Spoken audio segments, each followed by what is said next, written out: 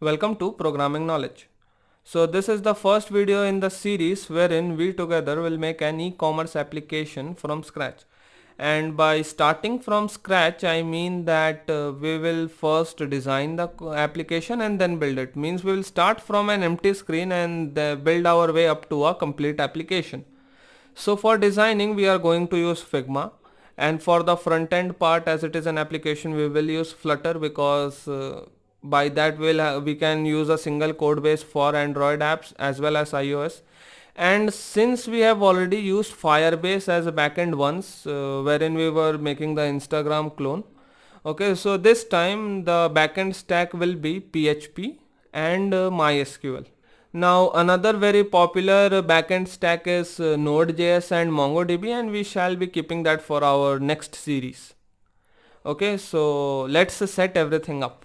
Now firstly you need to know Flutter. If you don't know Flutter, you can refer to my videos on Flutter for beginner. The link will be in the description. A suggestion would be to update the Flutter, as there was a major release. Flutter 2.0 is out. There is almost no change in the coding techniques, but it has a support for Flutter Web and Flutter Desktop. Well, has the stable release of Flutter Web. Flutter Web was already available in beta version earlier.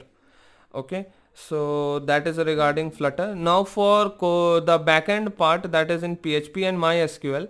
I will be using plain PHP to make the APIs. I will be not using any framework, that is Laravel or Lumen, because that will be extra work. Now to code in PHP, you can install XAMPP. Okay, so it is a very excellent software. It is the most popular PHP development environment. As you can see, in this only you will get the PHP environment as well as MySQL. And since I am in Mac OS Big SUR, there was some difficulties with XAMPP, so I have changed to MAMP. So you can also use this as an alternative for XAMPP. Okay, it also has the complete development setup for PHP. That is, you will get PHP in here and MySQL in here.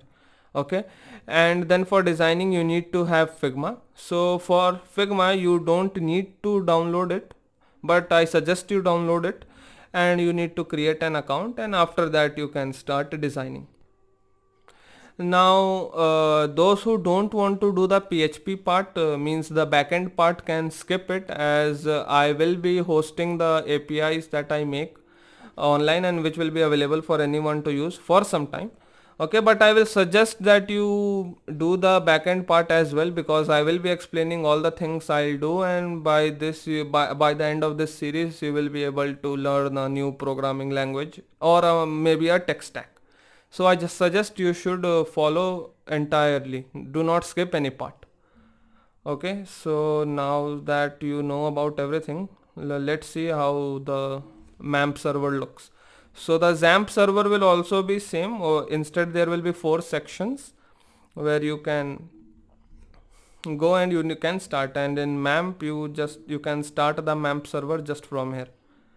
So it will take a while.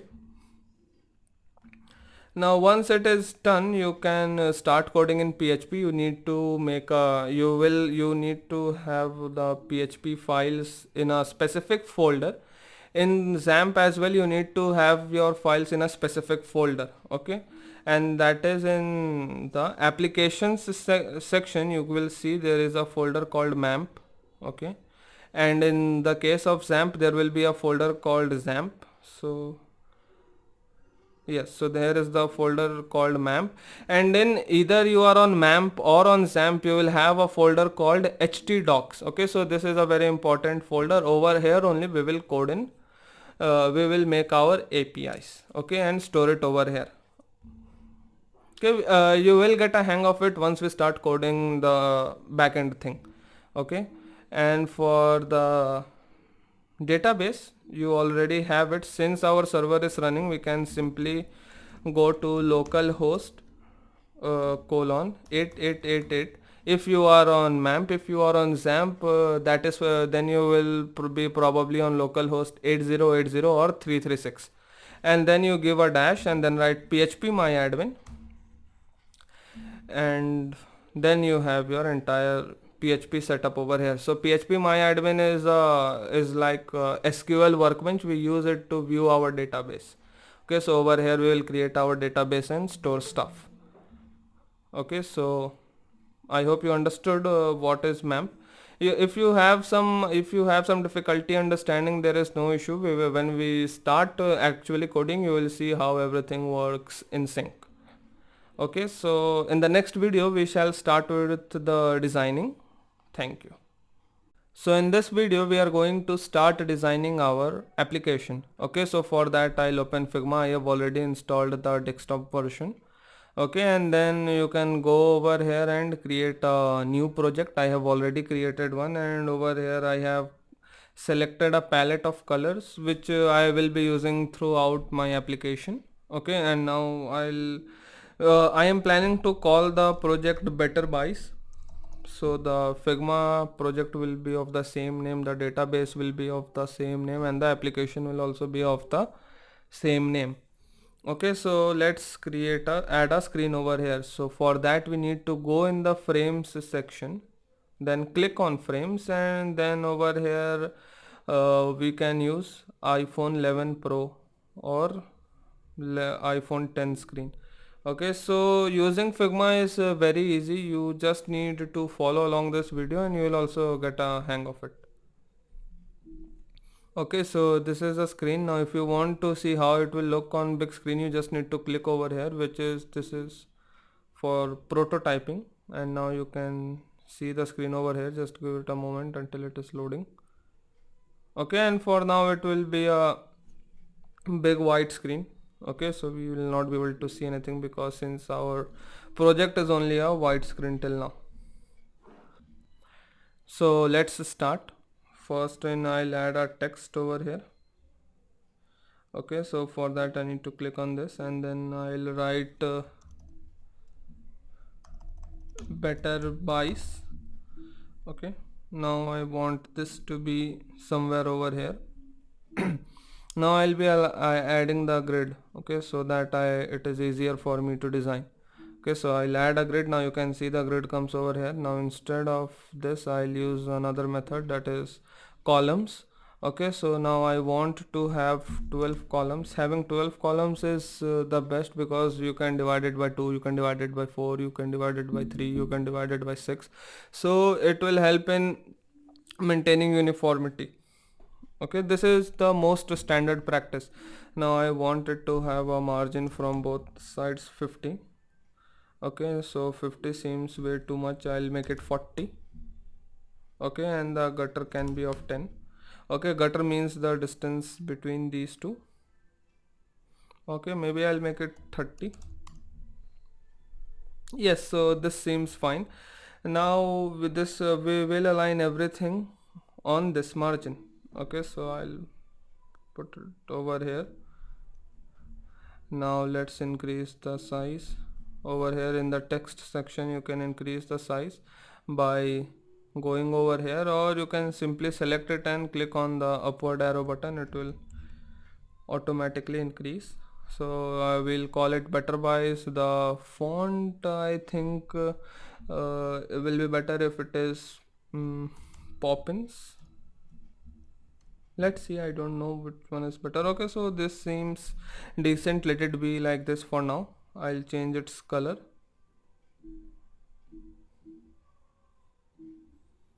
So the Better Buys is over here. Maybe I'll make it little bit more bigger. So 21 or 22, 23. Okay, cool. Now after that I'll add a circle, means as in for profile. So to add a circle or any object you can simply click, then it will create. Another option is you drag. Okay, another option is you drag and make a circle of your choice. Okay, and now while doing this, if you it is actually an ellipse, means it can have different minor arc and major arc. But if you want to be an exact circle, you just need to click shift and it will automatically force it to be a proper circle with equal major arc and minor arc. Okay, so now that we have a circle, I am planning on aligning it with this. So to align both things horizontally, I'll use the horizontal align section. Okay, so it has aligned everything horizontally. If it was one below another, then I would have used this. So these signs make it very clear. If I click on this, then they all will be aligned with the top as uniform. If I click on this, then they will be aligned as bottom uniform, and if I do this, then center as uniform. Okay, so now since that is done, I'll move the circle to the right. So for that, you just need to select it and click on the right button, and if you want to take bigger leaps, you click on shift and right button. So I hope I am making sense. In starting you will have a little bit difficulty, but by doing you can get used to it. Okay, so knowing Figma is a very you can use it to your advantage, because Figma is very powerful and most of the designers are now getting inclined towards Figma then rather than Adobe XD or Sketch. Okay, so now what will be the use of this circle is we will show the user's profile over here. If he is logged in, then we will show his image over here, and if not, then we will for now just show a option to login, means a common person's photo. Okay, means the icon that we have in Android to depict that it is a person. Okay, so we shall show that over here for now.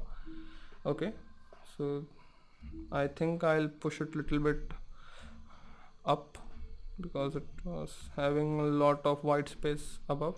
Now I again need to align it. Okay, cool. So now after this, I'll create categories. So for categories, I think I'll again use a circle. Okay, so let's create categories like this. Now I want 4 is enough, I guess. So if you want to expand it, you select all and then you pull it from this side. So now you can see the width is also changing, so we don't want this. I'll push it manually somewhere over here. Then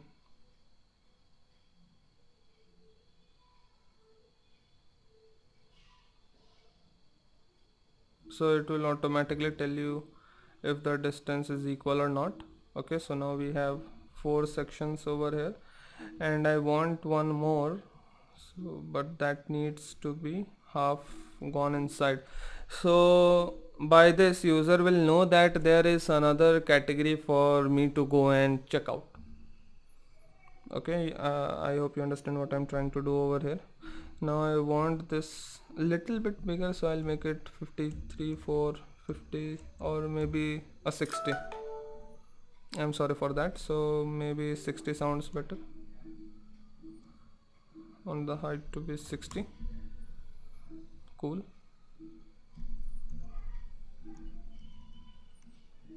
Now I want to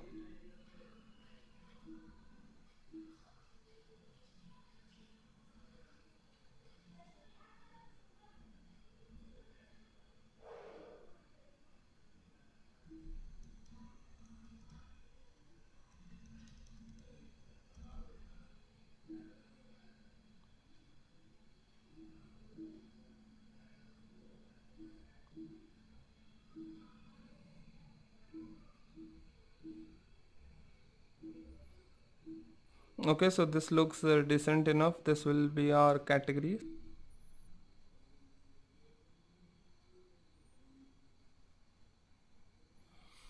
Okay, so let us add some colors to it, and before that I'll make sure that it is separated evenly. Over here I can go and click on tidy up. So now the difference between them is equal. Now I want it to be a little bit lower so that we have enough space between these two. Okay, okay, this looks fine. Maybe I'll reduce its size a little bit.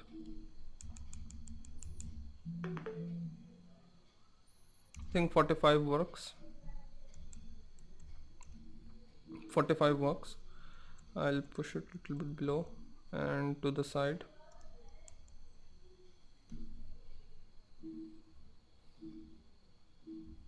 Okay, so while designing you need to experiment so that you get the best fit. Okay, now let's add some colors to it so that it looks better. I'll add a color. Oh, so this is a dropper icon. By this, if you now point the cursor or anything, it will pick up its color. You can see on this circle over here. So if I click go to this color palette, it picks its color, but I'll go to this palette, I'll select this color, and that color is automatically applied over here. Now instead of solid, I'll make it linear. Okay, and then I'll means linear means I want to apply a gradient. Okay, and I want to apply it like this, that the maximum color is over here, and on this side there is almost no color. Okay, means it gives us a fading effect. Okay, this seems nice. Similarly over here I'll add another color. The color is gonna be this color, and instead of solid it is gonna be linear. Now similar to linear we also have radial, angular, diamond. So you understand what it means. Radial means it will be circular fading, angular means you can fade it at a certain angle, and diamond means it will be faded from the four corners. Okay, so now let's change the direction. Means I don't want it to be vertical, I want it to be fading horizontally. So I did that. Now save it. Now for the next one I'll apply the next color. Okay, and then again from solid to linear. Now linearly I have done this one as well. Now for the fourth one, this is the color. Again I'll change it from solid to linear. You understand the drill, I think, by now. Now this is not straight, so it won't look good. Now you can see if I drag it drag it far away, the shade also starts decreasing. Okay, so if it depends on how close you keep it so as to get the desired effect. Okay, so this is also done. Now in the last one I again start with the first one. Solid will change to linear. Okay, I'm sorry, what happened? Yes, so the solid will change to linear. The linear will change from vertical to horizontal. Yes, now it is done. So now if you look at this, it looks better. Now if we add some images over here, then it will be more appealing. Okay, so for that I'll need some time to decide on the content. Anyways, I wanted to let you know that in Better Buys we will only be selling green vegetables. Okay, so it will look better. Now this will be the categories. I will be adding the images and the content over here in the next video, and then we will continue with the design. And once we have made a significant progress in the design, we shall start coding it. Okay, I hope you understand. Thank you. This will be for the video. Thank you. So in this video we are going to continue designing our application. So I'll open up Figma. Now in the previous video we have designed till here. Over here we were planning to show the items, and over here will be the user's image. Okay, so now over here you can see the colors are not that significant. Okay, so to make it little bit more attractive, what I'm gonna do is I'm gonna cover it with a bigger circle. Okay, so now in the previous video you might have seen I was able to drag a copy like this. So to do so, all you need to do is select the figure or whatever, and then click on shift plus option and then drag it down. Then if you drag it down you will get an exact copy over here. Okay, so I hope you understand this. Now I'm gonna change it from linear to solid, and I'm gonna increase its height, I'll make it maybe 70. So now I have a bigger circle. Now I'll add stroke to it. Now stroke basically means the border. Okay, I'll make the border of width 2 and the border of color which is inside this. Okay, and now I'll remove the color from middle so that we just, okay, I'll show you. Now if you bring it here, its opacity decreases. I have brought the opacity to 0%, so now we just have the border like this. Okay, now I am gonna take this border and put it over here. So now I selected the circle which is the border, then the inside circle. Now once both are selected, I am gonna make sure they are on the same axis horizontally and vertically. So now once that is done, you can now see this looks little bit better. Okay, so I am gonna do the same for all the four. Now it is very simple. I'll select this, then again shift option and drag, I'll get another one. Okay, now again I'll select the inside and the outside one, both the circles, make it horizontally aligned and vertically aligned. And then I'm gonna change the color of the outer one.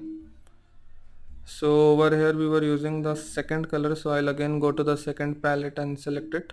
Now I have it with the second color. Again for the third one I'll do the same. You can see over here it is not aligned, so by doing this we make sure that everything is aligned properly. I'm sorry, I need to select the outer one. Then again I'll change the color of the stroke. It will be the third one.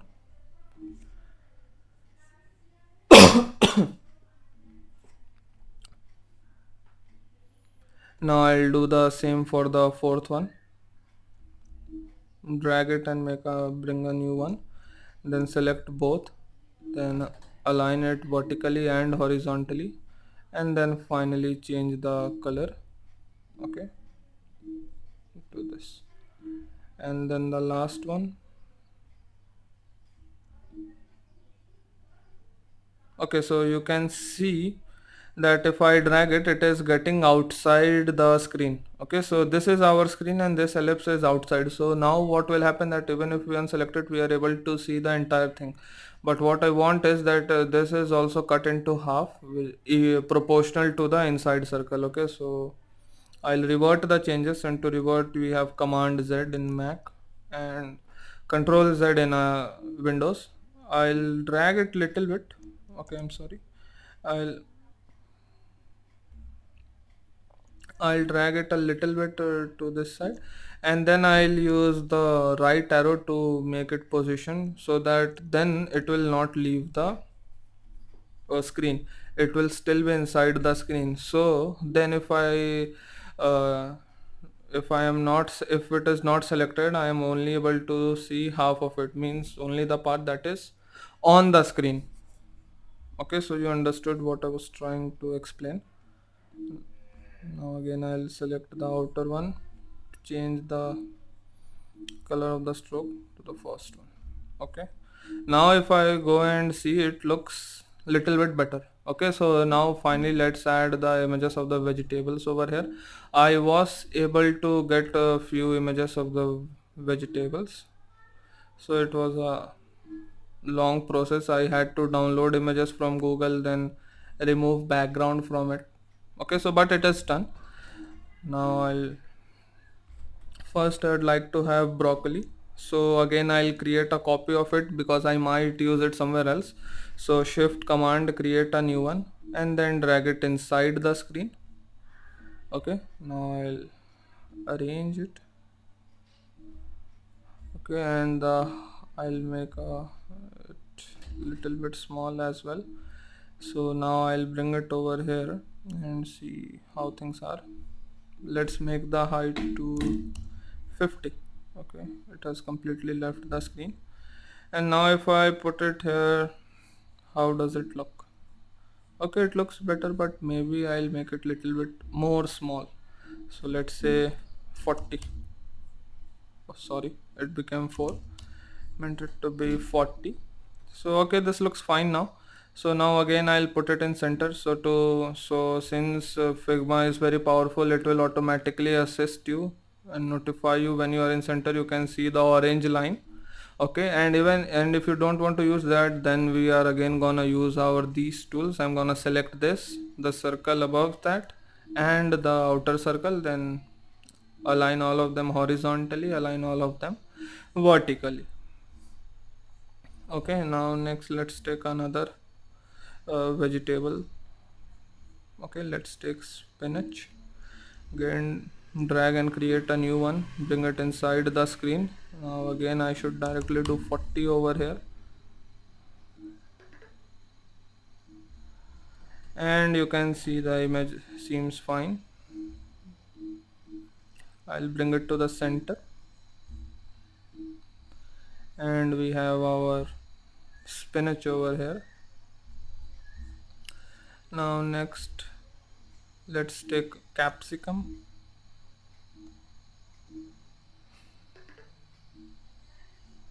Okay, again I'll make it its height to be 40.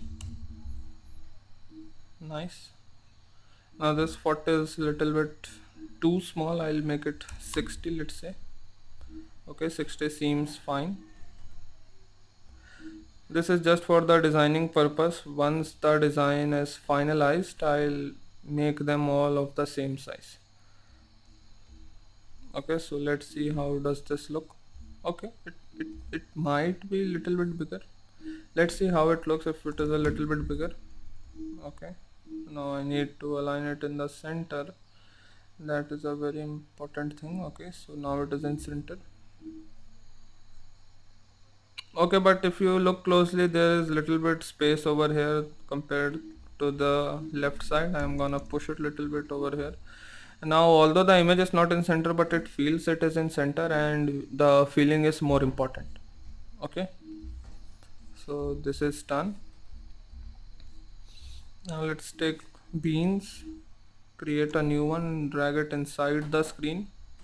Again, as we already have the height of 40 over here and here, I'll directly make it 40. Okay, and then try to put it over here. Let's see. So it is in the center. Yes, this looks fine. Now next I'm gonna use bitter gourd. Again I'll directly make the height to 40. So 40 it is, and it is little bit hidden behind the screen. Okay, so this is very important. It gives the gist that there are more items on the right and the user should scroll. Okay, so now this is how the items are going to look. This is how it will look. Okay, now let's add the names of it.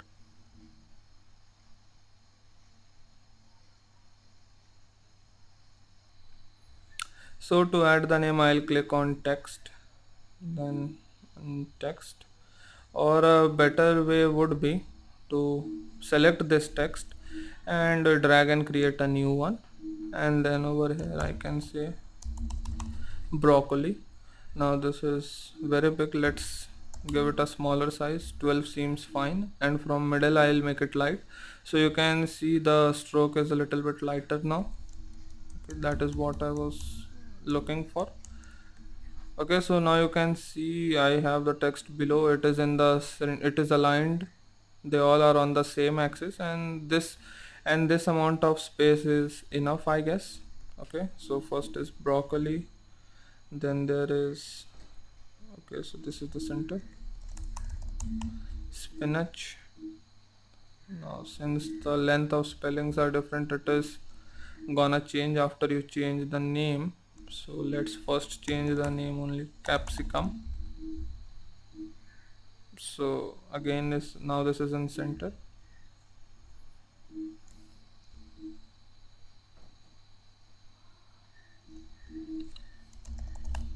Beans. Okay, and the last one but not the least is bitter gourd. Okay, so now if this is not visible over here, you can check the spelling over here. Also, since you are designing, lorem ipsum would have also done the have served would have served the case. Okay, so now we have the name over here. So I think the items look fine for now. In the next video we are going to add the trending section and the bottom bar. Okay, so see you in the next video. Thank you. So in this video we are going to continue designing our e-commerce application. So as I told in the previous video, in this video we are going to add a trending section. Okay, so let's get started. I'll copy the text over here and I'll call it most popular, let's say, for now. Okay, and this is medium. I want to reduce the size a little bit, so I'll make it 20, and then I'll make this semi bold, so that the order of inheritance is there. This is the most important thing. Then after that, this is important. Okay, now I'll create a square, so I'll create it like this. Mm,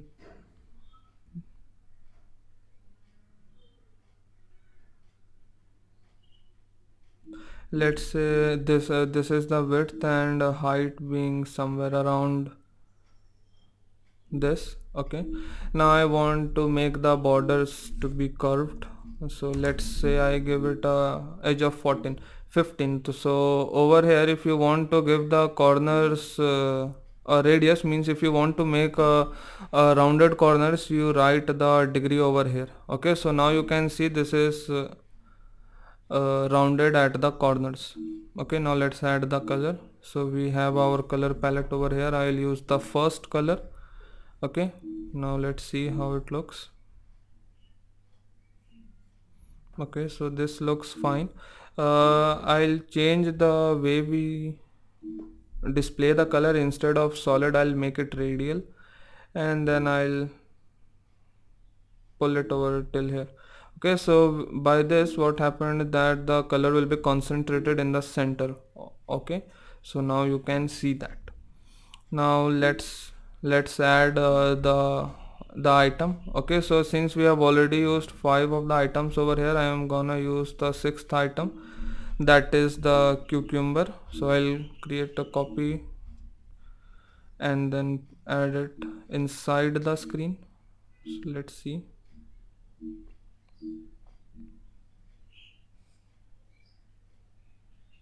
I'll make it a little bit bigger.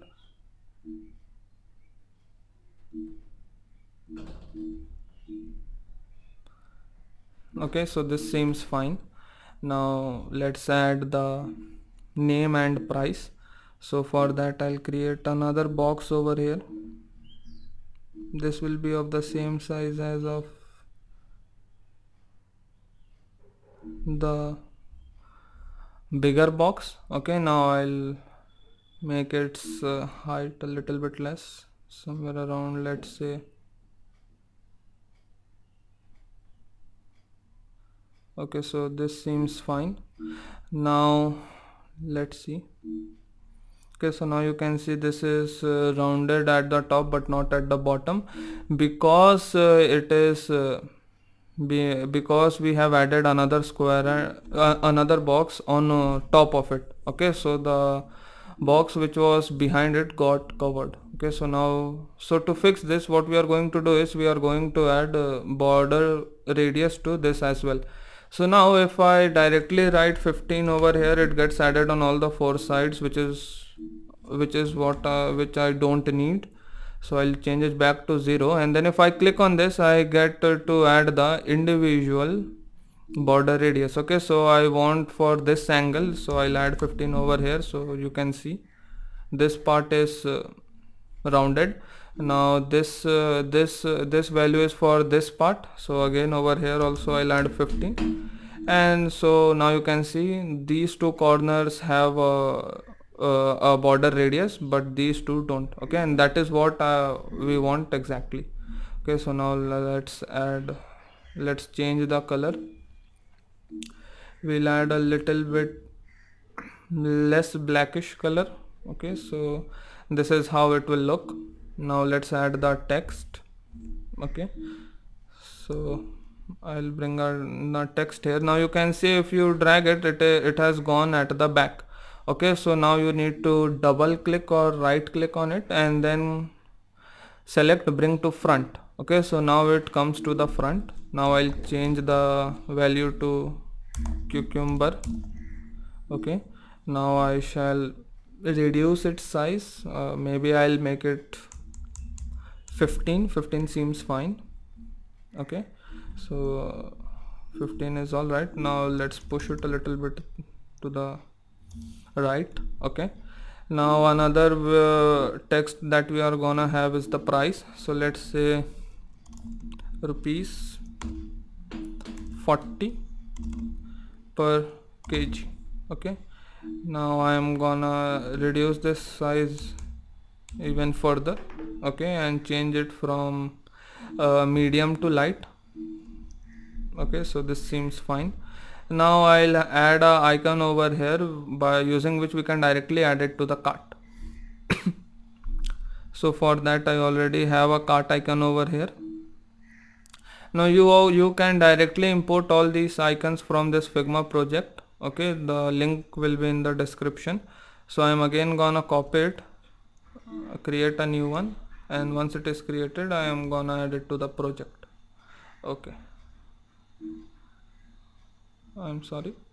Yeah, so now let's increase its size. It will be of 25.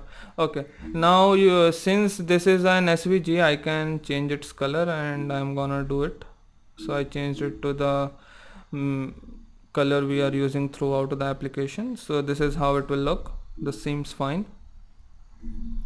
Okay, now I'll select the entire thing, shift option, create a new one. Now again it came out of the screen, so I'm gonna let it be inside and drag it. Okay, so this will be something like this. Now I'll change the color, as we have 4 different colors, so I'm gonna make it back to solid and the color is gonna be this. Then again change it to radial and okay, sorry, so over here only I'll have to change it to this color. So this is done. Okay, now let's change the item. Instead of cucumber, let's make it capsicum. Okay,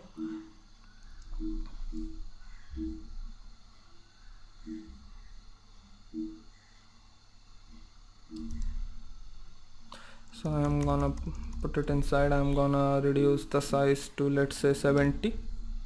Okay, where the hell did it go? No, so 70 is very small. I'm gonna make it 150. Okay, so 150 seems fine.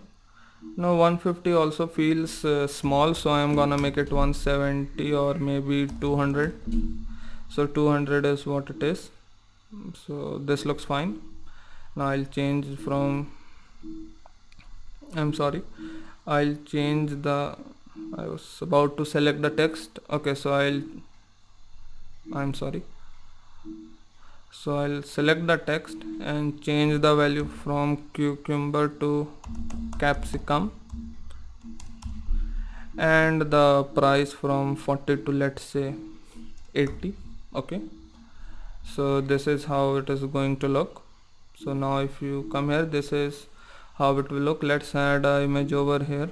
Okay, this has been waiting from the long time. So to add an image, the shortcut is Shift Command K. Okay, so now I have the option. I have already cropped an image in circular. Okay, now I want it to be of the same, I'm sorry, I want it to be of the same size as this circle. This is 45, so I'm gonna convert this to 45. Okay, and then just place it on top of it. Okay, so this is done. So this is how it is going to look. Now at the bottom I'll have a navigation bar. Okay, so I have already created one. Means I have not created one, I already have the icons that we'll use. Okay, so this is the home, search, cart, profile and menu.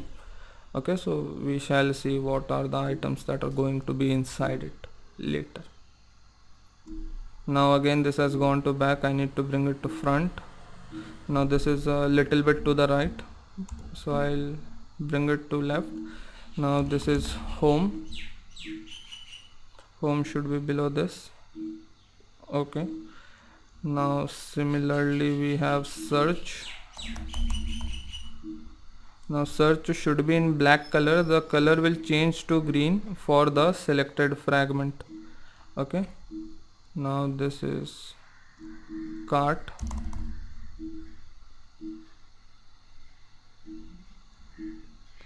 Now this is profile, and the last one is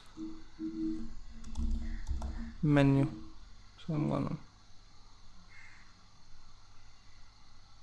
okay. So we have our bottom navigation bar now.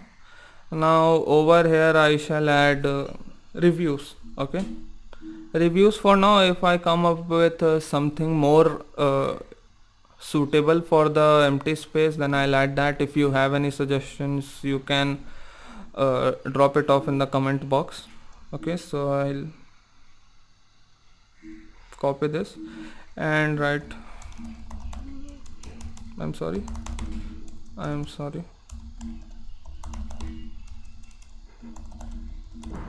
what's the word around? Okay, means that means basically the reviews. Okay, I'll copy this text over here. Now I'll add it to 15 from all the sides. Okay, cool.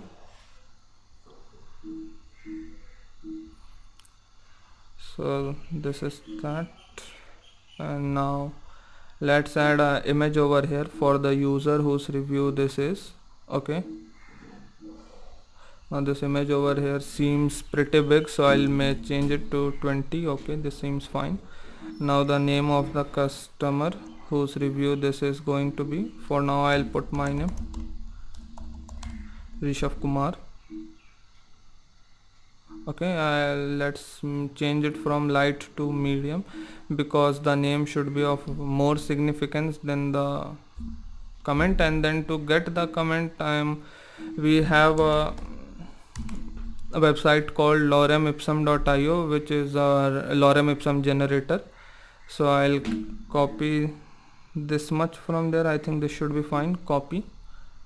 Okay, now I'll have a text over here and then paste everything. Okay, so now first change it from medium to light, reduce its size.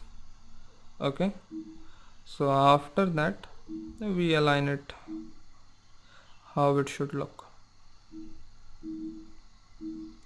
Break a line here and here, and this is done. I think this seems fine. Or maybe I'll reduce the size a little bit more. Okay, so the size didn't reduce, actually it was selected in the wrong way. So this seems fine. I'll have to take it back. Yes, so now this is how you add random text in design while designing. So this is done. Now we need to add stars. For that I have already downloaded SVGs of star. I'll again do Shift Command K. Okay, now I have star 1 and star. You don't need to worry about these items. You can import it from the Figma project. This project will be in the description. Okay, so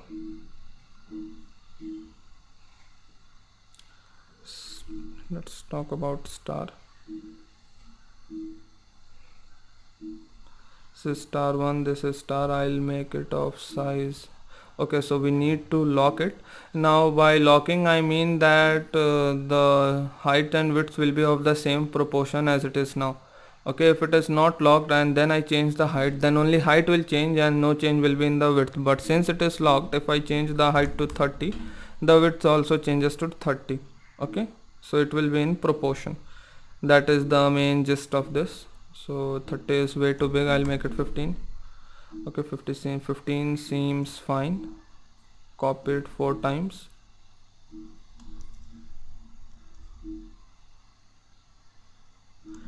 Okay, so that means I gave 4 star out of 5.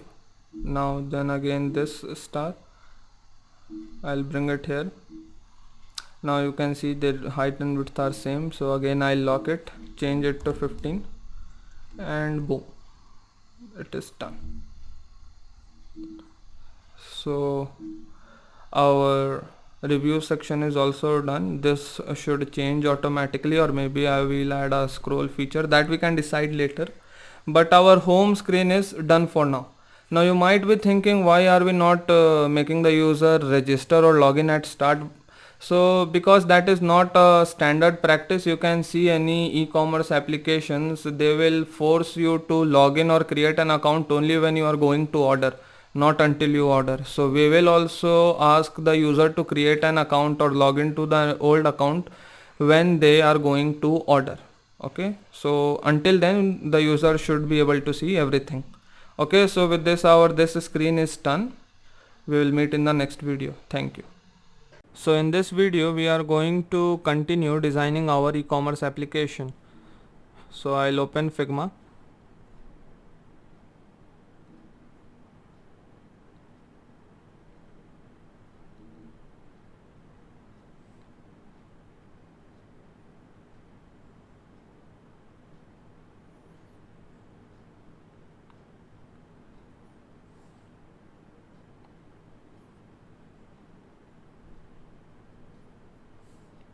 Okay, so once it is fired up, we'll continue.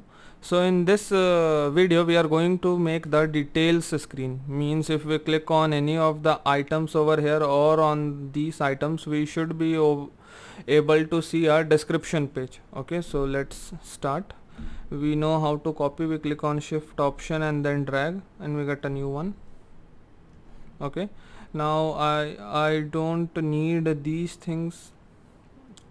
Okay, so I'll select them all and remove them.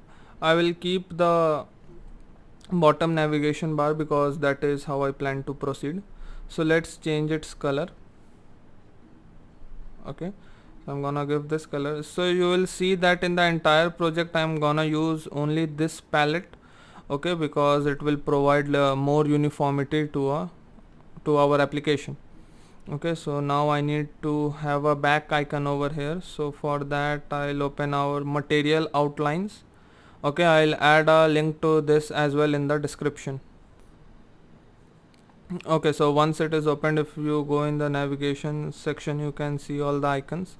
So I'll select this one, then Command C to copy. If you are on Windows, then Control C, and then simply I'll paste it over here.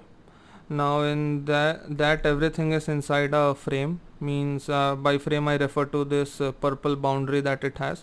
If you double click on it, it will go inside the frame and select the actual item. I'll remove it away from the frame. Okay, and then finally I'll delete this frame. Okay, now I want this to be white in color, so here it is. Now I want it over here. Okay, nice. So next I want the item that is clicked to be displayed here, means the name. Okay, so I'll create a new text view, or you see how convenient this is to copy from a previous one. Okay, now I'll change its color to white, and then this will be broccoli.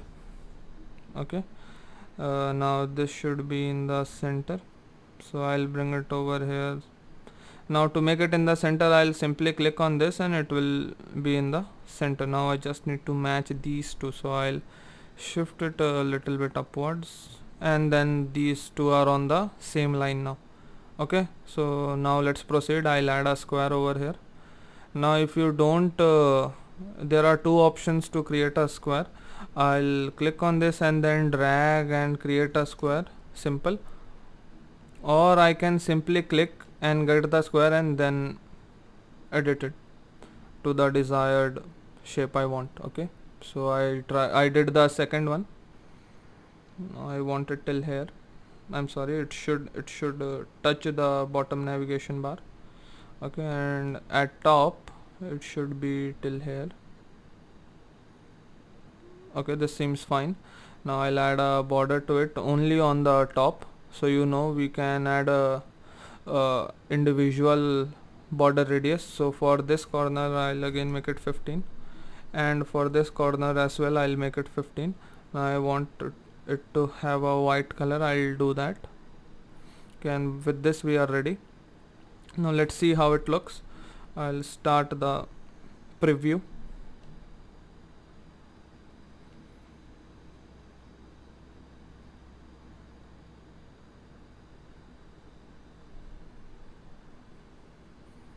Okay, so this is the first screen only. Now let's navigate from here to this screen, from this screen to this screen, which in designer's term is called prototyping.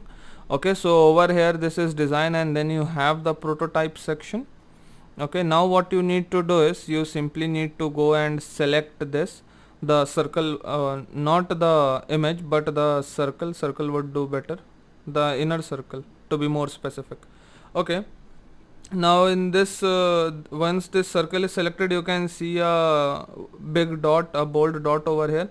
So all you need to do is click on that and then drag it to the screen where you want it to navigate on clicked. Okay, and then over here you have different options on how to animate the transition from this screen to this screen, like move in, move out. For now I'll let it be instant. You can try the other things on your own. Okay, so with this now I'll go back to design. So now over here if I click on broccoli, I am taken to the next screen. Okay, so the prototyping worked. Okay, now let's add a big image of broccoli. So again create a new one, put it inside the screen. Okay, so the image size is perfect in itself. Okay, this looks decent enough. Now let's add the price. So I'll select this one and again bring it over here.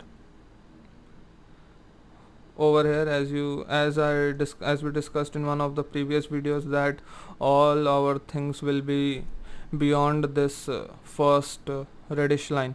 Okay, so now over here I'll add a price, let's say 200 rupees per kg. Okay, so this is our price. I'll push it little bit downwards. Okay, now you can see that this square is getting selected every time I come here, but I don't want that. I don't want this square to get selected, sorry, not a square, this rectangle to get selected. So what I can do is I'll simply come over here and click on this lock icon. So once we have locked this, now you see if I hover over here, it is not getting selected, and if I remove this, then if I hover over here, then it will be able to be selected. Okay, so for now we don't need that, so I'll lock it.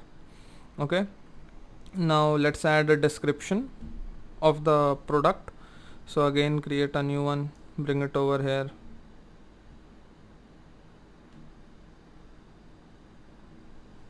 Okay, I want it to be till here.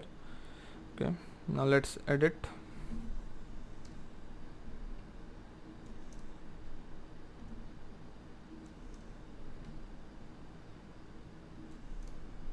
Okay, so I'll copy it, paste it once again, so we have a long text. Now let's change the color will be green. Okay, and let's see if 10 works. Maybe I'll increase its size a little bit. Okay, 12 seems fine.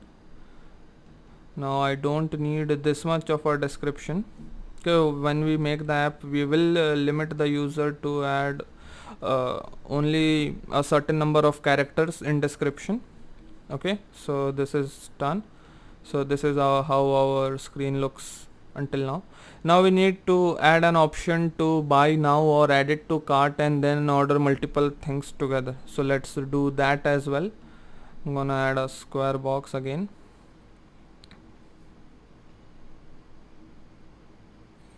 Now let's say, okay, this size seems fine.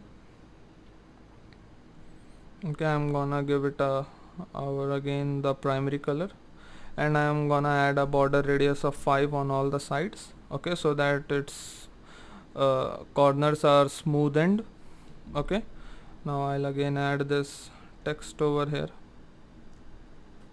I need to bring it to the front. Okay, once done, I'll change its color to white, and then the text will be saying buy now. Okay, now I don't need it to be medium, I'll make it light. Reduce the size to 15. 15 seems fine. Now I'll make it align all the things horizontally and vertically. Okay, so now once this is done, I'll select select the button and create a new one. Okay, and then again in this one I'll add a stroke. The stroke will be of width 1.5, where stroke is nothing but the border. I'll give it our primary color. Okay, remove the fill color, and then I'll select the text and make it our primary color, and this text will say add to cart. Okay, now again these things need to be in the center, so I'll align it. Okay, so this is how it looks. I think we need a little bit more white space from the bottom navigation bar, so I'm gonna push it a little bit upwards. So select it and then click on the up arrow. Okay, so now this looks better. Now over here we are gonna display the seller's information. So for that I am gonna select the design of a review over here. Okay, and over here we'll basically have seller's description or review, something about the seller. We'll decide that later. Once we develop, we'll see which one is more convenient at that point. Okay, so beside the name there should be seller written on it. Okay, so that the people understand. I'll reduce its rating from 4 star to 3 star. Okay, let's see, and then I'll add its address over here. Let's say L Road, SNP area, Bistupur, Jamshedpur. So this is the market in Jamshedpur. Okay, so now I'll make it from light, I'll change it to medium to make it more significant as compared to the text that we have over here. Okay, which we will decide later is gonna be related to the seller or a review about the seller. Okay, so we can decide that later once we reach the point to do so. And with this screen is done as well. Okay, so this screen also looks pretty decent. Okay, this will be the description of our products. Okay, so now for practice I suggest you create for all the other items as well. In the next video we will start with the backend, prepare the backend required for these two screens, make the front end, that is our Flutter application, for these two screens, and then we shall again start with Figma. So thank you. So in this video we are actually gonna start coding. We are going to prepare our backend for the project. Okay, so for that I'll fire up MAMP. Okay, so I'll start. It will take a few seconds. Okay, so this is an ad that comes along with MAMP. You can simply close it, it is of no use. Okay, once it is started, I'll minimize it. Okay, so this is the default homepage of MAMP, and it opens automatically as soon as your MAMP server starts. So we can close this. Now what we need to do is go inside Finder, inside Applications, inside the MAMP folder, inside htdocs. We need to create a new folder. So over here I have created one called Better Buys. So I'm gonna open this folder in our VS Code and then start coding. Okay, so I'm sorry, not the terminal but the VS Code, and then I'll open the folder Better Buys. Okay, so now we can actually start coding. So over here I am first gonna create a folder called includes, because over inside this all the files will be there that will be included in other files. Okay, so I am gonna create a database.php. Okay, so this only this class will be allowed to connect with the database and interact with the database. We are gonna use the instance of this database class that we create right now for interacting, for storing data in our database, for retrieving data from our database. So you can refer to this as a helper class. Okay, so let's start. Now to start, we start a PHP file by giving this angle bracket, a question mark, and writing PHP. Okay, and after this we start. So now first I am gonna create a few global variables. They are basically the credentials required to connect with the SQL server. So to create global variables, we simply write a define, and then the name, I am gonna call it host. Okay, and then the value, for now it is localhost. And then there needs to be username. Okay, anyone with any amount of experience in MySQL would know that the host, username, password and DB name is required to connect with the MySQL server. Okay, so I'm define, and this is password, and the password is empty for the time being, because since it is running on localhost we don't need a password. Security is not an issue, as generally it often is a development server. Okay, so again define, and then over here DB name. Okay, and we are gonna call it better underscore buys. Okay, so you need to understand that in PHP we use Pascal case. In Pascal case, what basically happens that we separate two words by a underscore, and in Camel case we start the next word with the capital letter. So you understand the difference between Camel case and Pascal case, and in PHP we will use Pascal case. Okay, because that is the standard practice. Now I'll start the DB class. Now commenting is the same as in any other programming language, as most of the programming language. We start the class. Okay, so we write the keyword class name. Okay, now I'll create a connection, means connection will be a variable that will connect with the SQL. Now I want it to be secure, so I'll make it private. Okay, I know I assume you have the idea of access modifiers, private, public and protected. We are gonna see private and public both in this video. Okay, so I'll create a connection variable. So it is also like Python, you don't need to write the data type. It will automatically be assigned once we assign some value to it. Okay, now we will create a constructor for this class, as constructor will be called from other places. It will be public, and for constructor we give two underscores and then write construct. Okay, so in PHP we don't actually write the file name, but we give two underscores and use the keyword construct. Okay, and as soon as the object is created, it is known that the constructor will be executed. So what I'm gonna do is I'm gonna create a connection inside the constructor. Okay, not inside the constructor, but we are gonna create another method. I'm gonna call it inside the constructor. So that means that as soon as you create an object, the object is automatically connected with the database. Okay, so for that I'll create a new method. I am calling the method over here, and then we'll create it. Let's call it OpenDB connection. Okay, so this is the method name, and this is how we call a method.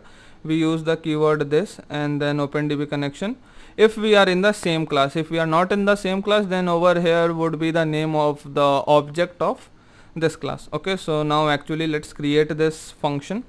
So to define a function, we write public or private as per the case, and then the keyword function, and then the name of the function, which is OpenDB connection. Okay, so let's add a few comments so it is easier to understand. This is the constructor, and over here we are creating connection with the DB.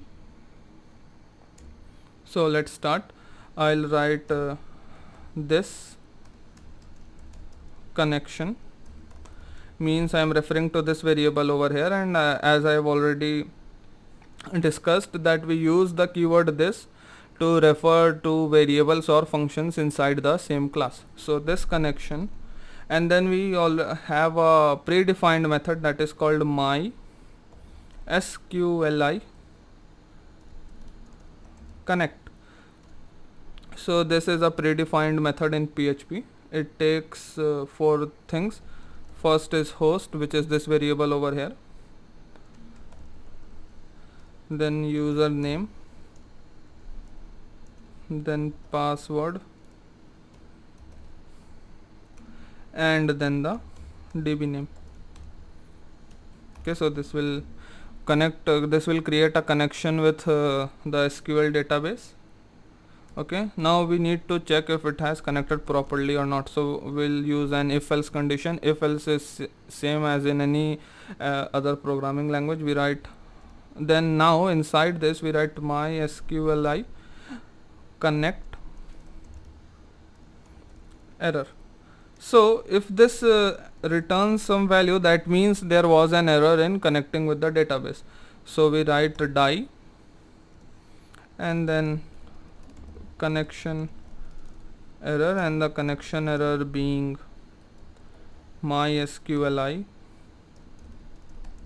connect error.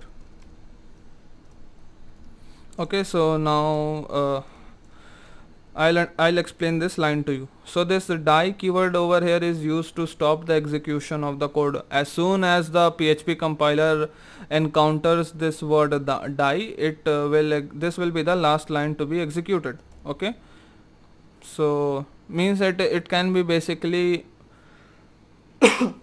referred as finish that we have in Android. Okay, now connection error, this is the string, and then with comma we have separated, and then we actually print the error that occurred. Okay, so if there is no error, then nothing will be printed. Okay, and that means the connection is created. Once this is done, let's proceed. So after this I'm gonna create a function that executes the SQL command. I'm gonna call it query, and it takes a parameter called SQL. So the definition, we take parameters by just writing the name preceded by a $sign.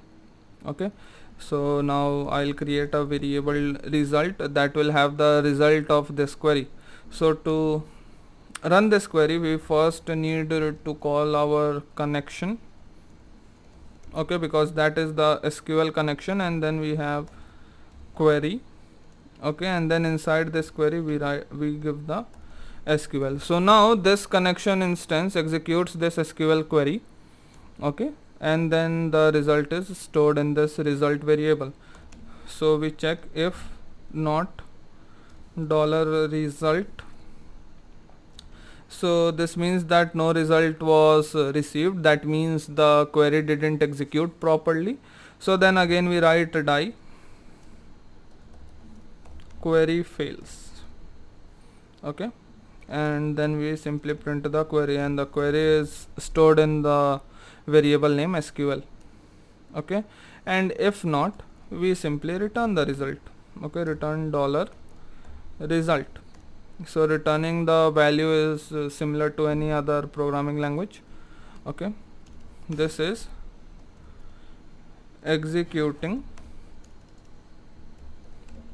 SQL query. Okay, so now the next function is to get the array of results. Suppose we have a select method or similar to that method, then it is supposed to return few values. So to get them, we are creating this function, public function, and it will be called fetch array. Okay, and then this will take this result. Okay, this result is nothing but this that we return from this function, because this is the result that the query has given, and we are taking that result and then extracting the values from it and returning to the developer or the function that is, or the place where this function is called. Okay, so first I'll check if dollar result, I'm sorry, num rows means the number of rows is greater than 0. That means it actually has some value. Sometimes what happens that it doesn't return anything, so then the number of rows will be equal to or equal to 0, and in that case we don't want to run this method as it is gonna crash. So then I am gonna create a while loop, and then what it is going to do is row is equal to dollar result fetch a sock. So what this basically means is that this row is a variable, and every time it will fetch the associated value. Means this dollar result arrow fetch a sock means it will fetch the associated data.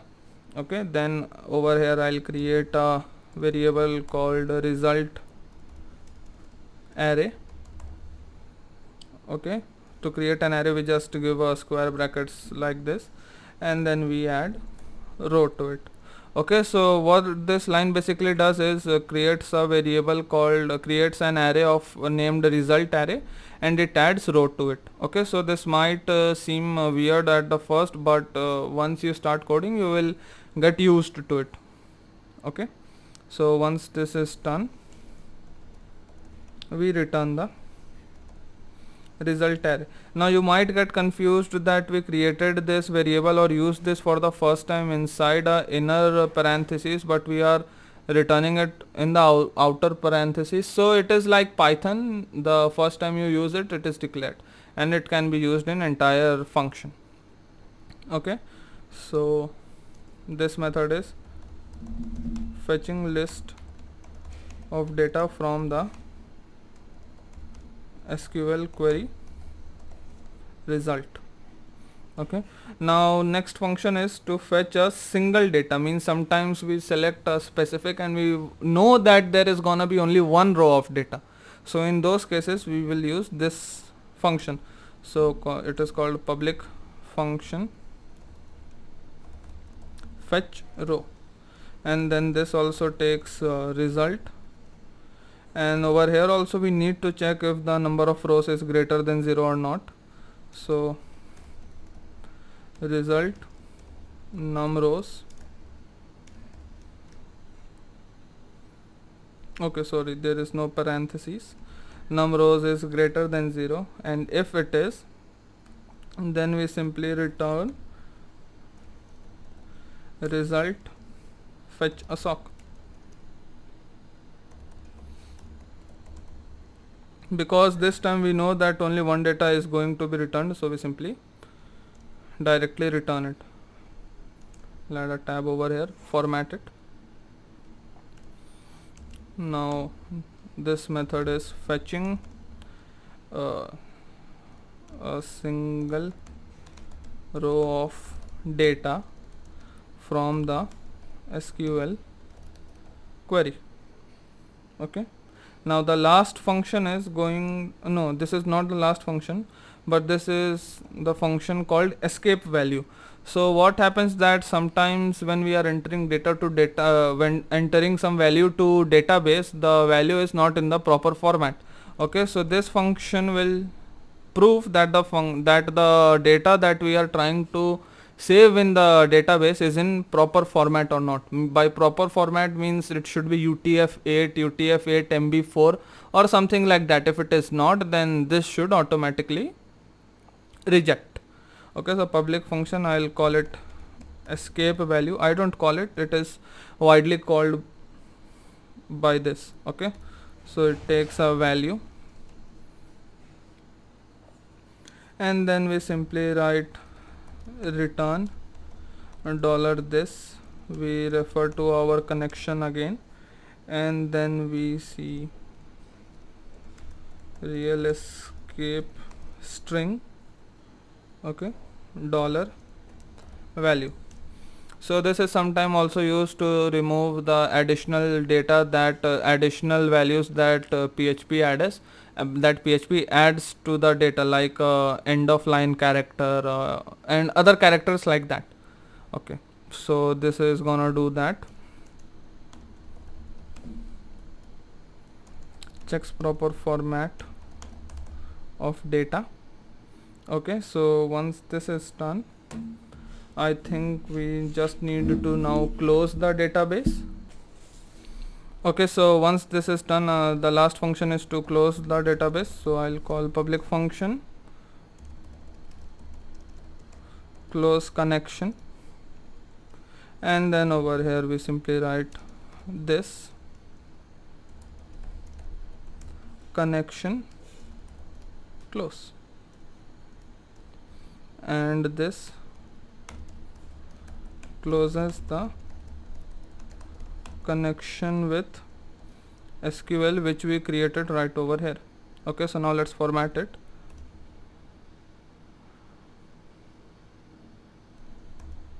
Okay, so it is formatted. Now what I'm gonna do is I'm gonna create an instance of this database right over here. Call it database is equal to new database. Okay, so this database is the name of the class. Okay, so what I basically did was create a object called database with a small d of this class database with capital D. So by this, when I import this class in any other file, I already have an instance of it and I can directly start using it. So I save it and with this our database class is complete. Okay, now we are gonna use only this instance to connect to run the SQL queries, get data from our database and everything. Okay, so in the next video we shall actually start creating the classes and APIs. Thank you. So in this video we are going to continue prepare our backend. So I have opened the design and kept it on me so that I can use it for future references.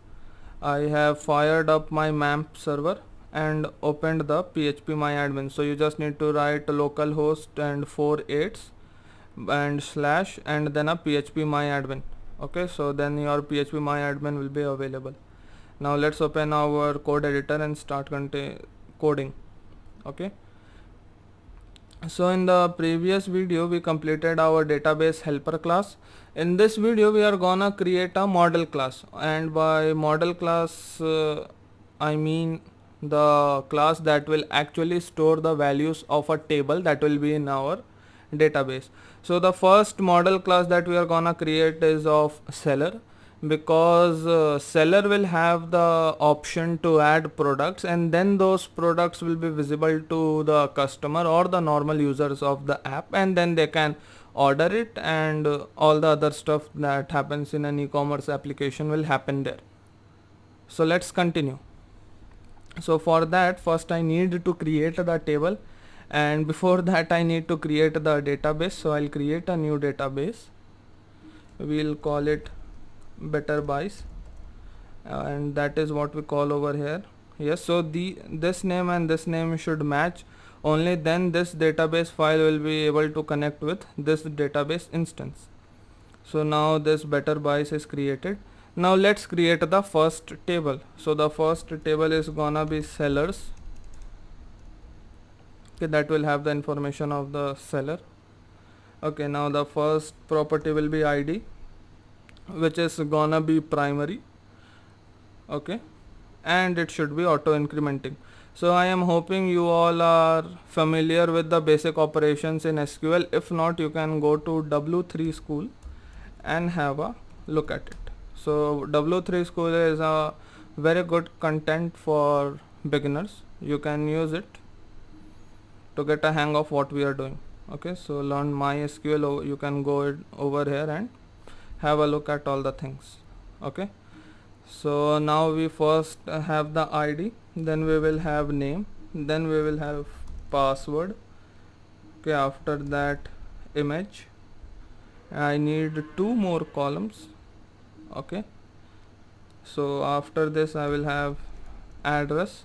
Okay, because you can see in design we are gonna show the address of the seller and then a description about him.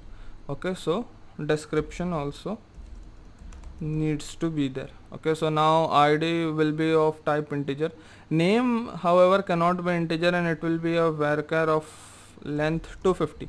Now you might be hoping, why are we using varchar and not using varchar 1, oh sorry, or it was varchar 2, whatever it was, but we are not using that because in PHP MyAdmin we actually don't have that. You can see we only have varchar over here. Okay, so that is the reason. Now password will also be a varchar of 100. Okay, image will be varchar 100, address will be varchar of 250. Okay, because address can be long sometimes, and then description might be longer, so it will be 500. And now the giving 250 to name makes no sense. I'll make this 100 as well. No name should generally be more than 100 characters, I guess. Okay, so this is done. Now let's save this, and we have our first table over here, that is seller. So you can see all the data will be listed here, and we can see the structure of our table by going in the structure section. So you see how useful this PHP MyAdmin is. Okay, so now since we have the table, let's go to PHP and create its model class. Okay, so now I'll create another folder over here. Sorry, not inside this, but over here, and we'll call it models. Okay, and then inside model the first class is gonna be seller.php. Okay, so now let's actually start coding. We know that we start any PHP code by writing this. Then after that what I want is to include my database file over here so that I can use it to interact with the database. Okay, so for that we will follow some steps. We write a ds and we get directory separator over here. Okay, separator. We get the directory separator, so it will give us a special character that is used to separate between directories. Then we will get the base directory. So we are getting base directory dynamically because right now we know that it is on localhost 888, but later it will be hosted somewhere else. Okay, so it is always useful to get the base directory dynamically, and to do so we write a real path. So this is a function in PHP, okay, which gives us the path. Then the directory name, so dir name. Okay, and then we write double underscore file. Okay, then separated by a directory separator, and then two dots, which means that to go one folder up. Okay, these are basic Unix commands. Dot directory separator. Okay, so we end it with a directory separator. So what it basically does is it gets the location over here, then we have a directory separator. Okay, and then after that there are two dots, which in Linux or Unix system altogether means to go one folder up. So the folder above model is better wise, Okay, so now we have the location of over here. The base directory stores the location of our project's base, which is better buys folder. Okay, so I hope you get the gist. Now after that I'll write require once. So require once is again a keyword in PHP. It is used to load a PHP file in the file which it is being called in. Okay, so over here I'll first access my base dir. Okay, so to get to the base of the project. Okay, then after that we have the folder called includes. Okay, this folder includes. Then after that we want the directory separator. Okay, because without that we won't be able to enter the includes file. Now once we add the directory separator, we did enter the base file, I includes file, I'm sorry, I forgot the dollar over here. And then inside this we have database.php. Okay, so what this means is that we were at base directory, which is better buys. Okay, over here there was already a directory separator, that means we were inside better buys. Then we looked for includes folder, which is over here. Then we again added a directory separator, which means we went inside the includes folder, and then we called the file database.php. So with this, in the file seller.php we have database.php. Okay, so now let's actually start creating the class. So for that we use the keyword class seller. Okay, so we need to document this as well, including database. Okay, so class is seller. Now after that we are gonna have some variables. First the table name. Okay, so let's make the variable private where we store the table name, because the table name will not be accessed anywhere outside this class. Okay, so private $table, and then the table name over here is sellers, so sellers. Okay, then we create all the data types that we did, public id, then we have name, password, image, address, description. Okay, name, image, okay, sorry, we after name we have password, then image, then address and description. Okay, then after this the next thing is to create a constructor. Okay, so in the last video we saw how to create a constructor. We write public function, then 2 construct, and we don't need to have anything inside this for now, but creating a constructor is compulsory in PHP 5.8. Okay, now after that we will create a validate params function, which we will use to validate the parameters. Okay, that means that this function is going to be used when we store some value in the data types over here to check if the value actually exists or not. Okay, so public function validate params, and then it will take a value as a parameter, and if it is not empty, okay, value we return true, else we return false. Okay, so this is basically a helper function. Okay, so one way is to write it like this, and easier way would be to simply write return not empty and the value. So what this will do is that if this is true, it returns true, which we are actually doing over here, and if it is false, it will return false. Okay, so now let's add some documentation. Okay, so validating if params exist or not. Okay, now the next function is to actually save data in the database. Saving new data in database.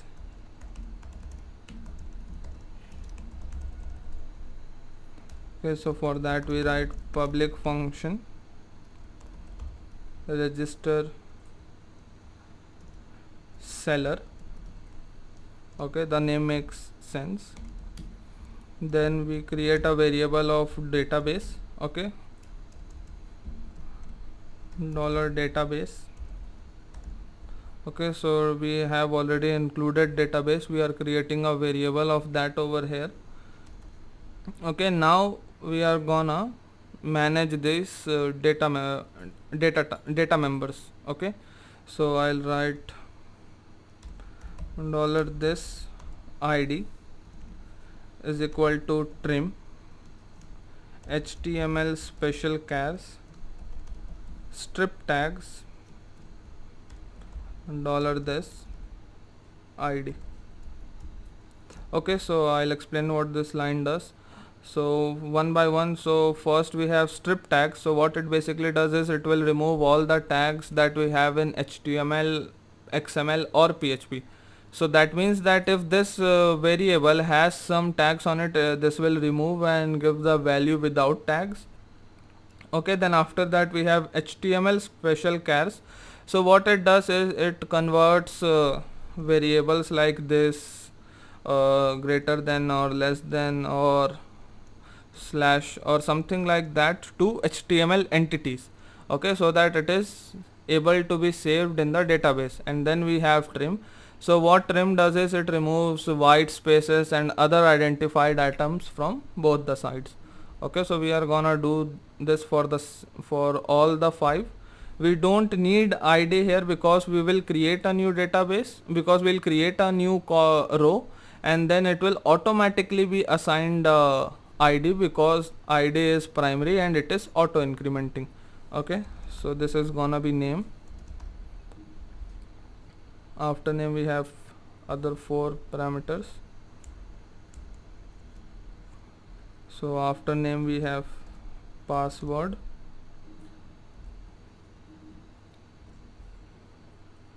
After password there's image. After image there's address, and after address there's description. Okay, so now once we have checked all the values, we are going to store it in the database, and for that we need to write a SQL query.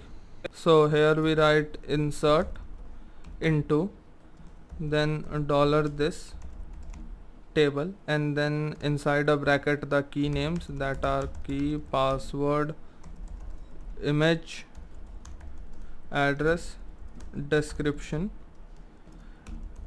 Then values means we want to assign the values that we write inside these parentheses to these key values, okay, in the same order. Okay, so now I want to break the string, so now the value should be inside quotes, so I'll give that, and then I want to break the string and add some PHP code over there. Okay, so what I'm gonna do is I'm gonna add 2 double quotes. Okay, so what it does is that the first quote ends this starting quote, and the second quote starts this ending quote, and in between this I can add my PHP code. Okay, so over here I am gonna write database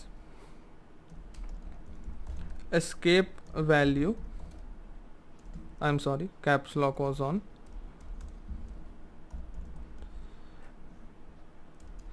escape value $this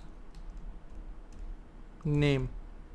Okay, so in the previous video you have seen that we created a helper class called escape value to check if the string is the string is justified to be stored in the database or not. Okay, then we give a comma, copy this for 4 times, and then simply change the value over here. Image,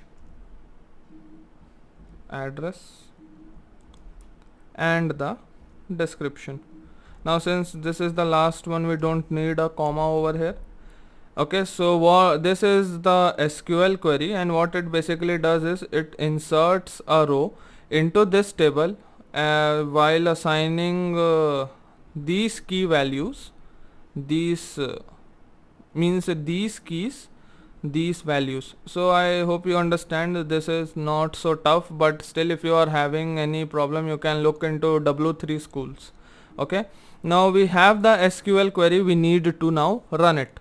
Okay, so now since running it is again related to database, we will need database over here. Okay, so first let's create a variable to store it, seller saved. Okay, so now we write a database query. Okay, so we had a function called query over here. Okay, that takes an SQL and executes it. Okay, so in this query we are gonna give this SQL. Okay, now if it is if the if the seller is saved, we return database last insert ID. Okay, so last insert ID basically means that the ID given to the last column that was inserted, and since this is the last column that was inserted, it will return the ID assigned to that column automatically by SQL, because it is auto incrementing. Okay, so you will understand later why I am taking this. So let's move on for now. Else false. Okay, so with this this function is done. In this function what we are basically doing is we are creating a global instance of database. We are refining all our data members. Then we are creating an SQL query that will we are creating an SQL query that will store all these values. Okay, and then we are finally executing it, checking if it has some error. If it has error, we return false. Okay, there is a return statement, and if it has no error, then we return the last insert ID. Okay, so I hope you understand. So with this we have made the model class. Now let's create a variable of it, or a more appropriate term would be an object, like we created over here for our database class. Okay, so I'm gonna write seller is equal to new seller. Okay, so now once this is created, in the next video we shall actually create an API. Means we will use this seller class to create an API and save the data in our database. Okay, because right now we just have a function, we don't know how to call it and all the other stuffs related to that. Okay, so so in this video we are gonna make the register API. That means that we will make an API for a seller to register on the app. Okay, so let's get started. I'll create a new folder called API. Okay, then inside this I'll create another folder called seller. Okay, and then inside this there will be a new file called register.php. okay, so now let's start writing our API. So for that, to start we first write PHP. Any PHP file starts with this. Okay, then the next thing that we have is header. Okay, so first let me write all, then I'll explain each one of them one by one. Okay, so first one is access control allow origin, and this is type star. Okay, then the next one is content type, and this is gonna be application dash JSON. Okay, then the next thing is access control allow method, and this is gonna be post, and the last one is access control allow headers, and this is gonna be origin content type and accept. Okay, so let's go through each one of them one by one. First, there is this keyword header. So what is the function of header? So it controls what response is sent to the client. Header controls what will be the response sent to the client. Okay, then inside this, the first header is access control allow origin, and that is star. That means to check for the origin, which all origins are allowed. Okay, so by origin I mean the starting part of the domain. Like for now we have localhost colon and 48, so that is our origin. Okay, and after that whatever we add, those are the child parts of the domain. Okay, so over here by writing star, it means that we allow all the origins to send request to this file. Okay, so over here if I write localhost and then 48, then only this domain can send request to me. Okay, and any other domain means not me but to but to this file, and any other domain than localhost colon 48 will not be able to send request to this file. Okay, now after that there is content type, and that is application JSON. So it means that the content will be of format JSON. Okay, so the response will be in the JSON format. Okay, now after that we have access control allow method post. So it decides over here it is defined which type of request will it allow. There are many types of request, but there are four majorly used, that is get, post, delete and put. Okay, so over here we are gonna use post. We will see all the other types of requests, and we will see and we will also learn when and how they are used. Okay, and then we have access control allow headers, and that is origin content type accept. So you don't need to worry about this line. This is used to handle pre-flight request. Okay, so this is used to handle pre-flight request, and by pre-flight request I mean that this is the small request sent before the actual request. Okay, so in an API first there is a small request sent, that is the pre-flight request, and then its response is handled by this header, and after that the actual request comes. Okay, so I hope you understand the use of all the headers. Now let's proceed. So now we need to include this seller class in our register.php. So we'll write include once. Okay, so now over here you might have seen I had written require once. Now over here it is include once. So they have no difference, absolutely no difference, except when it comes about error handling. Okay, so you can see, search on Google what is the difference between include and require in PHP. You will get the same answer, that there is no difference. There is only some difference when there is an error, when error occurs because of this include or require. Okay, so now include once this folder, that is the seller, then again API folder, and I'm out of it. So now I am in better buys folder, and from there I'll go to models folder, and from there to seller.php. Now this needs to be inside quotes. Okay, so now you might have seen that over here I was using a directory separator, and over here I am using this referencing method. So we can use both, but it is suggested you always stick to this method, that is dynamically creating the directory and stuff. Okay, so after this, now over here we have seen that only post method is allowed for this API. Okay, so now let's do a check that if the method is post or not. Okay, so for that I'll write if $server. So this is a reserved array that we have in PHP. It store all the details about the server, and over here only we have a data type data member called request method.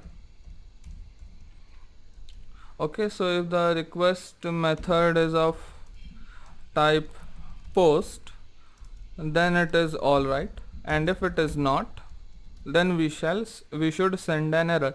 So over here also you can notice it is similar to JavaScript. We can use 3 equal to's over here. Now let's send the error first, and then we can add the stuff over here. So for handling the error, we write die header http dash 1.1 405 request method not allowed. So what this means is that we add this header, that is, this will be the response. This is the response code, which is 405, which basically means request method is not allowed, but we added a string as well. And then we have this die over here. So die basically stops the execution of the code. When the PHP compiler executes die, it doesn't go to the next line, it ends the program then and there. Okay, so this will be the case when the request is not of the type post. But suppose if it is of type post, then we shall take all the data and then store it to our database. So let's do that. Okay, so firstly over here in seller you can see that we need 5 things: name, password, image, address, and a description. Okay, so there is a bug, and here as well, I don't know how. Address description, address description, address description. Okay, so we need name, password, image, address, and description. Okay, so let's check for that. So we write if seller $seller. So this seller is the object that we created over here.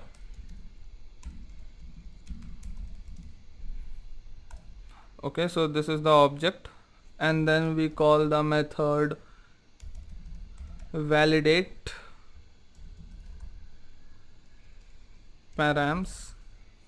Okay, which is nothing but this method over here, validate. Okay, so over here also the spelling is wrong. Validate params, and then over here we write post. So post is another reserved array that PHP has, and it has all the data sent via the post request. Okay, so post, and then we write the keyword, that is name. So if the post method has name, okay, then we need to assign it to the variable that we have in seller class, that is name. Okay, so we do this by writing seller name $post name. Okay, and if name is not there, since name is a necessary option, means it is required for the API to have the value for name. So if it is not present, we will return an error. So for that we write echo. Echo is used for printing anything in Python, or in PHP, not Python, I am extremely sorry. Echo. Then we have JSON encode. Okay, so this is used to encode an array to JSON.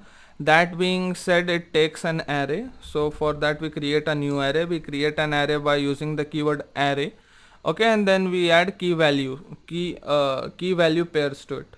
Okay, so I'm gonna add success, and then we don't give colons over here. We use this arrow, that is equal to and angle bracket.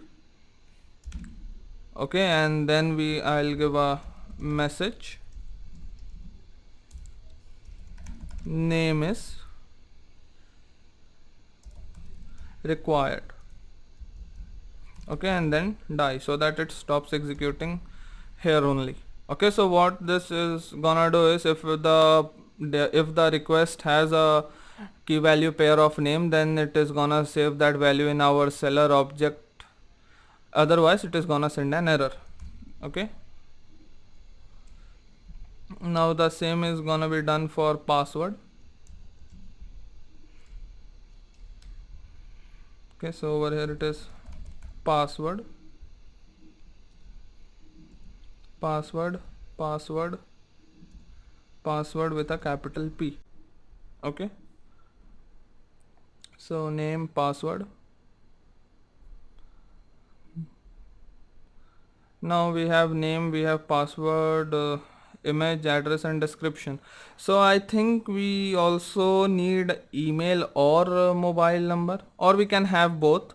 Okay, so that it is easier for uh, the seller to log in. Okay, because he can't basically log in just with password. We can't create that type of system. That is not, that can be done, but that is not efficient. Okay, so I'll add another property, that is email, and that I'll add after name. Okay, and that is gonna be email. It is gonna be of type varchar 100, save. Okay, so now if it is added here, so we need to add it here as well. After name we are gonna have public email. Okay, now after name it is gonna be email. After name here it will be email. After name here it will be email. So it is over here, here, here, and in the data type. Okay, so email data, email data member is added. Okay, so now let's take that from the post request. So over here it is gonna be email, email, email, email with a capital E. So email is required. Okay, so now name is required, email is required, password is required. Next we have a image.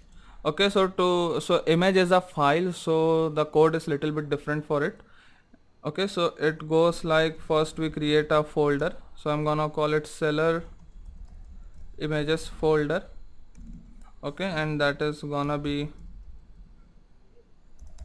assets. I'm gonna create a new folder called assets, and in there will be another folder called seller images. Okay, so let's create a folder, not over here but over here. Okay, bring it out, move. So now inside assets I am gonna have a new folder called seller images. Okay, so now this asset is gonna contain images which I don't want to add in my version control. So I'm gonna create a new file and call it .git ignore. Okay, so this is a specific type of file that our version control, that is git, understand. Over here we write all the files that we want to ignore while adding the project to version control. So over here in that case it is assets. So assets with a dash means that this folder, including all the things that are inside this, will not be added in version control. And you can see that its color has become a little bit dim. That is because it is added in git ignore, and it is not a part of the version control. Okay, so I hope you get my point. So now we have created the folder. No, means we have decided with the name, not created the folder. Now we check if the folder exists or not. So is dir. Okay, so that means it checks if it is a directory or not. Seller images folder. So if it is not, what we are gonna do is we are gonna make the directory seller images folder.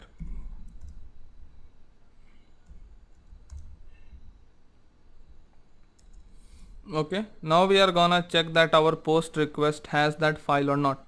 So for that another if, and over here we write is set, means there is a set that exists inside the array that we give inside this parentheses. Okay, so now there is another array reserved by PHP that stores all the files sent in a request, so that is called files. Okay, so we are gonna check if it has image. Okay, so what it basically does is it checks if this file array has a key named image or not. Okay, so if it doesn't have image, we don't do anything because image is not compulsory.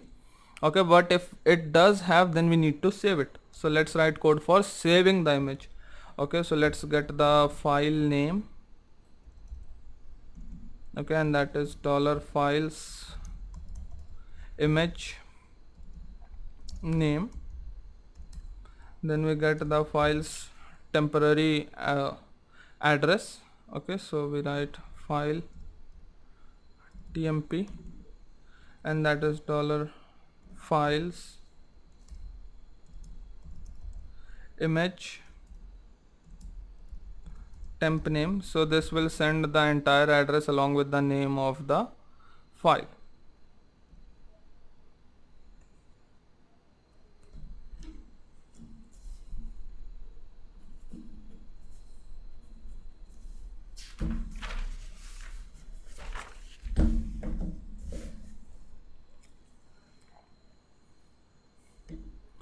Okay, so then we get the extension of this file because we are not sure if it is a PNG or a JPEG. So for that we write extension. Okay, and that is end of explode dot comma dollar file name. So what it does is it explodes file name based on this dot. That means it will split the name based on this dot and return an array. Okay, so if it splits based on the dot, it is understandable that the last value is gonna be the extension, and that is what we get if we use end. Okay, so this end function returns the last value of any array inside it. So by that we get the extension over here. Now let's create the new file name. So the new file name is gonna be seller email. Okay, because emails are unique, we need that. Okay, seller's email. Then we do string concatenation profile, and then we add the extension. Okay, now we have the new file name. Now let's finally save it. So for that we have a function in PHP called move upload file, and then over here we use file tmp comma seller images folder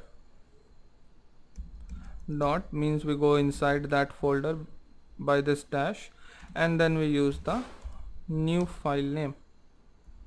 Okay, so once this is done, we'll add the address to the data type, so data member, so that we can save it in our database, and using the address we can display it in our apps. So seller image is gonna be seller images new file name. Okay, so this is done. Our image will be stored. Now after image we have address and description, so we need to take that as well. So I'll again copy this, paste it, and then the first one is address. So address with a capital A is required. Okay, and description is also required.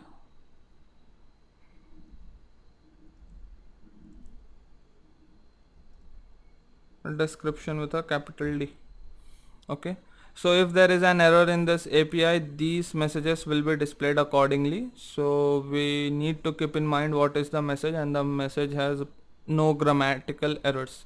Okay, so now at this point, if the code is running, that means it has got all the data members value. Now let's finally save it. So for that we write if $id, that will be the last insert id.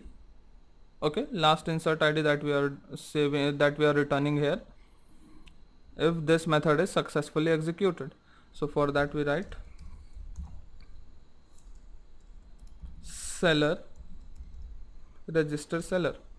Okay, so if this method is successfully executed, it returns an id. Okay, that will be anything. If it not, then it returns false, and then this if condition will not be executed. So if it is executed, then we give the response as echo. Okay, we don't need to write all this. I can simply copy it.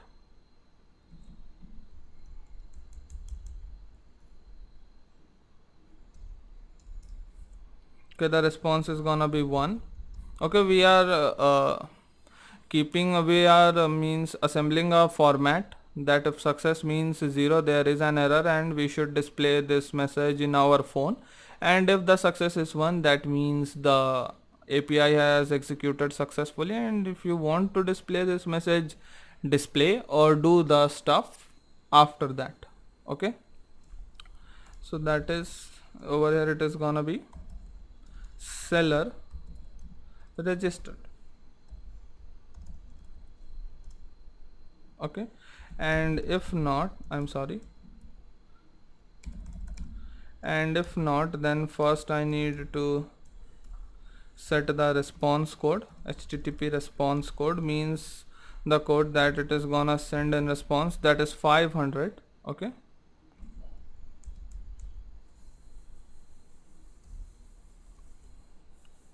now over here it is again gonna be 0, and it will be internal server error. Okay, which is basically what 500 stands for. Okay, so with this our API is complete. So in this video we are gonna continue with our PHP backend. Okay, so I have the design already open. Okay, I'll simply fire up my MAMP server. So once it has started, we'll open our code editor and continue with the coding. Okay, so I already have Better Buys open over here. Now in the previous video we have completed the code for our register API. Now it's time to run it. Okay, so for running it, we are gonna use a application called Postman. Okay, so if you don't have it, you can simply go to this link postman.com and download it. And even if you don't want to download it, that's all right, you can use it in the browser itself. Okay, but I have it downloaded over here with me, so I'll open it. Now I'll create a new request. Okay, so over here this type will be post, because you can see in the code editor we are allowing only post requests. Okay, so I've changed it to post. Now I need to write the URL. So first it is gonna be localhost colon 8888, because as I have already told, MAMP runs on localhost and 4 8s. Okay, then we write the name of the folder, that is Better Buys. Okay, and then after Better Buys we have API, then seller, and then register.php. So we write API, then seller, then register.php. Okay, so now if I send a request, okay, so it is giving me internal server error, so that means there is some error in the code. Okay, so I don't think it is over here. Let's check our model class. So I don't think it is here either. Now let's check our database class. Okay, so I can see it over here only. I have a typing error, so it will be localhost. Okay, then it should be public function constructor, not just public constructor. I am extremely sorry. Okay, and after that this shouldn't be a comma but a dot, because string concatenation in PHP happens with a dot. Same over here. Okay, so now if I try to format it, yes, it has formatted as PHP should be. Okay, so this is fine. Now let's save this. Okay, then again we go to our postman, send a request, and then it is saying name is required. Okay, so that is exactly as we wanted it to be. Okay, so first it checked if the server method is post or not, which is true. So we can change it to get and see what is the error that we get. So we get 405 request method not allowed, which is exactly the same as we write over here. 405 request method not allowed. So I'll change it back to post. Okay, and then it is telling name is required. So this error occurs when name is not there. Okay, so let's give it a name. So in a post request we don't give values in params but in body and in form data. Okay, so over here I'll give the key as name. Okay, now keep in mind this spelling and this spelling should be exactly the same. Okay, so the name of seller is gonna be Rishabh Kumar, that is my name. Okay, then after that I also need to give an email. So email, and email is gonna be rishabh@gmail.com. Okay, then after that password. So I'll give a simple password for now, although it is not suggested to use such type of passwords anywhere. Okay, then after that I need to give a seller image, and even if I don't, it should work fine. Okay, so I'll skip this for the moment. Okay, so for that I'll add the name and then unselect this, so that later I can add a image, but if not also, then it is not an issue. Okay, then after that we need to give an address. So the address is gonna be the same as I have written in Figma, because that is a legit address. So I'm gonna copy it, go to postman and then paste it. Okay, then after that we have, I guess we have description. Okay, so we have description. We write the description, and for description again we'll use lorem ipsum. Okay, now after description it should save. Okay, so let's see if that is the case or not. So I'll click on send, and it is again giving me an internal server error. Okay, so let's see what is the error now.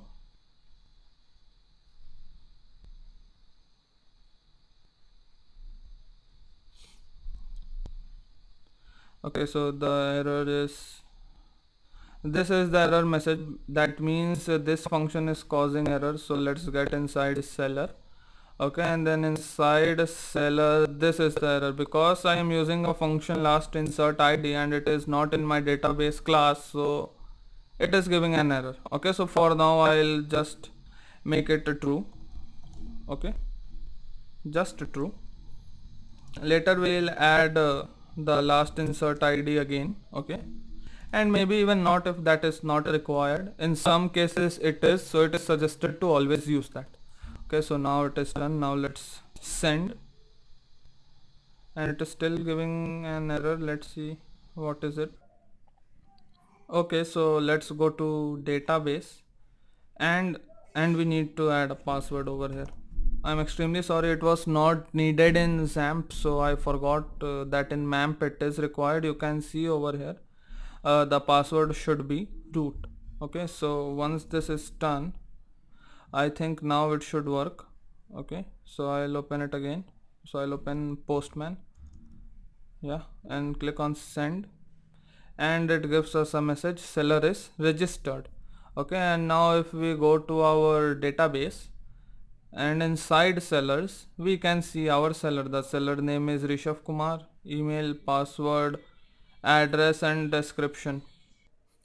Okay, so now you can see that the password is QWERTY, which is visible to everyone who has access to your database and can read the password, then log in as this user and then change things. Okay, so this is not a suitable way to store the data, means in which the password is human readable. Okay, so to avoid that we are gonna hash it, and to hash it we are gonna use bcrypt. Okay, so bcrypt is a file, that means bcrypt is md5 hashing. Okay, you can read more about it by simply typing md5 or bcrypt in Google and get to know about it. It is a type of hashing which will convert a human readable sentence or keys to something in means a lot of numbers, so that human cannot understand that, and decoding it back to the human readable string will take lots and lots of time. Okay, so let's implement this in our project. So what I'm gonna do is open this bcrypt.php. Okay, copy the entire code, and then inside our includes folder I am gonna create a new file called bcrypt.php. Okay, and inside this I am gonna paste it. Okay, then save it, close it, and now we go to our seller.php. Along with the database we include the bcrypt. Okay, over here the name changes to bcrypt. Now let's see how to hash it. Okay, so over here you can see we can hash password simply by writing bcrypt dot hash password. Okay, so I'll copy it, and where we are storing the password in our database, which is over here, I am gonna write over here, I am gonna paste bcrypt dot hash password and this password. Okay, so now let's save this and let's try to send a request again. Okay, so now if I send it, okay, it is giving me an error. So I think this is because of, okay, so this was the error, I'm sorry. Now let's see.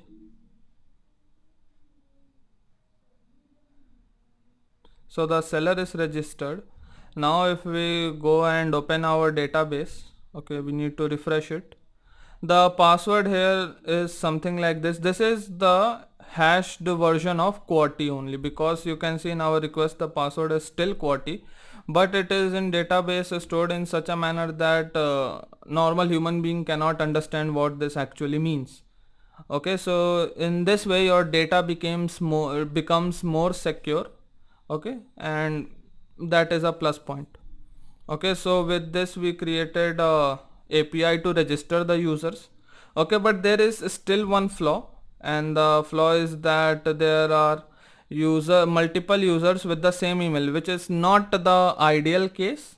Okay, and the next flaw is that we have this extension dot php, which we don't want. Okay, we simply want to write with seller register and that's it, not the dot php. Okay, so we'll see how to fix both of these in the next video. Thank you. So in this video we are gonna fix the bugs that we discussed in the previous video. So the first one that we are going to tackle is check if the email is unique or not. So for that we'll go in the seller model class. Okay, over here I'll create a new function. Okay, I can remove this. Now I'll create a new function to check if email is unique or not. Okay, so public function check unique email. Okay, then there will be global $database. Okay, then we need to check the email. So for that we need this. Okay, we need to trim our email, means make the email data ready for interacting with database. Okay, I have already explained the meaning of these three functions in one of the earlier videos. Okay, so now let's write our SQL code.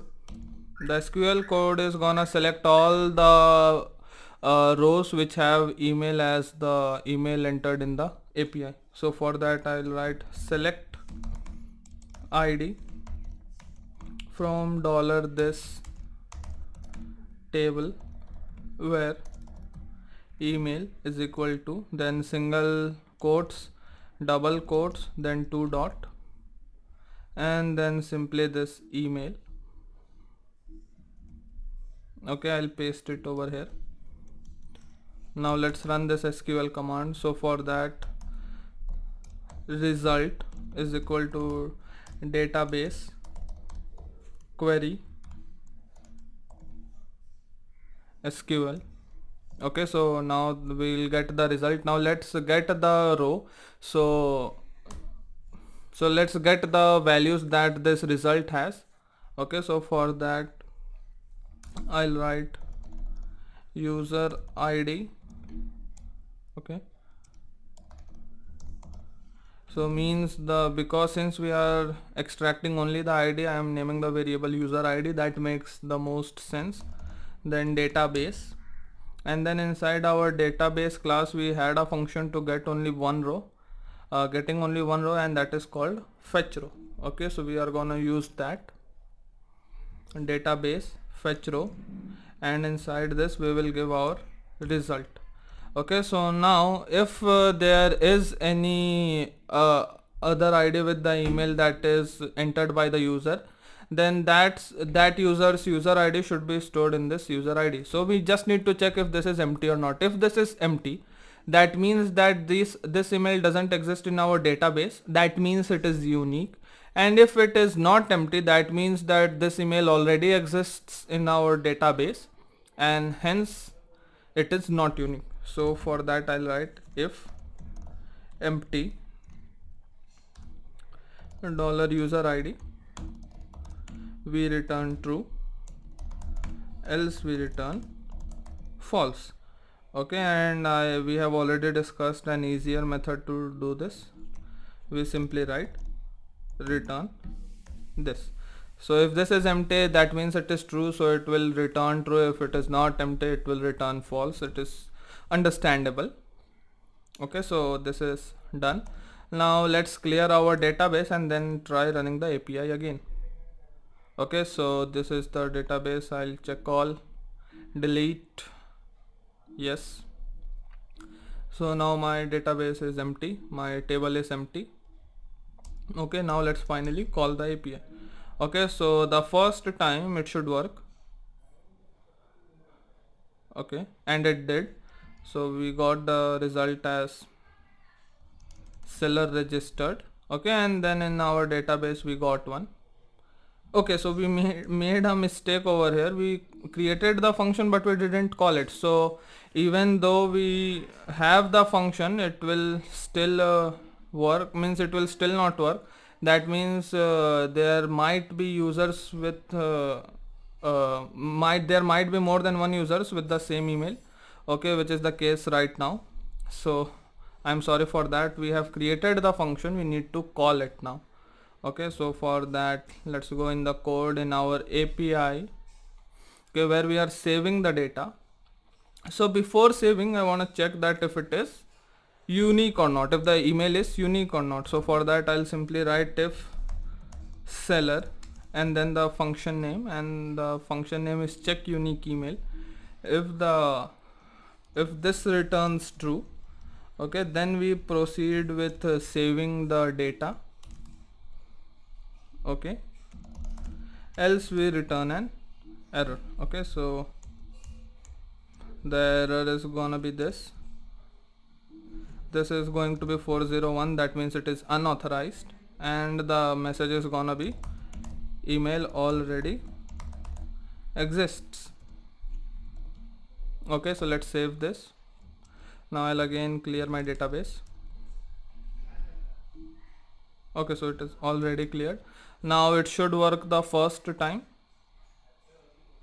Okay, so it did work. We have seller registered. Now if I call the API again, then it shouldn't work. Okay, and it didn't. It is saying success 0 and the message is email already exists. So now with this we have prevented our database from having multiple users with a single email ID. Okay, so this error is fixed. Now let's commit this and move forward to the next error. Okay, so for that I'll simply write get status that checks what all changes have been done, then get add, then a dot, that means add all the changes to the staging area. Then if again we write get status, it is in green, that means they all have been added to staging area. Then we commit the changes. So get commit -m stands for message, and then with a quotes we write the message. The message is gonna be checking email is unique or not. Okay, and then with this it is committed. Now I'll push it to my GitHub and the link will be in the description. So git push, and it is pushed. Okay, so the second error was that we don't want this .php over here in our API. Okay, so for that we are gonna create a new file in our root folder. Okay, and that is gonna be .htaccess htaccess. Okay, I'll bring it to the root, move. So this is a special type of file that PHP understands, and over here we write some different kind of code. We don't need to understand that. Okay, means it is better if you understand that. If you don't understand, then there is not an issue. They are basically 4 lines, we can remember it. Okay, so we write, so let's start. We write rewrite engine on, then rewrite cond as in condition, rewrite condition, and that is gonna be a %sign, curly braces, request file name. Okay, file name, then we'll leave a space, exclamation mark dash d, then rewrite condition, again a %sign, request file name. Okay, then after that we give a \php, then space -f, and then after that we write rewrite, okay, I'm sorry, it is -f. Now after that we write rewrite and then rule, then we give a exponent, open parentheses, inside this we write dot asterisk, then we come out of parentheses, give a dollar, leave a space, $1 .php. Okay, so this is done. Now let's save this. Okay, so now if I remove this .php, then also this API should work. Okay, so and it does. Okay, now if we didn't had this file and I removed .php, then it will not work. Okay, but since we have this htaccess, even if we give the .php extension or we don't give it, this will work. Okay, so we have fixed both the errors. This was for the video. Thank you. So in this video we are gonna continue preparing our backend. Okay, so let's start. I already have everything fired up. Okay, so the MAMP server is running. I have Figma open here. Okay, I also have the database open with me, then Postman to run our APIs. Okay, and the code editor to actually code. Okay, so let's get started. So the next thing that we are gonna do is we are gonna make an API for the seller to log in. Okay, so a seller can register, seller will also need to log in. Okay, so suppose if the seller has an account on one device and he installs the same app on another device, okay, so over there he is not gonna create another account, but he is gonna log in to the same account. So let's write code for that. Okay, so it is login function over here.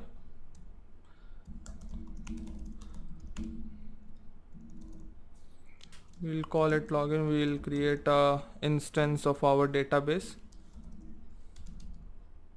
Okay, then for login we will take the email and password. Okay, so or do we have mobile number? Okay, so since mobile number is not there, we'll stick with email only. Okay, if you want you can change email to mobile number, because some vendors might not have an email, but all of them will have a uh, what do I say, the mobile number. Okay, so for logging in we will use email and password.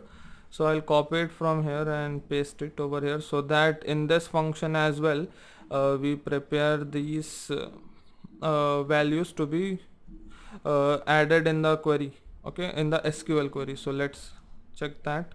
Okay, so I'll write SQL select star from this database, sorry, this table, I'm sorry, where email is equal to, well, this email. So I'll copy it from here, paste it over here. Okay, so now we have the seller whose email corresponds with the email entered by the seller in our front end. Okay, so now after that, once we have the details of the seller, we are gonna check if the password matches or not. Okay, so first let's run this. So for that we write result is a database query. Because we have seen, to run the query we will call this query function that we have created in our database class. So once we get the result, let's fetch the row. So let's call it seller, and this is database. Okay, so what was the function name? Okay, so it is fetch row. So we will fetch row, and over here we need to give the result. Okay, so that this function fetches the first row from uh, this result variable. Okay, so now since we have the result, we will check if the seller exists or not. Okay, so for that there is another method in PHP which is called empty. It checks if the variable inside this parenthesis is empty or not. Okay, so over here this will be seller. So if it is empty, that means the seller doesn't exist. So we can simply return a string that says seller doesn't exist. Okay, else we have a seller, so then we will check the password. Okay, so for that again I'll have to open the bcrypt documentation. So I'll simply go to the GitHub link from where we have copied the code. Okay, so over here to check the password we have bcrypt check password, and it returns true or false. So this is what we are gonna do. We are gonna write if bcrypt check password, and then over here will be our password that is stored in database. So that is inside seller, and over here we are calling it password. So the key value is password, and we check it with the value entered by the user. So that is this. Okay, so now if it is true, that this means that password matches. Else we simply return password doesn't match. Okay,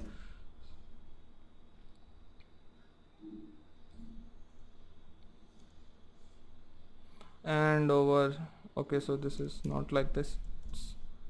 Yes, and if it matches, then we will simply return the user's details. Okay, so that is return seller. Okay, so now our function is ready. Let's create the API endpoint. Okay, so for that, inside the seller folder only, I'll create a new file. We'll call it login .php. Okay, and now let's copy some part of the code from the register.php. So all these things will be the same. This is also gonna be a request of type post. Okay, so we copy this as well. Now we are gonna take email and password as the input, so I'll copy the validation function for those two only, not a function but the validation conditional code, that is if else. So I'll copy these two, paste it over here. Okay, so this means that once this API endpoint is called, it will check if the email is given or not, if the password is given or not. If not, then the else condition will be executed and there is a die. That means the execution will stop then and there. Okay, so it means that this will reach this state. Okay, it will reach line 25 only when the request has email and password both. Okay, so now once that is done, we shall get the value. Okay, so I'll call it simple s because the seller is already the object name. Okay, so seller, and then the function name, the function's name is login. Okay, so login. Now we check the type simply. So if get a type, so get a type returns the type of the variable and it is s, and if it is equal to string, okay, that means if it is string, then that means either this is returned or this is returned. Okay, because this is a array, and if this is returned, then this if condition over here will be false. So if it is true, that means some error has occurred and we shall send a message accordingly. Okay, so I don't need a die here because this is the last if else. Okay, so the success is 0 and the message is gonna be nothing but $s. Okay, and then we will set the response type as http response code, and that is 402. Okay, and else if this is not a string, then it has to be an array, and if it is an array, then we simply change the response code to 0, success to 1, and the message is login successful. Okay, and the seller is $s. Okay, so let's format it, save it. Now let's try running this API. So for that we open Postman. Okay, I'll copy this link and then paste it over here, and it is only gonna change from register to login because the folder directory is exactly the same as register, only the file name has changed. That means the last value, and we don't need a .php because we already have ht access. So I changed its method from get to post, then inside body, inside form data. First let's check if we have some data or not. Okay, so our database is empty. So let's first register a user, and that is Rishabh Kumar. Okay, so the email over here is rishabh@gmail.com and password is QWERTY. So let's see. Now once this is done, I'll go and check my database, refresh it, and we have the user over here. So now let's try logging in. Okay, so for that, over here first simply call like this, and it says email is required. As I told you, it will not execute until we have given both the things. So email is rishabh@gmail.com. Okay, so now password is also required, and the password was QWERTY. Now let's see what is the response. So it has got some error. Let's see what is that.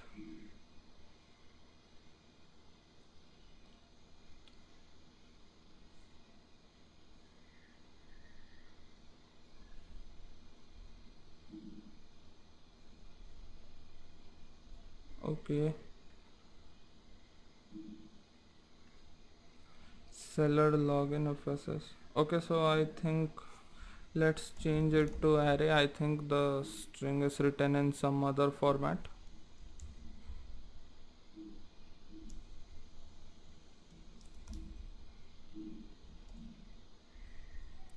Now if I click on send, still there is some error, so I'll have to look into it.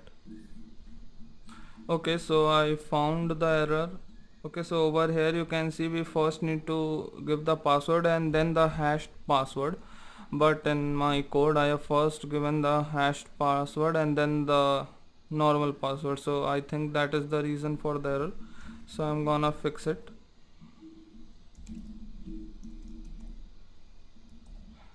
I saved it. Now let's see.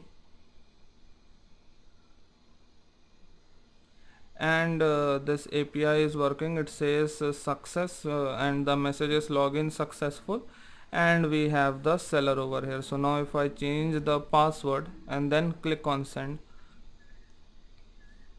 then it says password doesn't match. Okay, now again I'll click on send and see.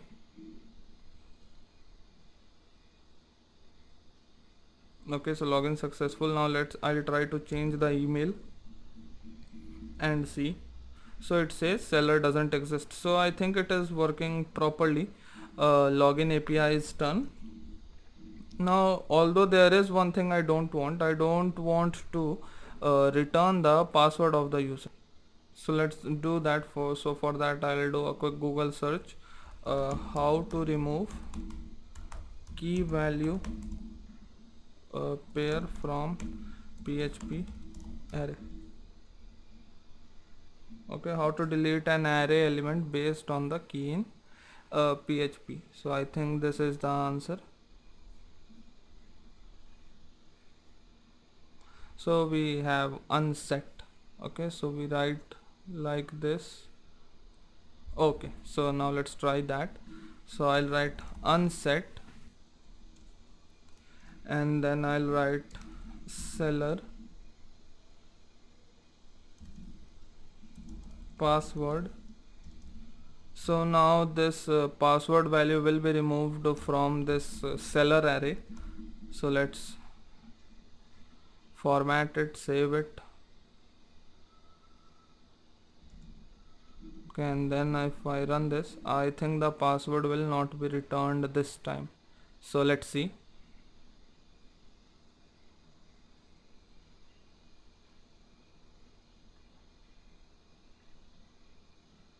And it isn't, so I think with this our login API is done. So I'll commit it. So I'll check the status. These changes are not committed, so I'll add them all to the staging area. Then again I'll check the status, and both are added in the committing staging area. So now I'll commit it with a message login API created. Okay, and then push it. So with this our login API is done. In the next video we shall proceed further. Thank you. So in this video we shall start with storing our products. Okay, so for that first I'll open my database. So in this we are gonna create a new table, and that is gonna be products. I'm sorry, we are gonna create a new table and its name is gonna be products. Okay, so first is gonna be ID, that is gonna be primary. Okay, and it should be auto incrementing. It is of integer data type. Okay, then after that we have seller ID. Okay, so this is a foreign key. In the comments I'll write foreign key linking to seller table. Okay, so you should know the basic terminology of DBMS. If you don't, you can simply do a Google search and get to know all about it. Okay, then the name of the product, image of the product. Okay, then after that I think we need more 4 columns, so I'll add those. Okay, then after image we have price per kg. Okay, so the price, then we have description, okay, not a space.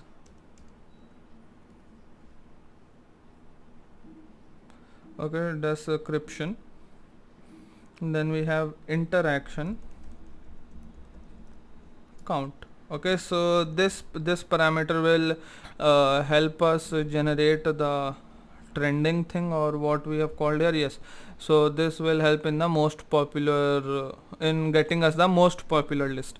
Okay, so by this what I mean is that every time the product is added in the cart or ordered, we will increment its value by 1, and thus by getting to,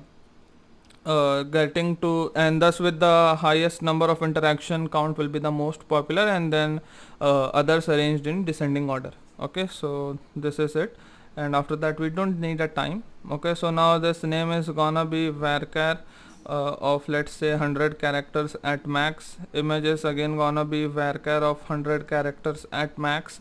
Price per kg is also gonna be varchar 100 characters max, and description is gonna be varchar let's say 1000 characters at max, because descriptions are large.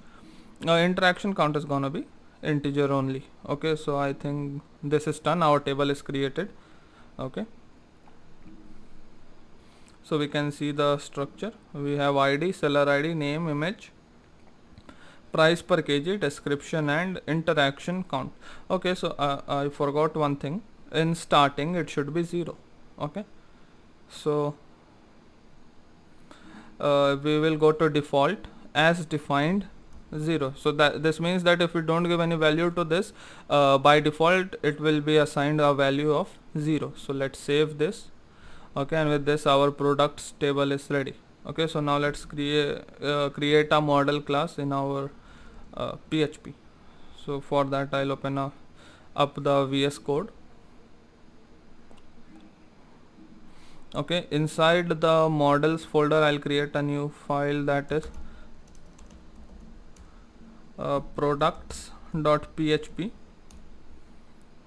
okay, and then this will also have these things at the start.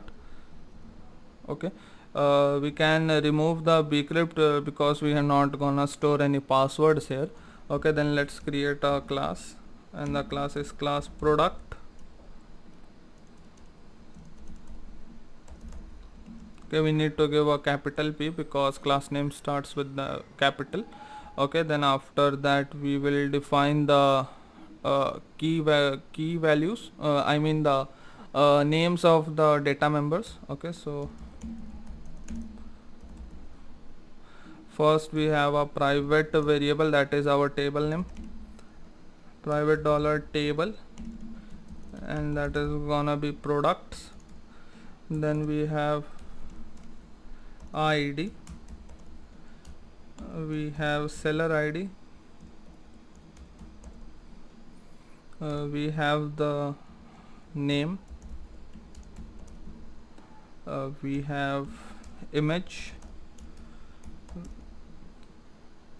we have price per kg, we have description,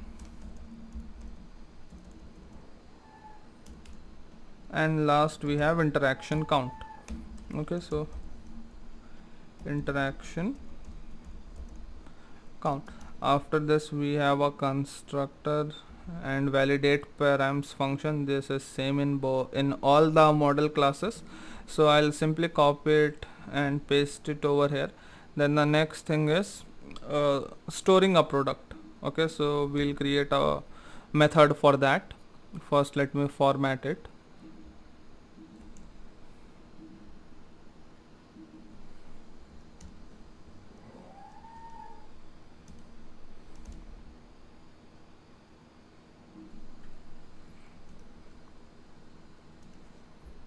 Okay, so I don't know why this is happening, means like the format thing is not working. Okay, anyway it is formatted now. Let's create the function to store the details of the product. So I'll call a public function add product. Okay, then as always this is gonna have a global instance of our database. Okay, and then we will take all these properties except id and then prepare them to be added in the query. So that is done by adding these three things, that is trim, html special chars and strip tags. We have discussed about all of them in one of the video. Okay, so the first is seller id. So this is gonna be seller id. Then after that we have another 5, so I'll copy it and paste it 5 times and then simply change the name.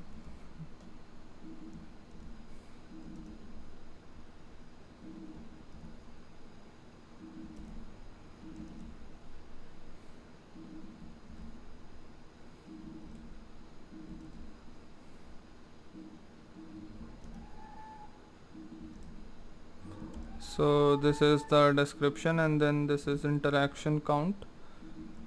Okay, so this was the reason why the formatting was not working. I forgot to give a $sign over here. Okay, so now once this is done, let's store it in our database. So for that we again write an SQL command, SQL, okay, not select but insert into $this table, and then we write the key names, that is seller id, name, image, price per kg, okay, then description, then enter. Okay, we don't need to add the interaction count because it will be 0 by default. Okay, description. Now we need to check for spellings because if the spelling doesn't match it will crash. So it does match.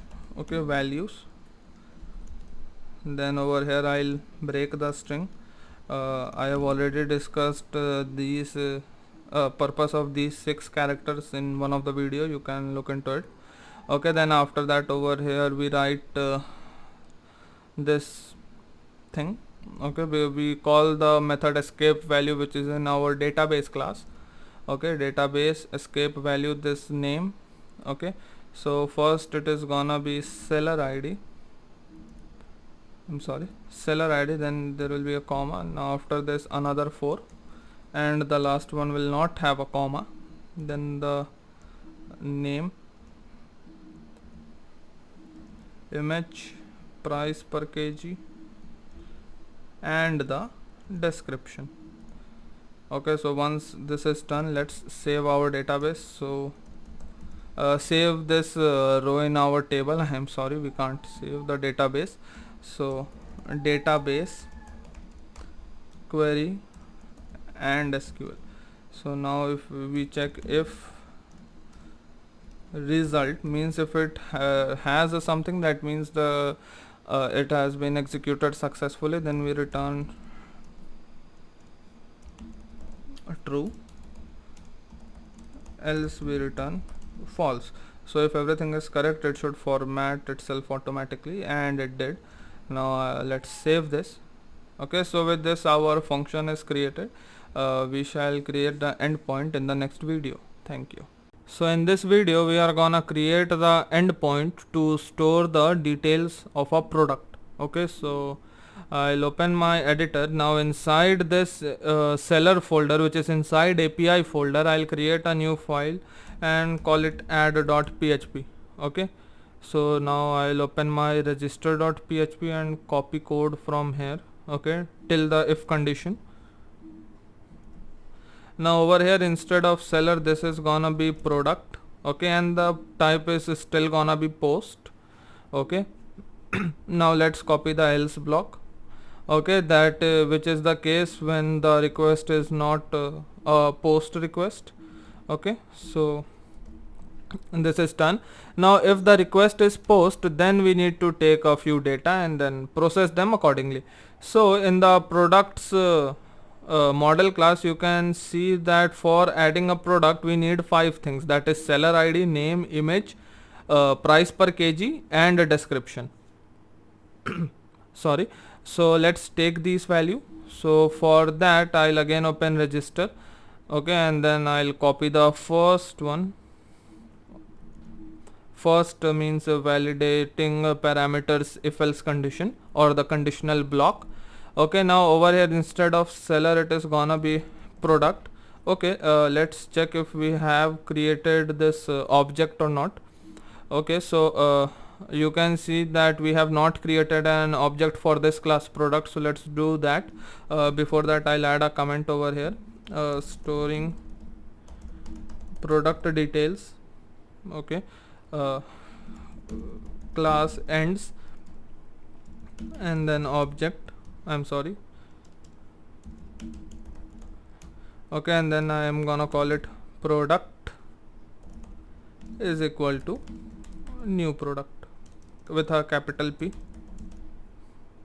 I am sorry, this needs to be capital P. Okay, so the object is created. Now I'm gonna use that over here, so product, and this is also gonna be product, and we first we need the seller ID, so I'll simply copy it, paste it over here. Post should have seller ID, it should be saved in the seller ID variable of the product object, and if it is not there then we give a message that seller ID is required. Oh sorry, it was already there. Okay, so now we need similarly for 4 others, so I'll copy it 4 times, means actually paste it 4 times, copy it once. So after seller ID we have name, so let's check the let's validate the parameters for this as well. So this is gonna be name, over here also name, and this is gonna be name is required. Okay, then after that we have image.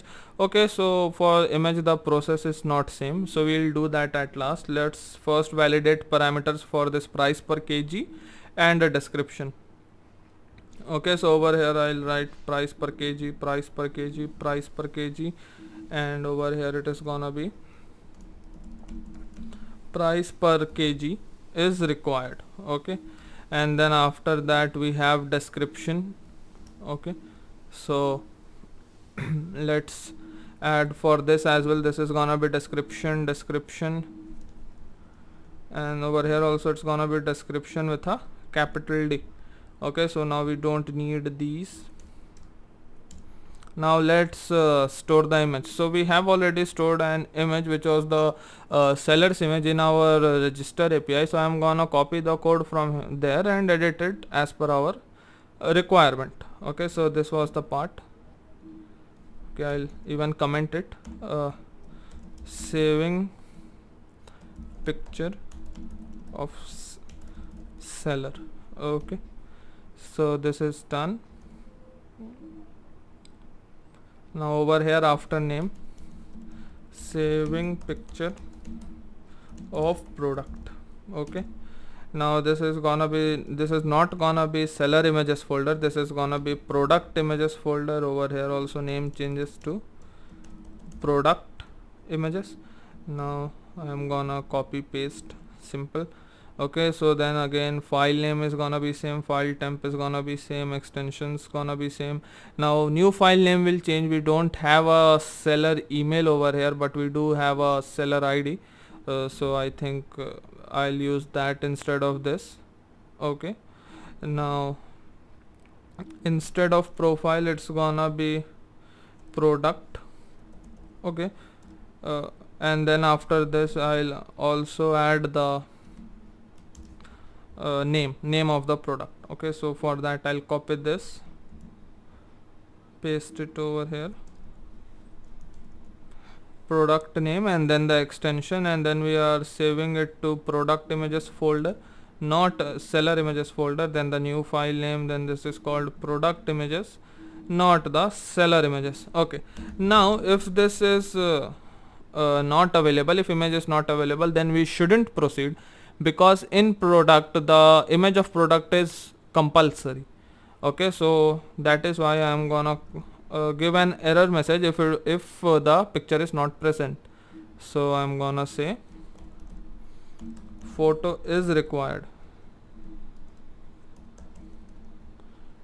Okay, so now once we have everything, let's actually save it to our database. So I'll write if product, and then I'll check the function name.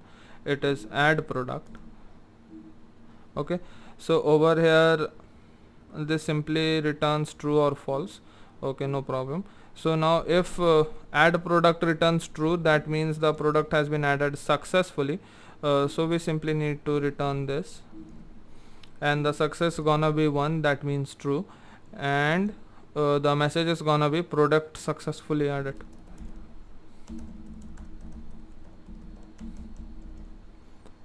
Okay, so it is gonna be U, and this needs to be capital P. Okay, else that means it has returned false. So I'll change the success to 0, and the message is gonna be internal server error, and the response code will be 500, which is used for internal server error. So I'm gonna write HTTP response code, and that is 500. Okay, so with this API is done. Now let's try running this. Okay, so I'll save it, then I'll open my Postman. Okay, now I'll copy this URL, and then I'll create another request. Okay, it is gonna be of type post, and then this is gonna be add instead of login, because you can see the folder structure is entirely same, just the last file name is changing.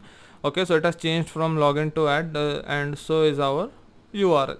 Okay, so now if I click on post, it is giving me internal server error. Let's see why.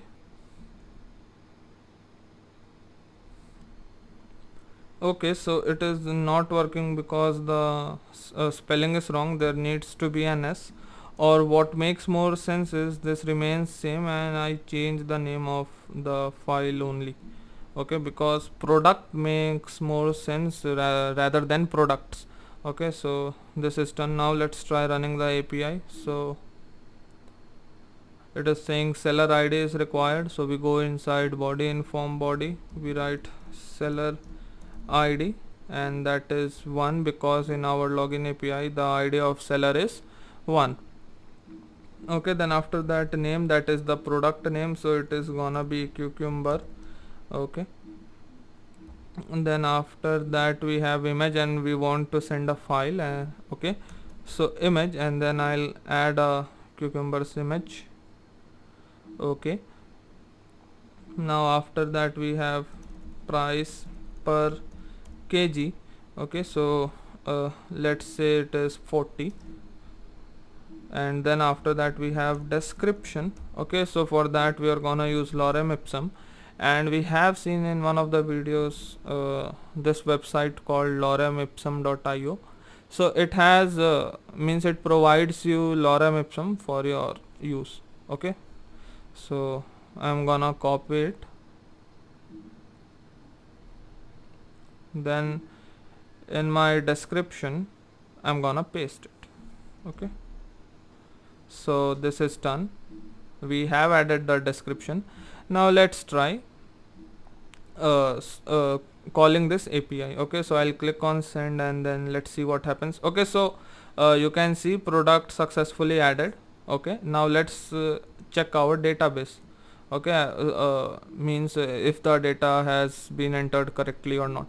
Okay, so if I refresh, I'm able to see the ID is 1, seller ID is 1, name is cucumber, image is not here, but we have price per kg and description. Okay, so image should be there. Let's see what's the problem. Okay, so this is still seller, but it needs to be product. Okay, so I'll save it, then in my database I'll delete it. Okay, and then again I'll call my API. So let's see this time. Now the product is successfully added. Let's go and check again, and you can see now this time we have our product images, but there is a error. You can see that this dot between the name and the extension is missing, so I'll add it over here. and then fix this problem in my code. Okay, so where we are saving the new file names. Okay, so after this we need to give a dot, but I missed that. Okay, so I'll add it straight away. Now if the error is over here, then it might also be in the register API. So let's go and check over there. Okay, over here also we have not given the dot. Okay, so I gave that. Now it is done. Okay,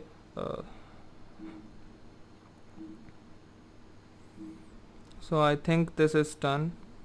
Okay, so with this our API is ready. We can now save product, not we but the sellers can now save their product to the database. Okay, so this was for the video. Thank you.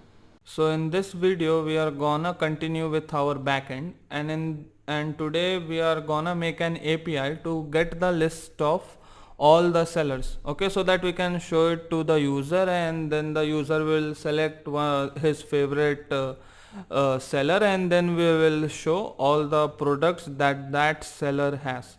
Okay, so let's get started with it. So inside let's go inside the seller table. Okay, so over here I'll create a function to get the list of all the sellers.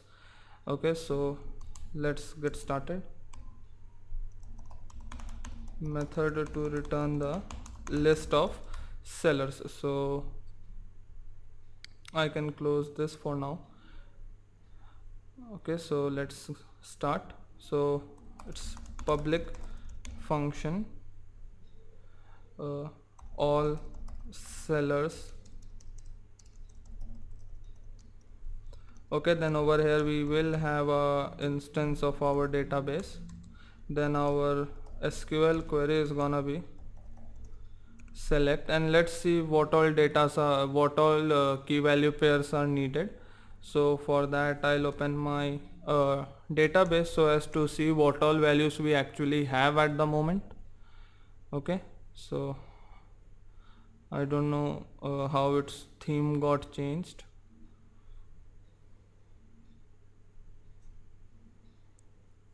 Okay, so now it looks better. So I'll go in my better buys table inside seller. I think by just giving the name, image and the address would be enough. Okay, so what I am planning to do is to show a list of sellers, and then with the basic details, and from there user can select any of the seller, and then we will be displaying the products for which we have already designed the screen. So I think the ID, name, image and address would do. So we'll get only these things: ID, name, image, address. ID, name, image, address. We need to keep a close look on the spellings. If we mess up the spellings, everything is gonna go haywire. So the query is select ID, name, image, address from this table. Okay, so this is our very basic query. Now let's run it. So it is result database query SQL, and once we run this we will get a result with all the tables. So we will then fetch all the rows, and for that in our database class we already created a function that is called fetch array. So what we are gonna do over here is simply return database fetch array, and it takes our result instance. Okay, so now what it will do is it will fetch all the columns and then return it as an array, and that will in turn be returned by this function.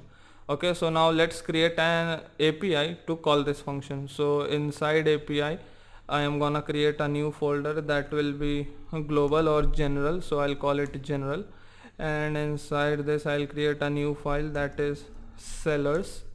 I'm sorry, it needs to be sellers.php, so I'm gonna rename it sellers.php. Now it is gonna be like this with slight changes, means all the APIs are almost the same, we have very slight changes here and there. So I'll copy this, paste it over here. This is gonna be get, because we are fetching the details from the database and not adding anything or performing any query on the database. So the most suitable type of request is gonna be the get request, and the table here being used is the seller table. So over here, instead of getting the product table, I am gonna get the seller table. Okay, so it is just a seller. Now after this we have this condition to check if it is of the mentioned type or not. So let's do that. Over here it is gonna be get. Okay, and then if it is not, we have a else we return this. Okay, now after this we can simply call that function and get the list. So I'm gonna write echo JSON encode array success 1, sorry, this is gonna be sellers, and it is seller, which is the object of this class. Yes, seller, and then the function name. Okay, so that is all sellers. So I write it over here, and this is done. So what basically happened over here was that we checked if it is a get request. If it is a get request, then we give the output as success is 1, and as in the sellers we get the list of all the sellers and directly return it. Okay, so the API is ready. Now let's try running it.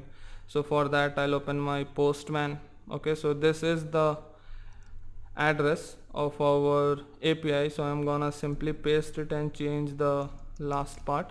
So inside API we are inside a folder called gen, so it is gonna be gen, and then we are in the file sellers, so I'm gonna write sellers. Okay, so now let's hit send and see, and we did get the list of all the sellers. So right now we only have one seller. Now let's try creating another seller. Okay, so instead of Rishabh Kumar, it is gonna be Ayush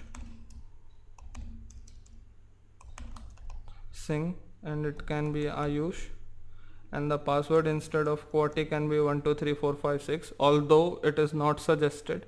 Okay, and the address can be the same, description can be the same, and then let's register it. Okay, so seller registered, and now if we get the list of all the sellers, then we are getting two sellers. First one is Rishabh Kumar and the second one is Ayush Singh. So with this the API is complete. We have an API to get the list of all the sellers, okay, which we can use in the screen to display the list of the sellers for the user to choose. Okay, so this was for the video. Thank you. So in this video we are gonna make an API that will get us the list of products per seller.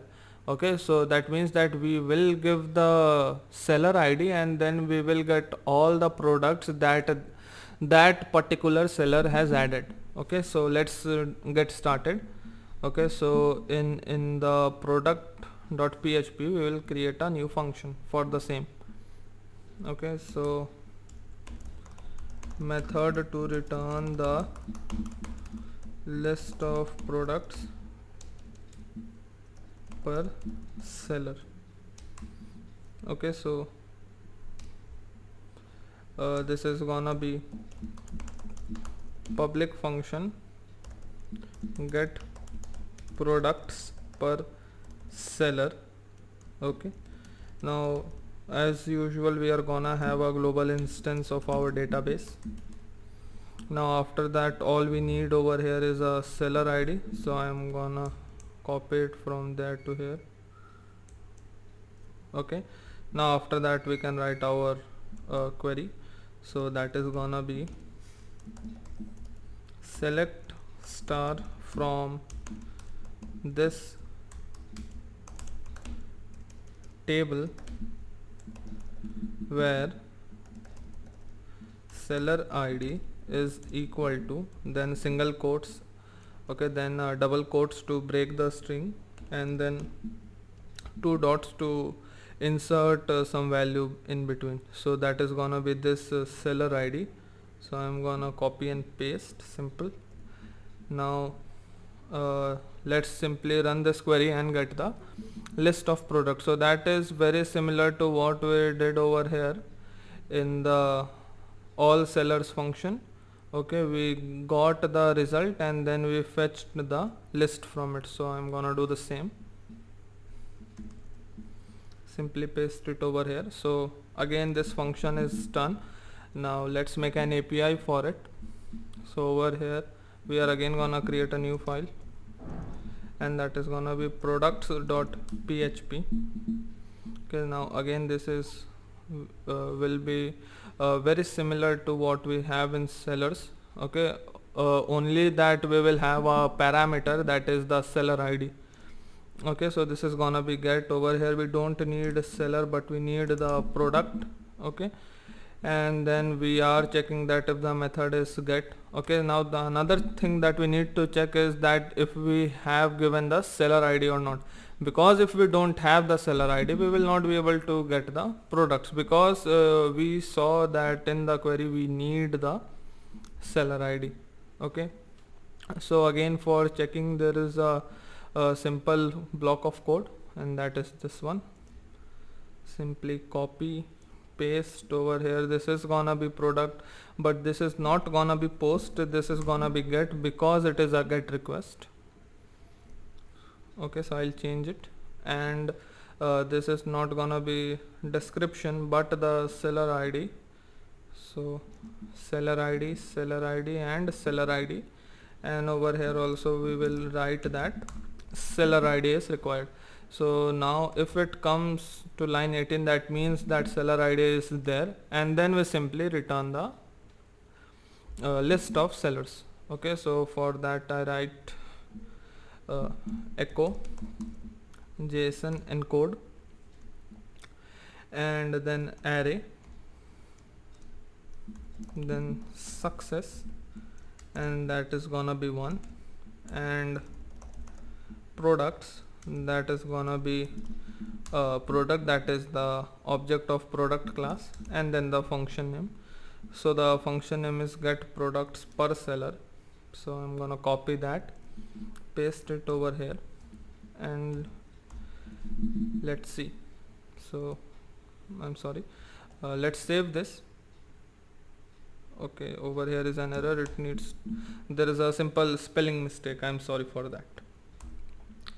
Format this, save this. Okay, so this is done. Now let's try calling it. So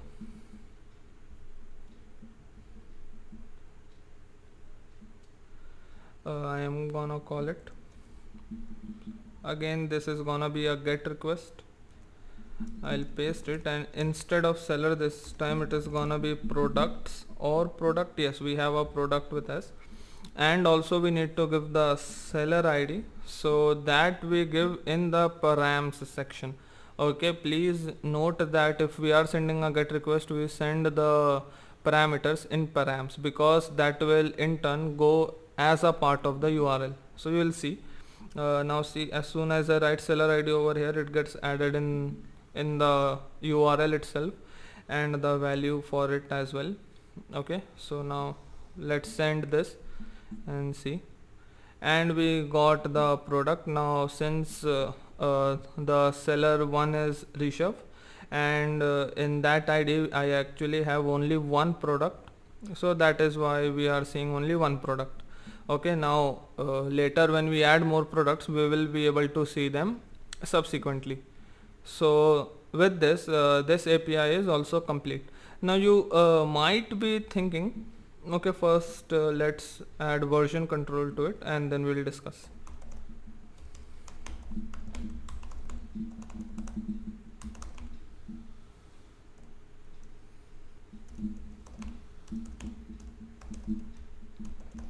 endpoint for getting products per seller. Okay, so what I was saying is that you might be thinking that these products and sellers are very insecure APIs. Means if anyone knows the URL, they can get all the data and might be misuse it. Okay, so we are gonna add security to it, and for that we will be using JWT authentication. So we will be seeing later in this series. Okay, so in the next video we shall start with the front end part. Okay, so this was for the video. Thank you. So as I said in the previous video, in this video we shall start with developing the Flutter part. So before we dive right into the code, I just wanna open Figma and show you a few things. So I added two new screens, okay, and I'll tell you how the flow is gonna be. So for prototyping means deciding how the flow is gonna be, we need to go in the prototyping section, okay. Then from here everything is very simple. I select this screen. Now if this screen is clicked, I want to go on the seller screen. So what I'm gonna do is I'm gonna select this big white circle and drag it to the screen, to the next screen where I want it to go. Okay, now over here I have many options to choose. I am just gonna make it smart animate. Okay, now so this is done. So now what will happen then, that if we click on this screen in Figma preview, we will be taken to this screen. And now over here if I click on this item, I want to go on the product screen. So that is how our flow is gonna be, that if I click on any of the seller, I will be able to see all the products that seller has. Okay, and then after that if any of the product is clicked, then we will for sure go to its product details. Okay, so with this our very basic prototyping is done. Let's see. Okay, so now if I click on this screen, I am taken to the category screen, and you saw how the better buys, which was in center, flew to the top left corner. This is called hero animation and we shall be doing it.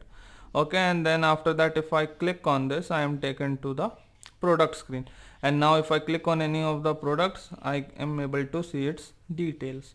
So this is what our flow is gonna be for now. So let's open VS Code and start coding.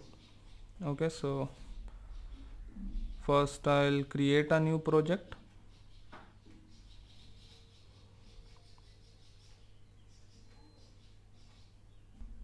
I'm gonna write Flutter create better buys. So this will create a Flutter project with the name better buys. Okay, so this will take a few seconds, and in the meantime I have opened my emulator. You can open your simulator, you can connect your real device with it. Okay, so now once this is built, I'll open this folder. Okay, means this project. Okay,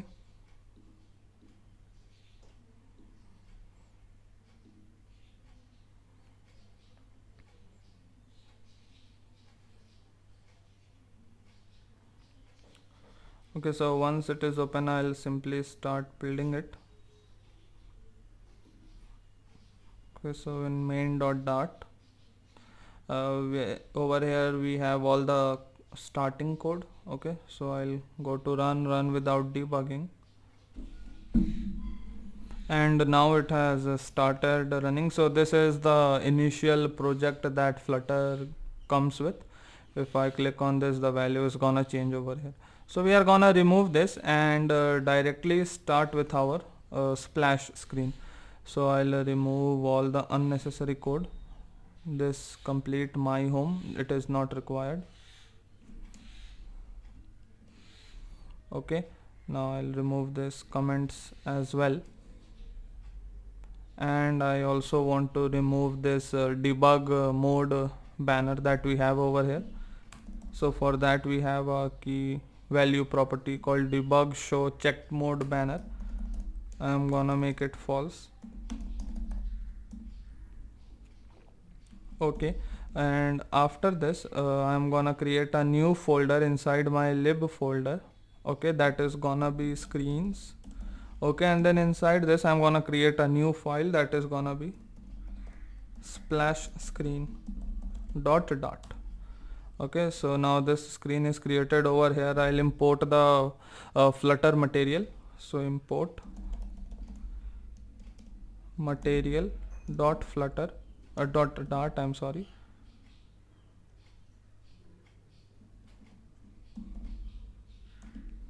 Okay, then after that I'll create a stateless widget. Okay, that is gonna be called splash screen. Okay, then instead of returning a container we are gonna return a scaffold, because every screen should have a scaffold. Then a scaffold has a home. Okay, so now the home is gonna be a container, and inside the container we are gonna have a child, and the child is gonna be text, and the text is splash screen. Okay, so this is done.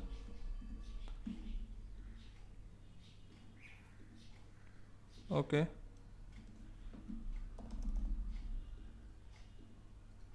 so I don't know why it is giving an error.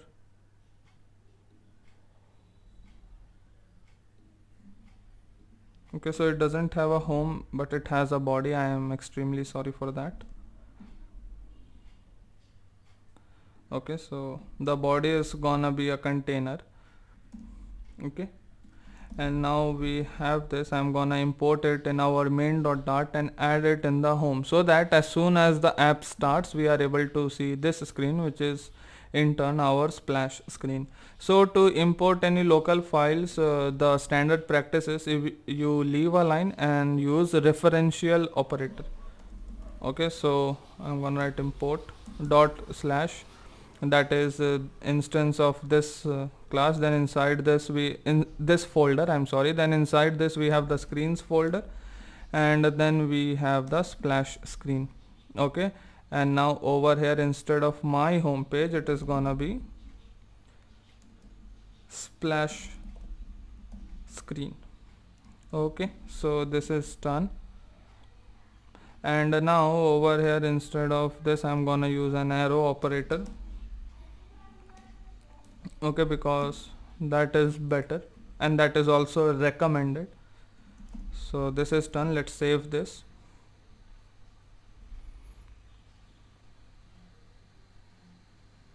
Okay, so once this is complete we can see splash screen, but it is in the top left corner and it is almost hidden by the notch.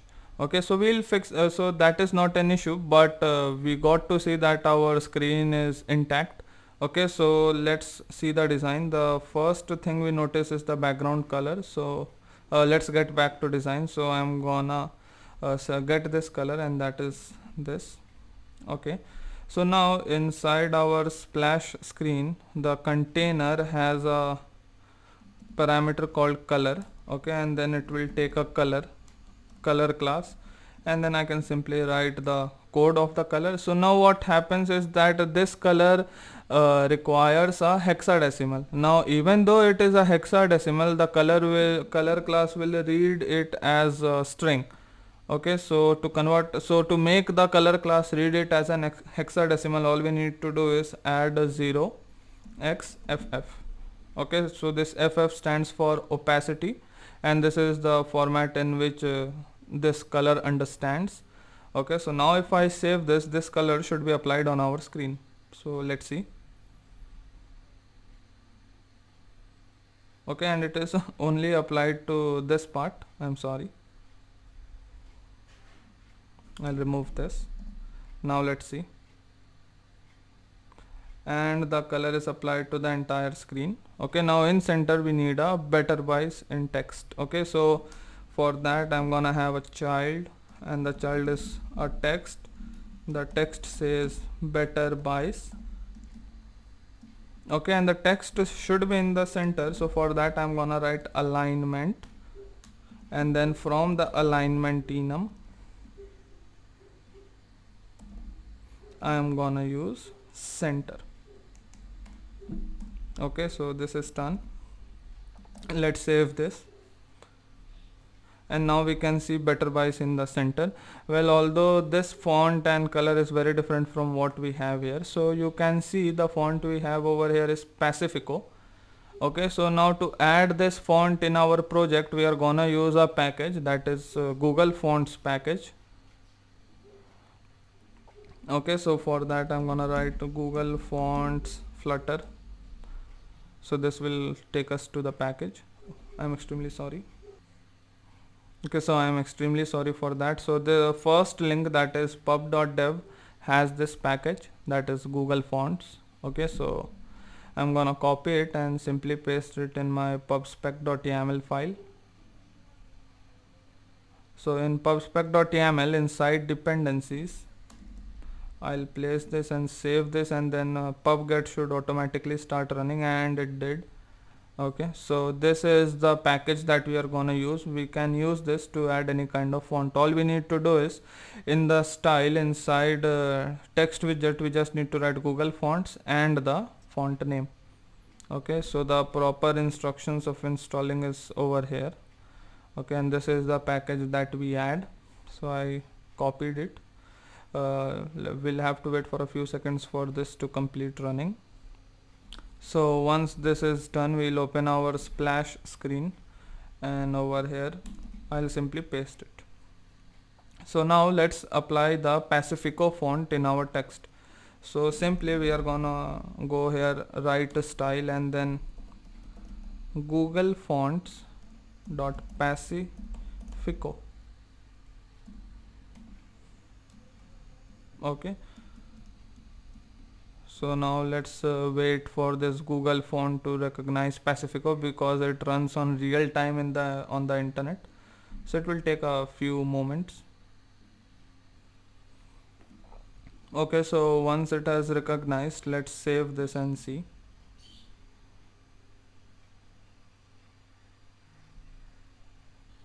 Okay, so now you can see once it has completed, we get a bunch of errors over here, and that is because we added a package and didn't restart it. So the next time when we restart it, or just start it, we will not be seeing these errors. But anyways, the font is applied. Now we just need to change the color and its size. So for that, inside this we have a property called color. Okay, and that takes a color. Now again we need to get the color from our Figma file, so I'll simply copy this, paste it over here, and the color class will not understand, so I'll have to add 0x4ff in front of it. Okay, and then along with this I'll also change the size. Okay, so the size is gonna be 20. Let's see how it looks. If it is not in accordance with our design, we shall change it again. So let's format it. So once it is formatted, let's save it. Okay, and now you can see better buys is here, but it is very small. I shall increase the size. Let's make it 25. Okay, so over here it is actually the pixels size. Okay, so it can be a little bit more bigger. Let's make it 27, and this looks fine. Okay, this is looking very aesthetical. Now in the next video we shall continue to the next screen. Okay, so this was for the video. Thank you. So in this video we shall continue with the front end. I moved from the simulator to my real device because running simulator and recording at the same time was making my system run slow. Okay, so let's get started. In the splash screen, you can see there are two errors like this. Okay, so means these are not errors but are warnings, and the warning says prefer const with constant constructors. Okay, so what it basically means is that if I add const in front of it, the error will be gone, which is in a way the correct way to do so. Okay, so format it, save it, Now after that, what I want is that once the better buys appear, I want to show a small text below it that will say loading sellers. Okay, so let's do that. So for that, this text I am going to wrap it up in a column. Okay, let's save it. And as soon as I put it inside a column, it goes to the top. So let's bring it in center. So for that, we write alignment, main axis alignment, and the main axis alignment has an enum also of the same name, main axis alignment, and then in that I'm gonna select center. Okay, then again save it, and now it should be in the center. Okay, and it is. Now below it I'll add a progress icon and then the text. Okay, so for that I'm gonna add a circular progress indicator. Okay, so let's see. Okay, so we did get a circular progress indicator, but this is not how we want it to be. So let's see if I can change the size. Okay, so we can't. Let's see what are the properties that we have. We can change the color, the key, and the value color. Okay, so we are gonna change the value color, and that is always stopped animation. Okay, and then this is gonna be of type color, and it is gonna be color, and this very color. Okay, so I think over here also we need to give const. No, I think this is because okay, so we need to give a const over here, and this warning will go. Okay, still there is the warning. Okay, let's see what it is. Add const modifier, so I did add. Okay, so it was telling to add it over here. Now we still have some error. Okay, we don't need a const over here. So you can see these are the new changes that has been added in the latest version of Flutter. That is, these all are basically the null safety things. Okay, which means that to stop the app from crashing even if something is null. So that is why we add these checks every here and there. So this is not such a big thing. You can simply hover on the warning and it will automatically tell you what to do. So let's save this, and now our animation color is as same as of this text. Okay, so now let's try decreasing its size. So for that I'll wrap it up in a sized box, and the sized box will have a height of it will have a height of, let's say, 20. Okay,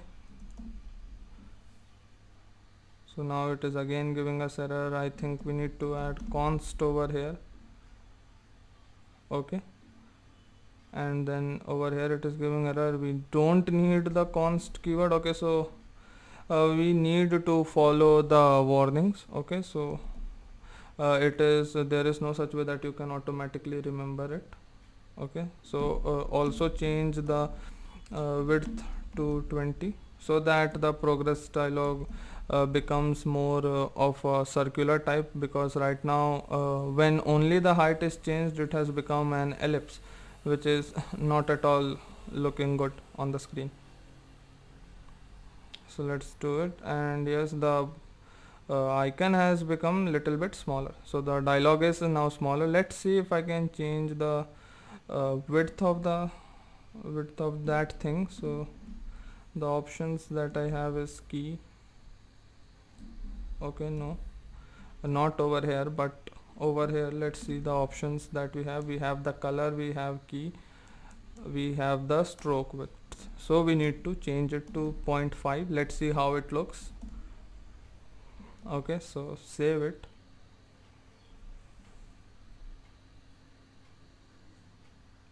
Okay, this is way too much faint, so I'll change it to 8.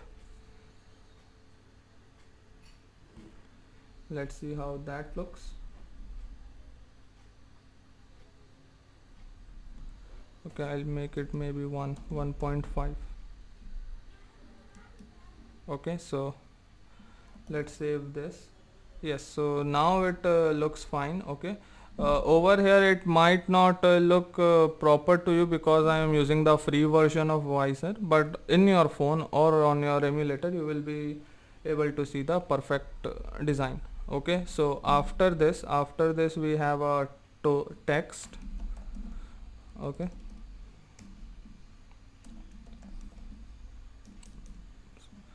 we have a text and it says loading sellers. All right, so this is done. Let's save this,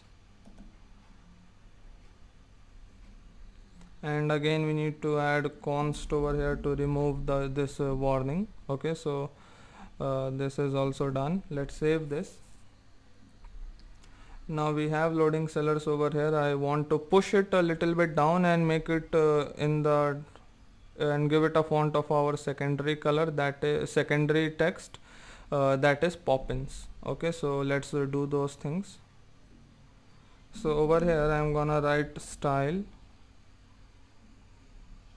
and then it is gonna be Google Fonts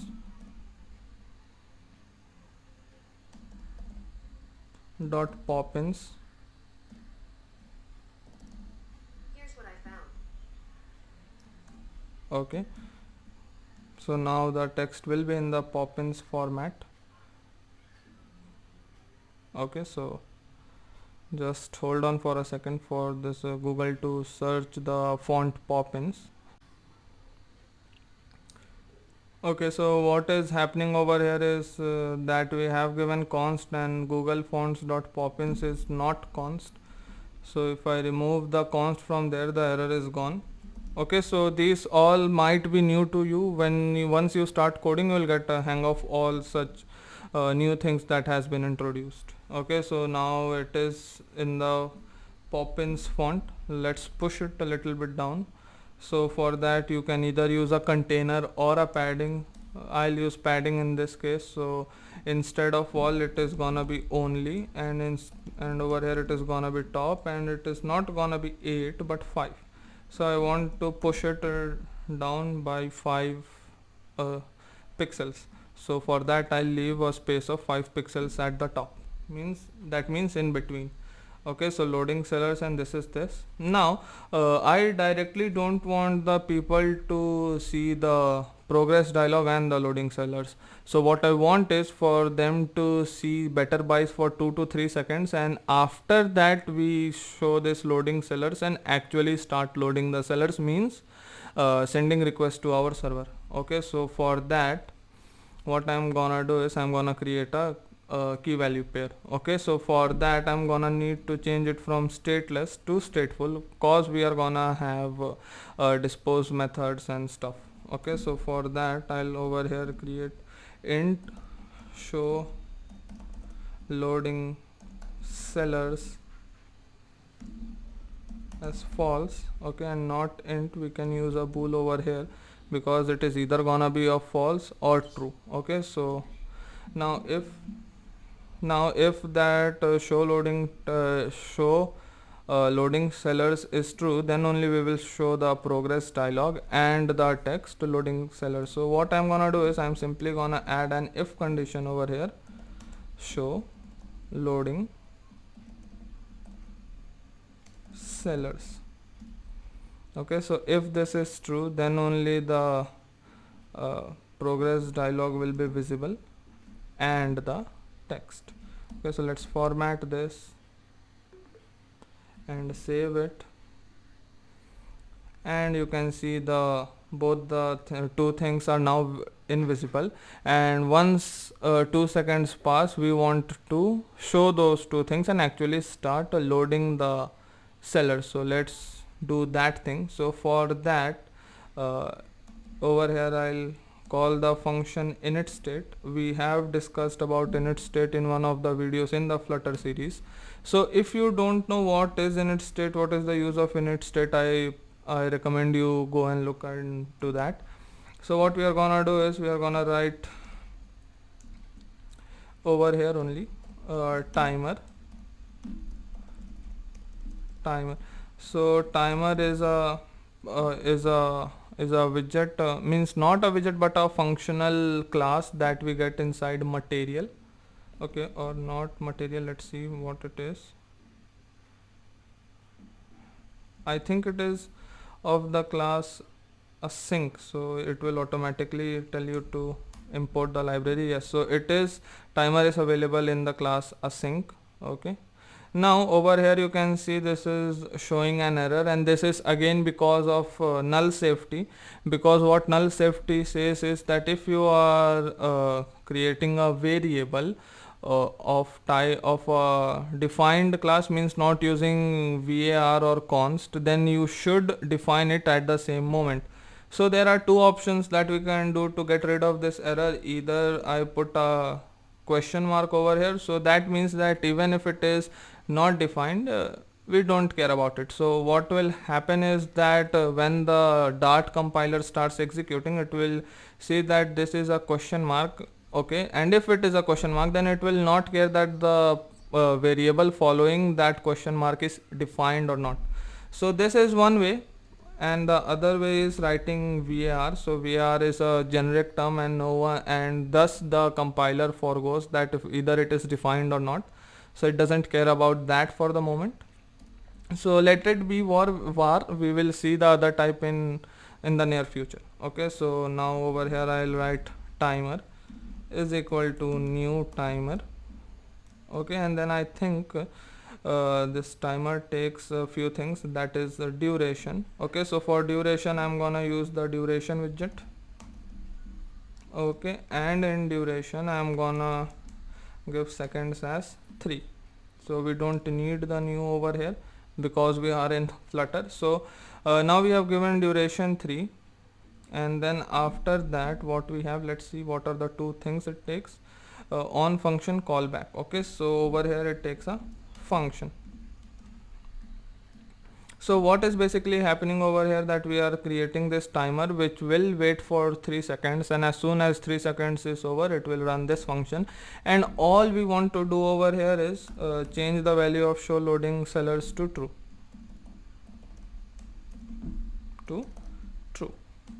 All right, so this is done. And now in case someone cancels it, or even if we don't cancel it, once we get away from this screen, means once we close the app or navigate to other screen, I want this timer to get cancelled, and for that we have a method called dispose.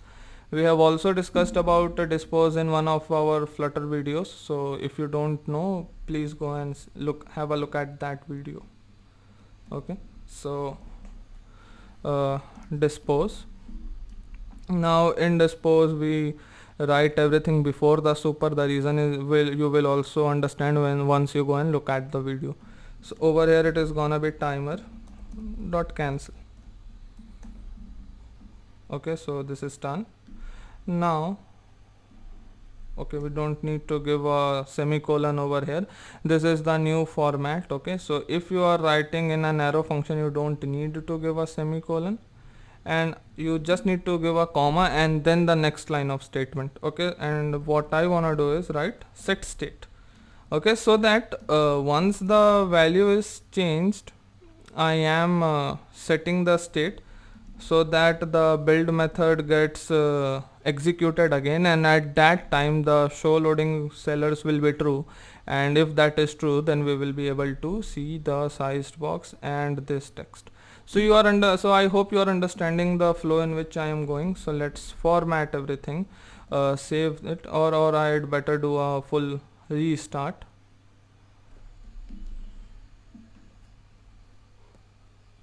Okay, so I'll do a full restart.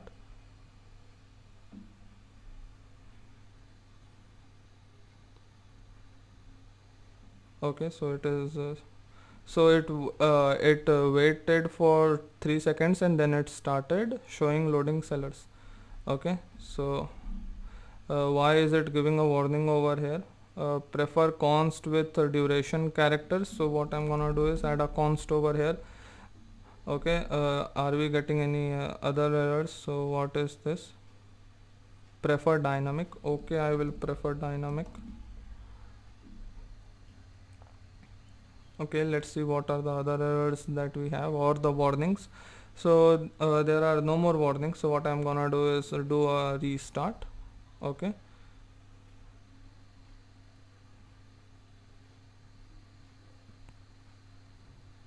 this will take some time.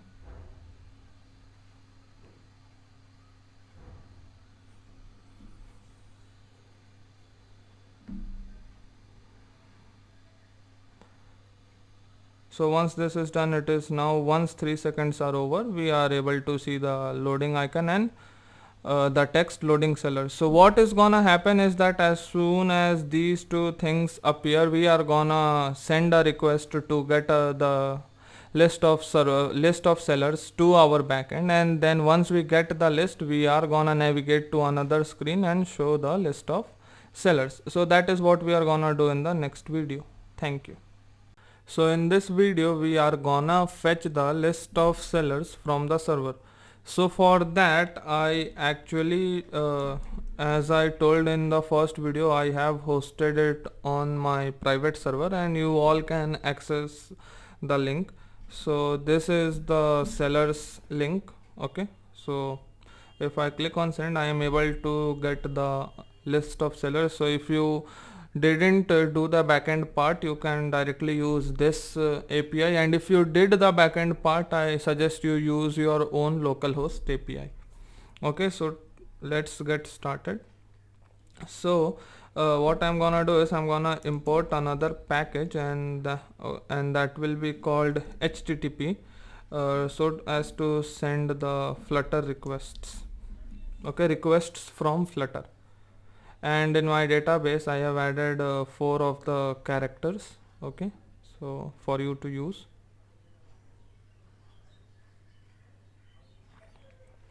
So this is the Dart package that we have over here. It is also null safety, so we can use it. Means if it is not null safety, then you are gonna get a lot of warnings in your compiler. Okay, so then again I will add it in my pubspec.yaml file, save it, and until it is running I'll add a few comments here and there so as to make sense of the code.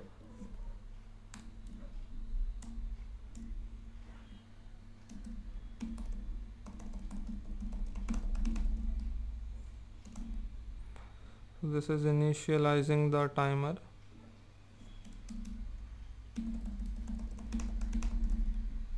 Disposing the timer. This is the title. Okay, and this is the loading animation.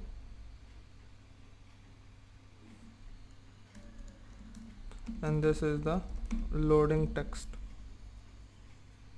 Okay, so while we were doing this, our package has also been added. Okay, so for all the server requests I'm gonna create a separate file, and all the server requests we are gonna write it in that file. So for that, inside lib I am gonna create a new file, and that will be called server handler dot. Okay, so over here first I'll import HTTP. Okay, as HTTP. Now I'm gonna create a class server handler.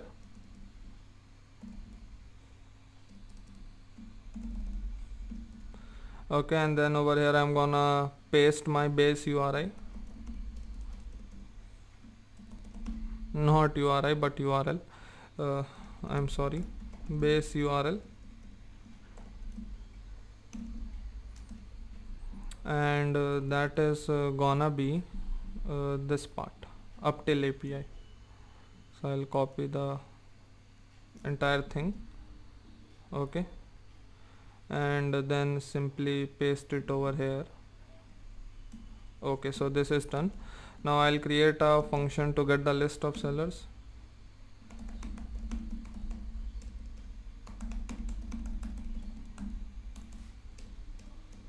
Okay, and since we the server request will take some time, it is gonna be of a return type future, and future of list, and the list is gonna be sellers. Okay, so right now we don't have a class called sellers, so we need to create that. So inside this lib folder, I'm gonna create a new folder called models. Okay, and inside model I'm gonna have seller. So over here it is class seller. Now so let's see in our database what are the values that seller actually has. So this is id, the name,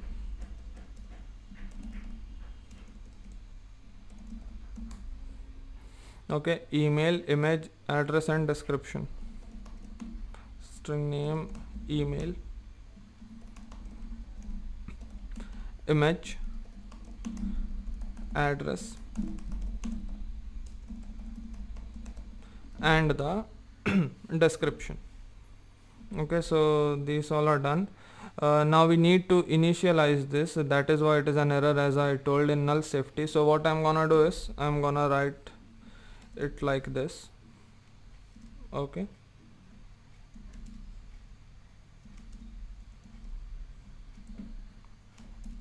so now the error is gone, although we will still create a constructor, and that is seller, okay, dot from map, and this is gonna take a map of type string and dynamic, and we'll call it map. And over here we are gonna write this dot id is equal to int dot parse map id. Okay, because in postman you can see the id is coming as a string, so we need to parse it to an integer. Okay, so this is done. Now similarly I will have for the rest 5, so I'll simply copy paste it. Okay, so I'll change the names. This is gonna be name, this is gonna be name, email and email,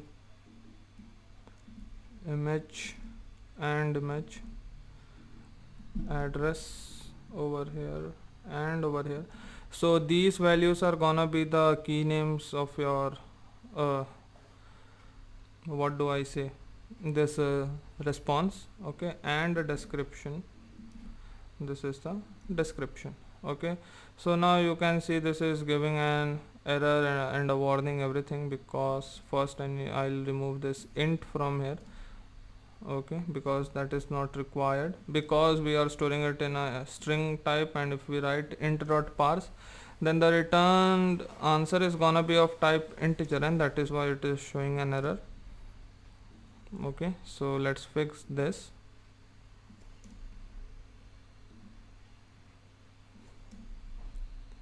Now after that it is showing a warning that it is of don't access members with this. Okay, so now the error is gone.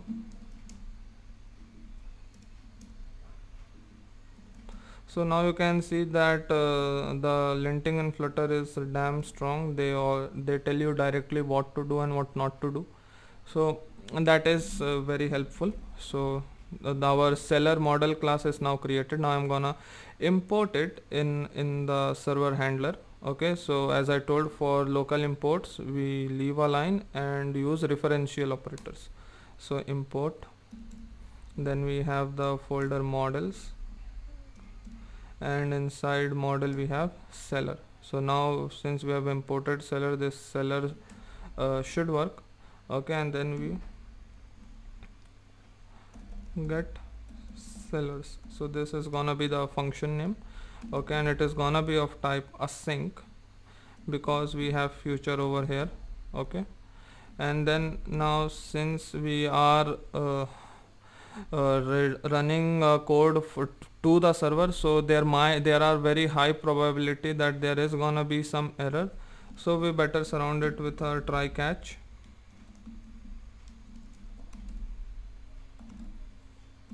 Okay, and before that I might like to know the error. Print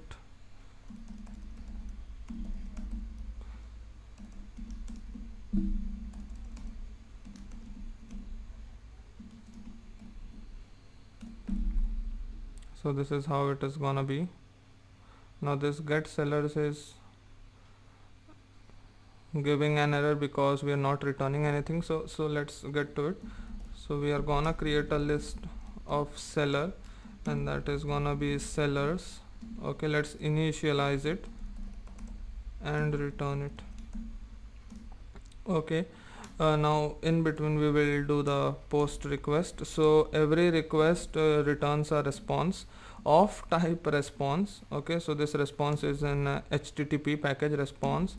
We'll call it response, and we use the await function here because the request is gonna take some time. HTTP dot get. Okay, and then this takes a URI. Yes, so it takes a URI.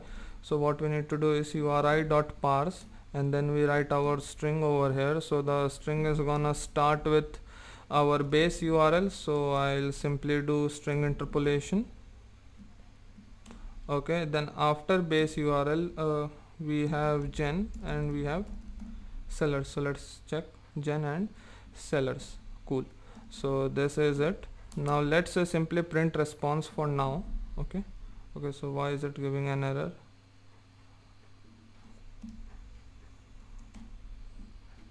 Okay, so now I am simply gonna write print response dot body. So let's see what is the response we get, and to see what is the response we will need to call this function. Okay, so before that let's see what are the warnings. This could be final, so let's make it final. And what is the warning over here? Ignore avoid print on this line. Okay, so this is just a linting thing because that is not that big an issue. Use rethrow to rethrow a code exception. Okay, so we'll use rethrow. So the rethrow basically means that we already have an exception and we want to throw it somewhere else. So either you can do it throw if, but that is not syntactically correct. I have a habit, that's why I wrote, but you should always use rethrow. Okay, that is the better way. So this is done. Now in our splash screen I'm gonna call that function. So before that I need to import it. So you can see the hierarchy. First the Dart imports, then the Flutter or Flutter respective packages import, and then the local imports. So import, and then again I'll get out of this folder, and we have our server handler. Okay, cool. So now over here after this set state I also want to run another method, that is get sellers. Okay, so we call this method as well. Now we need to create this method void get sellers. So you can see over here inside an arrow function we only use commas and not semicolon. This is a very new thing, so please don't freak out and means go with the flow. So server handler dot get sellers. Okay, and then we get the response in then because it is a future. Okay, and we get the error in dot catch error. So if there is some error, for now I'll simply print it. Later we will create custom notification toasts for it. We will see most probably in the next or 2-3 videos later. Okay, so for now I simply wanna print the error and print the value. So just as to check what is happening, although now it will be null because we are not returning anything. Actually we are returning an empty string, empty array over here, so we will over here also ignore print. Okay, it is giving such error because printing the response is not suggested. I'm sorry for this. Means the compiler expects you to do something. not just simply print it.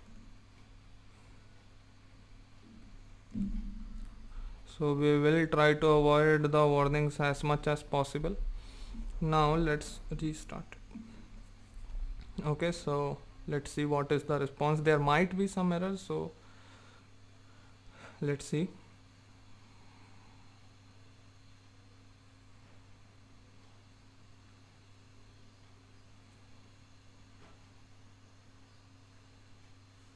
Okay, server handler in no host specified. No host specified. I think I need to add a http in the starting. Okay, so that might be a error in Postman. It is done automatically. Okay, so let's do it again and see.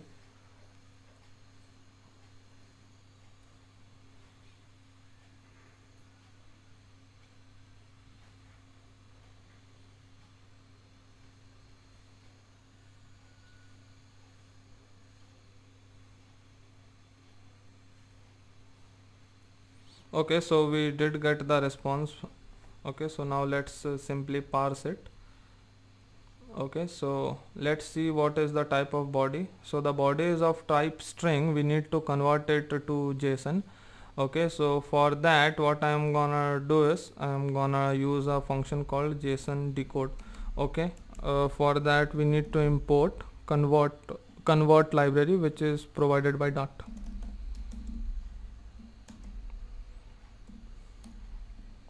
Okay, so we have the convert library. Now let's convert it.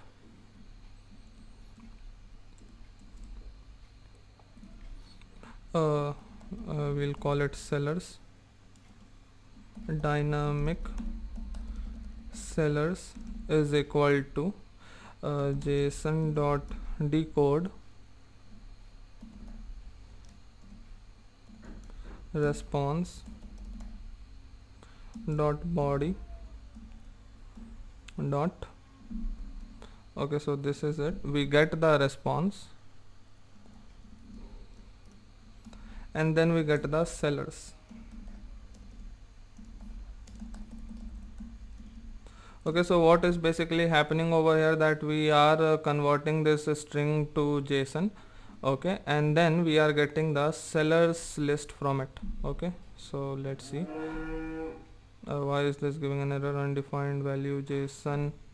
So I already did import JSON convert. Okay, so this was an error, I'm sorry. Okay, so that is gone. Now dynamic sellers, the name sellers is already defined. Okay, so sellers list. Okay, and instead of dynamic I'm gonna make it, okay, let it be dynamic or maybe a list. Okay, so now for map m in sellers list means getting each value from this list. What we are gonna do is we are gonna convert it to type seller and store it inside sellers list. So for that I'll write sellers dot push, or I think it was add, yes, add, and then I'm gonna write seller dot from map, and the map is gonna be m. Okay, so now once this is done, there is gonna be some issues with typecasting. Okay, so let's see what it is.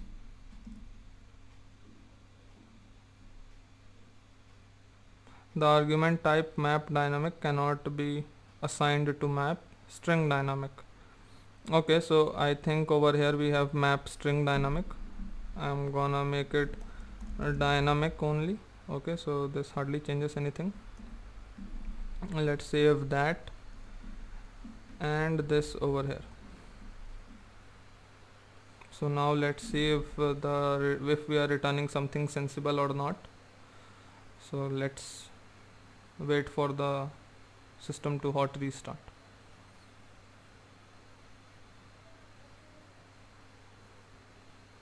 So it did restart and we got 4 instances of seller. That means this function is complete.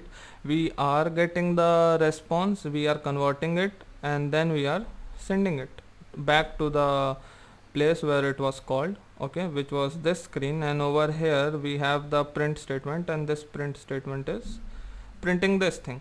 So it is pretty neat. Now what happens is that once we get the sellers, we want to navigate to the sellers screen. Okay, so for that first I'll create a new file over here, and that will be called sellers screen dot. Now inside this again I'll import the Flutter material,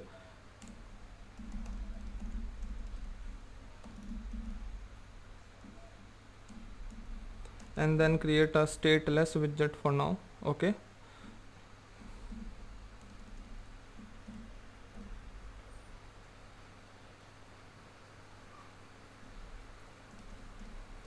okay, again I missed the closing quotes over there. Okay, that is why. So I'll create a stateless widget for now, and that is gonna be sellers screen. Okay, so over here again this is a screen, so we can't use a container directly, we need to have scaffold. Okay, cool. And inside the scaffold we have body. Now the body has a container, and the container will have an alignment of center.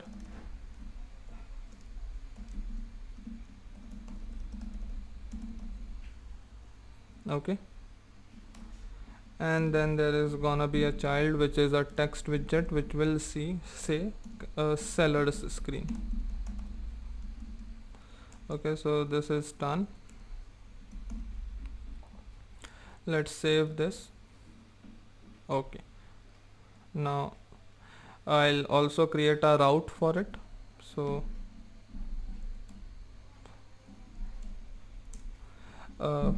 public static. Okay, we don't have public over here. I think static const route name is enough, and the route name is gonna be sellers screen. Okay, so this is done. Now let's add this route in our main.dart file. Okay, so over here over here first we will need to import the sellers screen. So import screens and the sellers screen. Okay, now over here we have another method called routes, okay, which takes a map. Okay, and the first one is gonna be, first route is gonna be sellers screen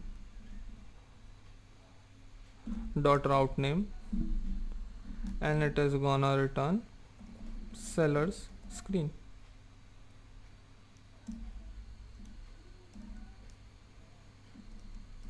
Okay, so it is not simply like this, but with a context, or if you don't want the context, it is advised that you use an underscore. Okay, that this is called a placeholder. Okay, so yeah, so now over here we have a warning, prefer const. Okay, I will prefer const. Over here also I will have to prefer const. Okay, so the warning is gone. Yes, so the route is now added. Now let's actually do the routing. Okay, so for that, in the splash screen, once we get this, what I'm gonna do is navigator dot off context, okay, dot pop and push named, and the name is gonna be the route name. So to get the route name we need to import that screen, so import, and the screen is sellers screen. Okay, so over here I'm gonna write sellers screen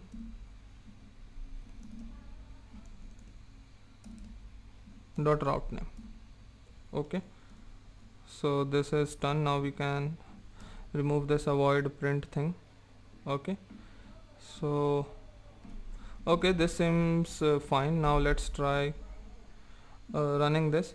So what is gonna happen is that as soon as we get the list of sellers, it should go to the category screen. So let's see if that works or not.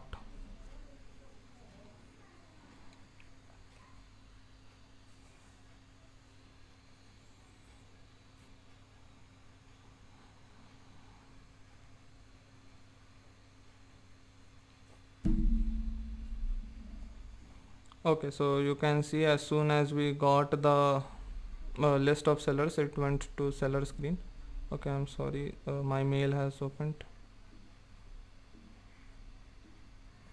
Yeah, so I'll run it again.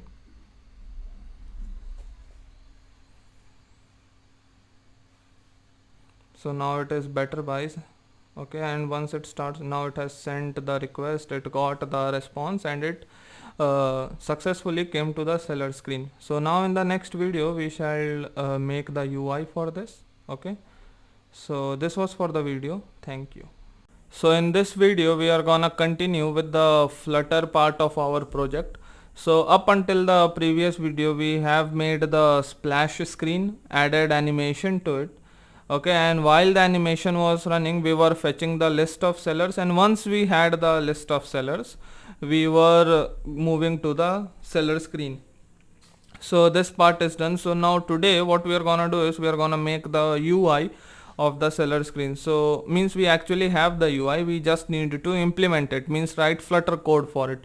So this is the UI that we are gonna make. So let's start. So we'll start from the top, and over here we have better buys and the user's image. So for now, in place of user's image, it is gonna be a simple circle. Okay, because we will have to make a separate pipeline for user, because we are gonna ask the user to log in or sign up only when they are checking out from the app. Okay, so until then the user can be anonymous and can be verified. So we will have to tackle both the situations, and we will have to write certain different types of code for that. So we will be doing later in this project. For now I am just gonna put a simple circle and move on with the seller's UI. So let's start. So this is obviously in the seller screen. Over here we have child, I'll remove it. I need to give a comma over here. Okay, now after this container will have a child, and the child is gonna be a column. Okay, cool. Now inside column we will have children. Now the first child is gonna be a row, and the row will have these two items. Okay, so in a row two items are displayed one after another, means one next to another. Okay, so the first item, as I just said, is gonna be a row. Okay, then the row has children's. Now the first children is gonna be a text, and the text is better buys. Okay, let's save this. Okay, so it is better buys is over here at the top. That is, we will fix this, but before that let's add a circle towards the right. So for that I am gonna create a container. Okay, now container, it has a decoration, and the decoration is a box decoration. Okay, now inside this box decoration we have a property called shape, and then over here we can give the shape from the box shape enum, and we want to make it circle, so it is circle. Okay, now let's give it a certain height and width. Okay, so the height is gonna be 50, and the width as well is gonna be 50. So if we want a regular circle, we need to give the height and breadth as same. If we don't, we are gonna get an ellipse. Okay, so I hope my point is clear over here. So now the circle is here, but I think we need to add some color to it. Okay, so let's do that. Over here inside decoration I'll add color, and the color is gonna be from the colors enum. Colors dot, let's say pink for now. Okay, this is just for testing. We will be changing it to a suitable color, means that which suits the eye. Okay, so now you can see this is means sticking to the previous item, but I want them to be at the two corners. So for that, inside row we have another property that is called main axis alignment. So in a row the main axis is horizontal axis, and the cross axis is the vertical axis, and the vice versa is in column. So in row, in main axis alignment, we again have a main axis alignment enum, and I am gonna give space between. So what space between basically does is leaves the maximum space that it can get between the objects. Okay, so now you can see the once this loads, they both are at the two corners. Okay, so now we have a bunch of warnings. So I think adding a const over here would do for now. Yes. Okay, over here also we will add a const and it will be done. So both the warnings are gone. Now let's make it like our UI. So for that, in the row, what I'm gonna do is I'm gonna uh, add a padding, means surround it with a padding, and the padding is gonna be, let's say, symmetrical. Okay, so you might be knowing there are three types of padding. That is symmetrical, means we give one value for a horizontal axis, one value for vertical. Then we have an only parameter, that is for all the four sides separately, and then an all for all the four at once. Okay, so I have already made videos on these, you can just go and look over there. So let's give a padding horizontally of 20. Okay, and let's see how it looks. Okay, now let's bring it down a little bit, so it is vertical is gonna be 30.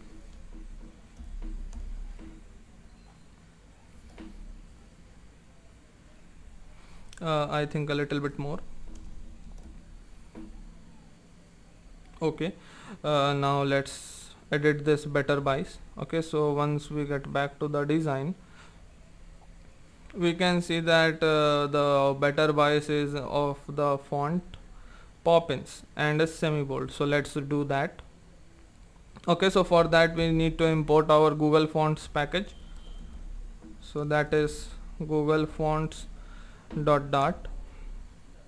Now over here where we have the text, inside this we are gonna add style. Okay, so style, and it is, sorry, with a capital G, Google Fonts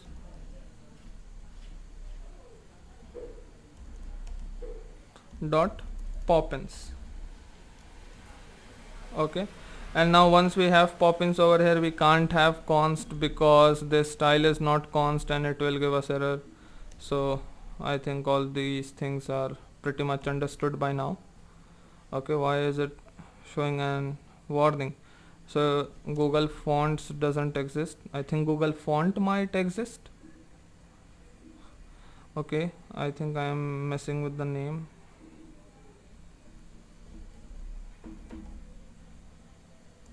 Google Fonts.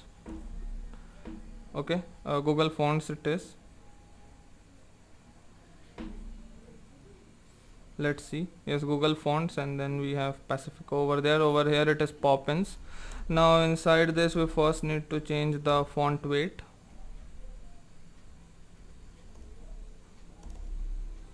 Okay, so the font weight is gonna be,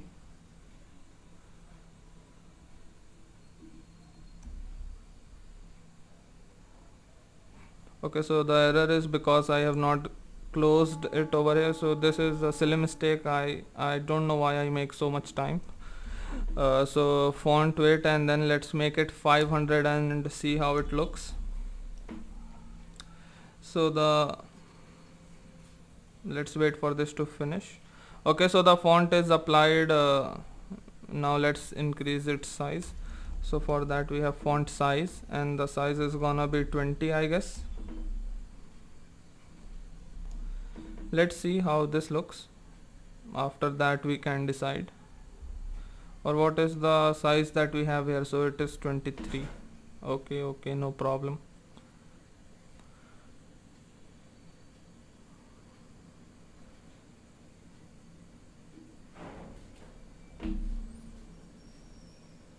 So let's save this and see.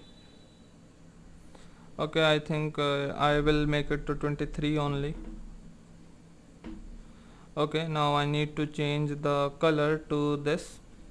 So let's select it, and then over here inside color we give the color using the color class. So like so many times I'm using the word color. Now over here we can, Sorry, I'm not sure. so now we have given the colors. Let's see if it is applied or not.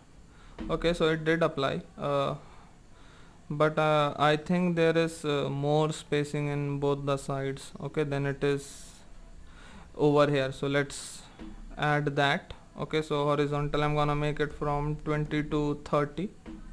Okay,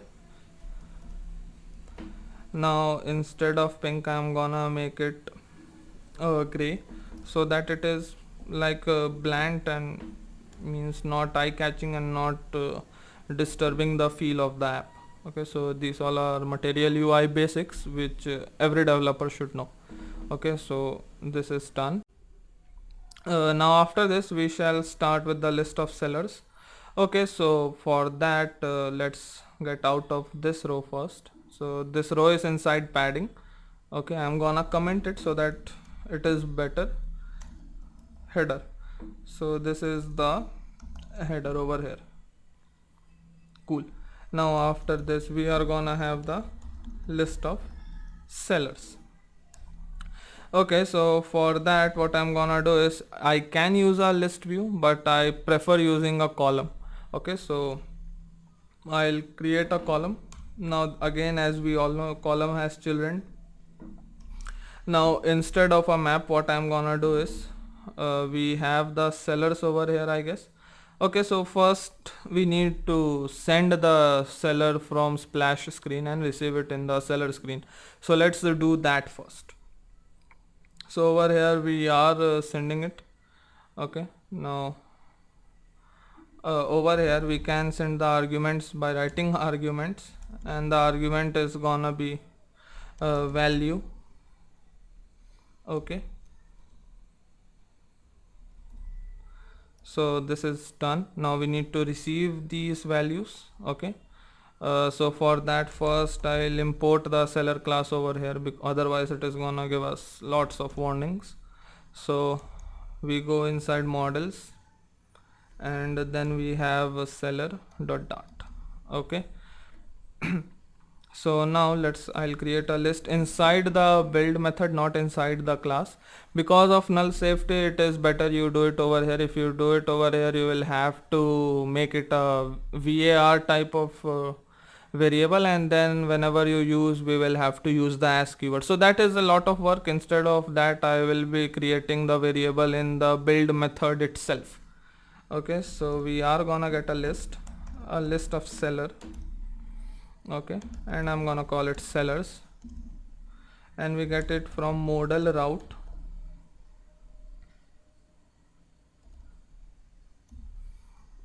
dot off,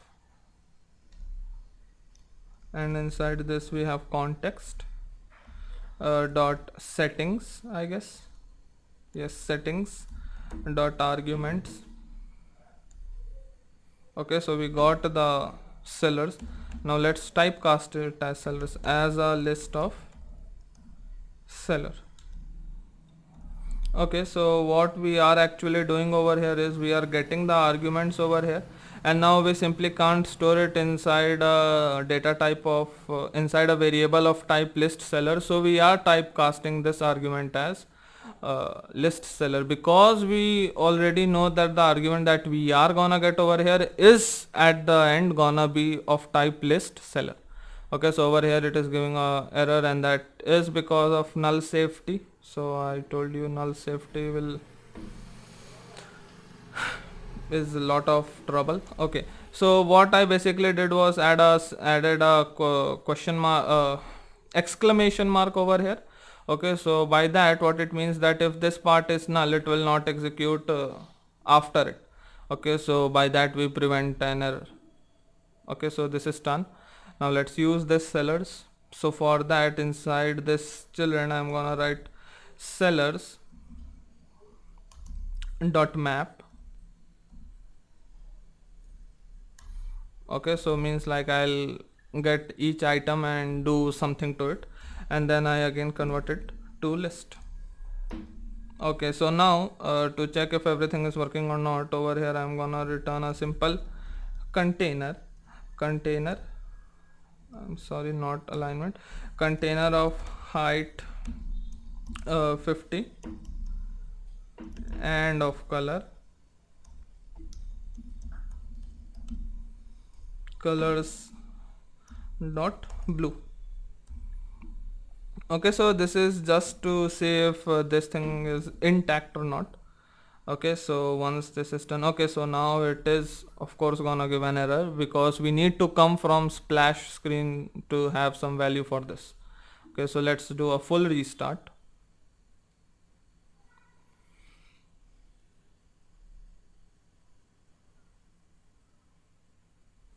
And we get a blue section over here. These are 4 items actually, but they are not separated, so we are unable to make the difference. Okay, so now I'm gonna create an item for it. So now the item for it is in itself gonna be pretty long, so I'm not gonna keep it in the same file. It will increase the length of code, and that will in turn make it very hard to navigate and fix errors. So for that I'm gonna create a new folder that will be called widgets. Okay, and inside this I'm gonna create a new file that will be called seller item dot. Okay, so I have a seller item. Now let's import material dot. Okay, now after this over here let's okay, sorry, first let's create a class over here that is a stateless class. Okay, again I forgot the quotes over here. Now let's create a stateless class over here, and that is gonna be called seller item. Okay, and then it will again return a variable container of height 50, and this time of color pink.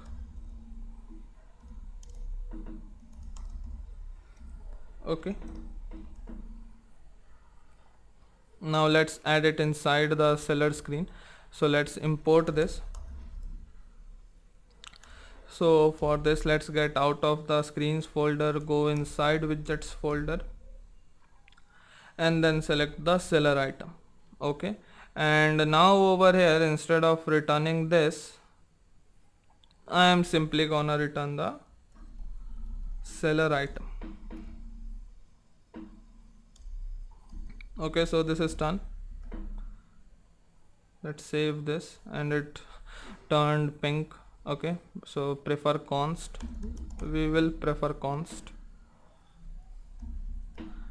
Now this seller item needs this e. Okay, so let's take it. Okay, because that has the details of seller and we need that inside our item to display it. Okay, so firstly import the model class that is inside models folder, and then we have seller.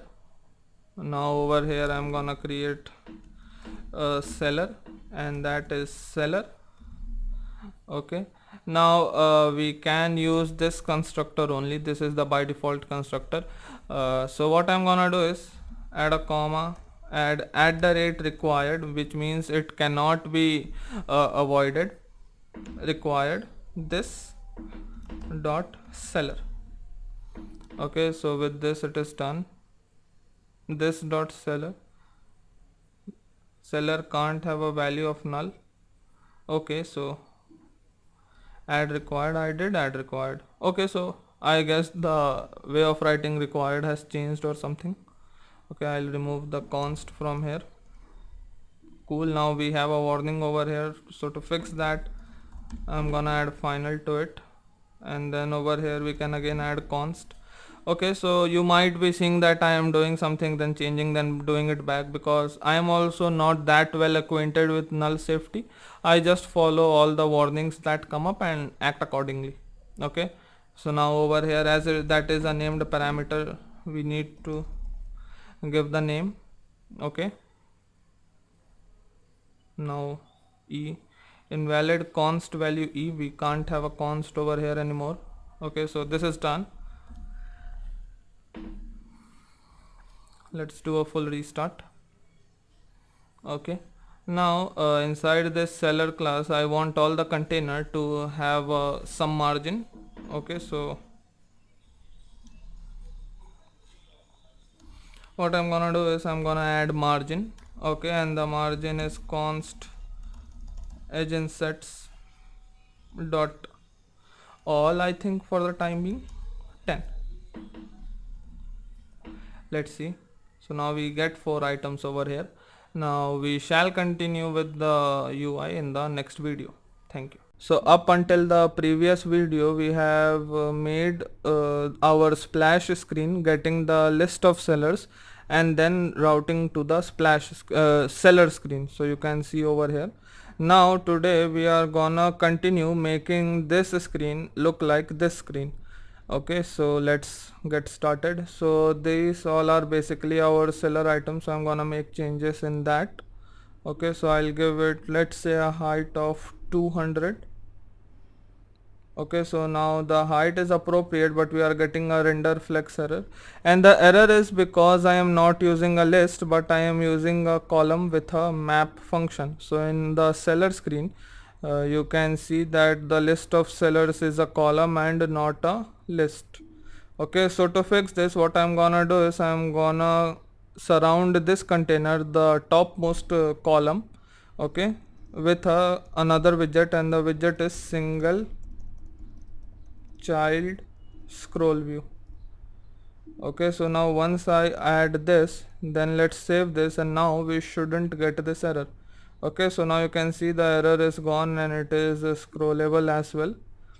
Okay, so now after this let's add border radius to it. So let's see what is the border radius that we apply over here, and it is 10 as you can see. So let's apply the same.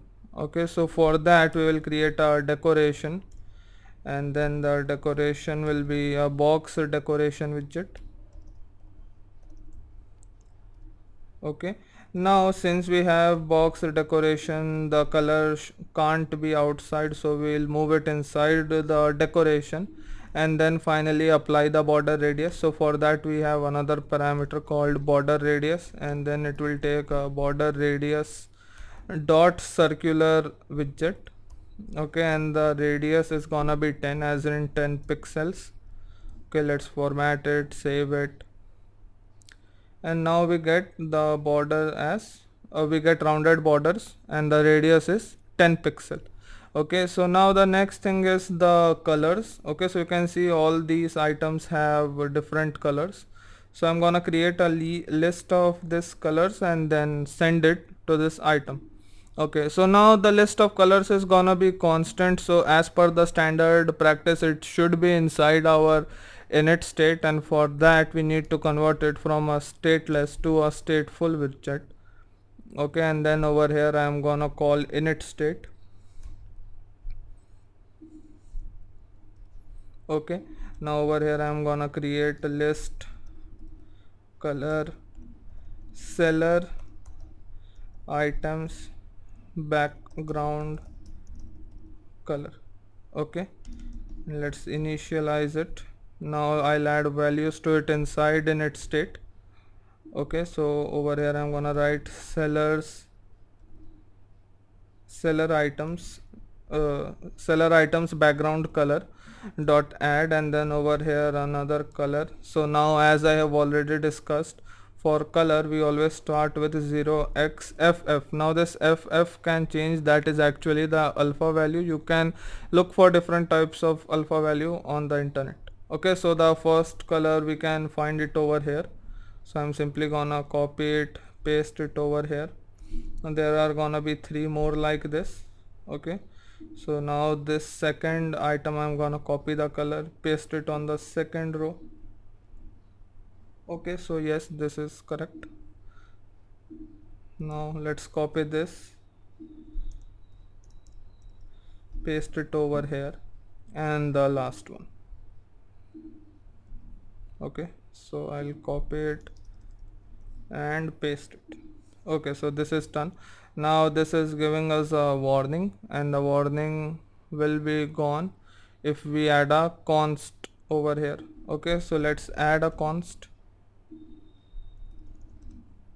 So you can see as soon as I add the const, the error is gone. Const is a keyword which means constant. Okay, now let's send this color to these items. So for sending, first we need to receive it over here. Okay, so for that I'm gonna create another widget color, and I'm gonna call it background color. Now I'm gonna take it in my constructor. So first we need to give required, because it is final, this dot background color. Okay, now let's format it. Okay, and over here instead of color, I'm gonna make it background color.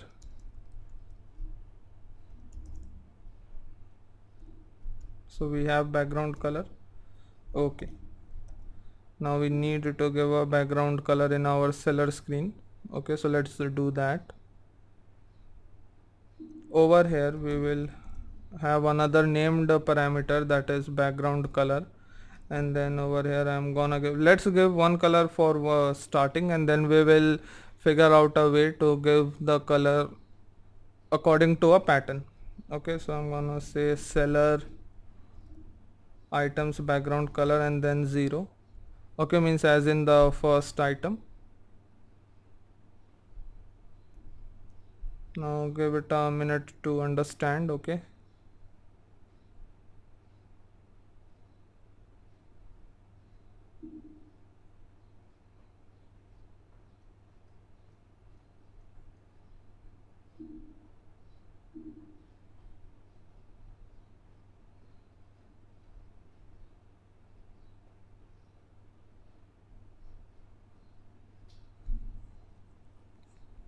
okay, so there is a small error over here. I need to give another closing parenthesis. So now the error is gone. Okay, now let's do a full restart. Okay, so that both get saved at the same time. Okay, so let's see. Now the splash screen is here, it is loading the sellers, and yes, we get the first color applied to all the 4. Now we need to apply 1 2 3 4 in accordance with the list. Okay, so let's create another method that will return the index. Okay, so for that I'm gonna make another method, int get color index, and this will take the index, means the index of seller item. Okay, so like 0 1 2 3 it will work fine, but what if it is more than that? Okay, so what I'm gonna do is I'm gonna simply return index mod 4. Okay, so now with this what will happen, that the remainders can be 0 till 3, that are 4 items, and we have 4 items over here. And now that I think of it, we don't need to create a separate function for here. For just this small piece of code, I am gonna directly apply it over there. Okay, so over here instead of this, what I'm gonna do is index modulus 4. Now index we will get from here, so what I'm gonna do is sellers dot index of e.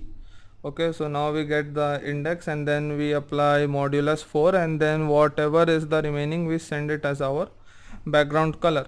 Okay, so I hope you understood this calculation part. Now let's save this and see. Okay, so you can see this is working fine. 4 different colors are applied to all the 4. Now after this, if there were more items also, the pattern would be same. Okay, so I hope you understood. Now since now that the background is done, let's add content. Okay, before content you can see the margin towards the right or left are very less, as in the UI it is little bit more, and among each other as well. Okay, so let's fix that first.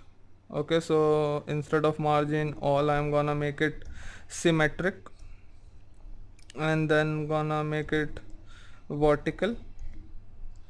So vertical it is gonna be 15. Okay, because if it is 15, then over here it is gonna be 30. 15 from this item, 15 from this item, so you need to do the calculations accordingly. And then horizontal, let's make it 20. Let's see how it looks. Okay, so there is little bit more.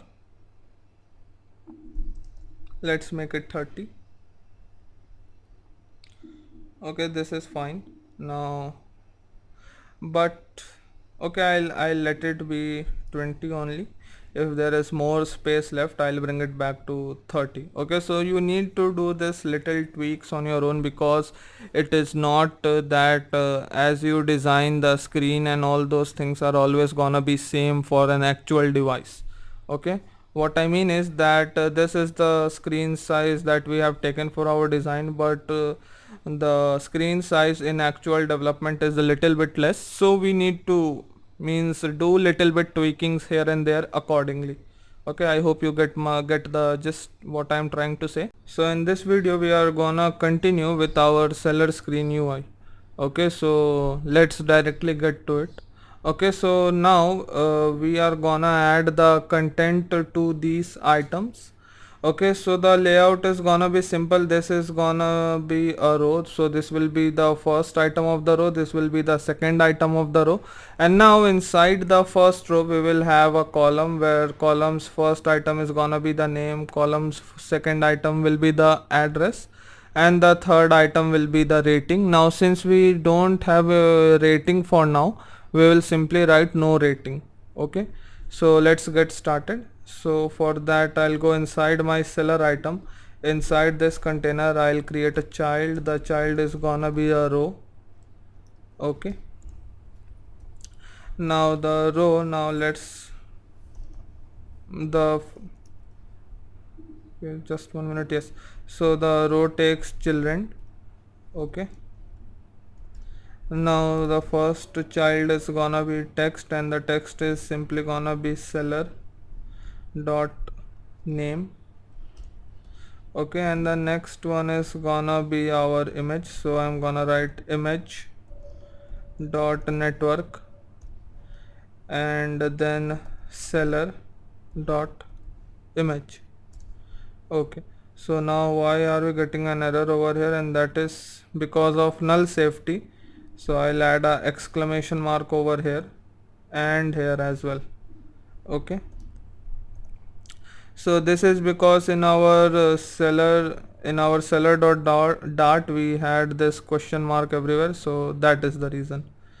Okay, so now we are getting an error. Okay, that let's see. Okay, so that is because our URL is incomplete, because what we are getting from the database is just the partial URL. The base part I need to add it myself. So for that I'll go inside server handler, copy this URL. Okay, so this is our base URL, and then paste it over here. So over here I'll use again string interpolation. Okay, so first I'll add quotes, then curly brackets, then I give a dollar over here. Okay, which marks it as a string interpolation, and then I write this. Now instead of API, this is gonna be assets, because I have created a assets folder where I am storing all the images on the server. Okay, so now once this is done, let's do a restart. Okay, now I'll do a full restart.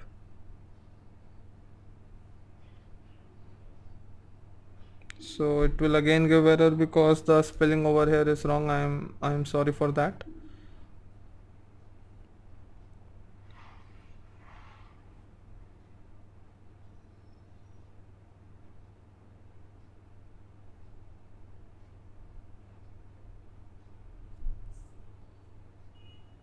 Okay, so now you can see the image has started loading. Now give it a minute. Once we give it a few seconds, and then all the images will be loaded. Okay, so now since we have the images, we are good to go. Okay, so now I want this image to be on the rightmost corner. Okay, so for that in a row, what I'm gonna do is I'm gonna give main axis alignment. Okay, so main axis alignment, and the main axis alignment is gonna be space between.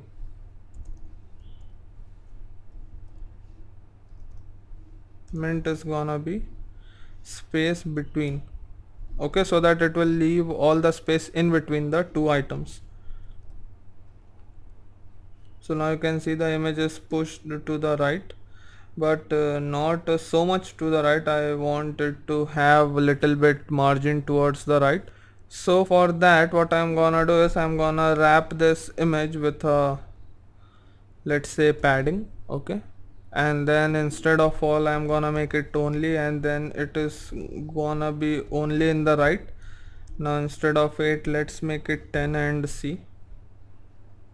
Okay, so now I have margin over here.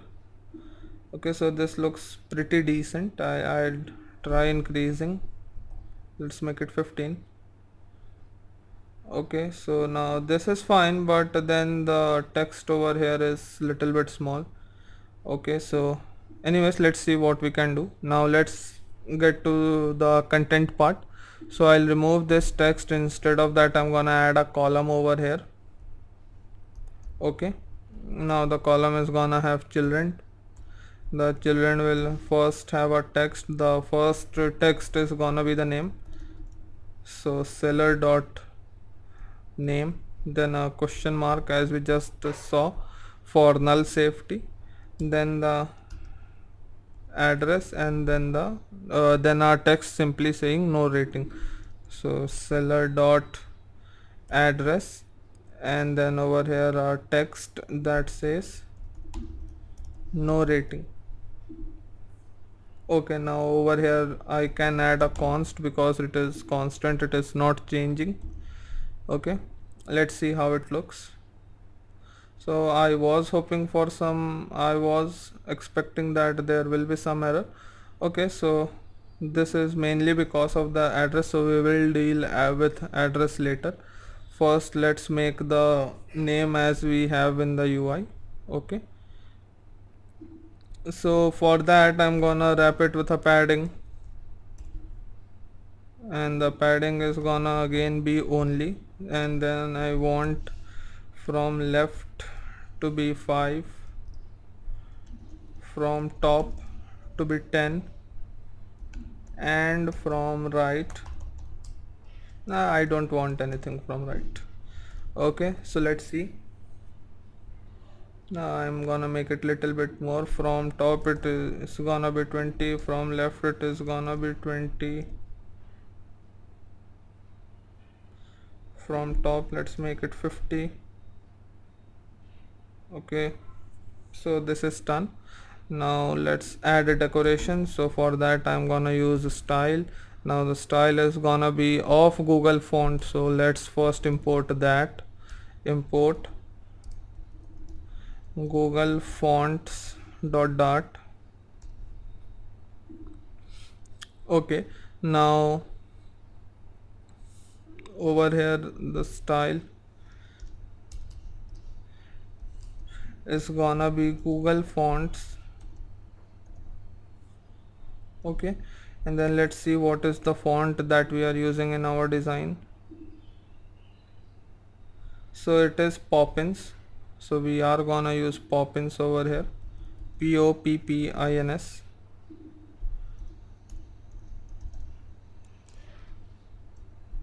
Okay, so this is fine.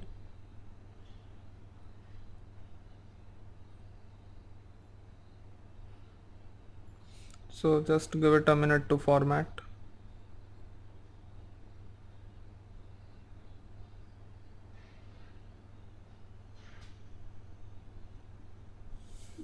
Yes, now I'll add a color. Okay, and the color is gonna be black.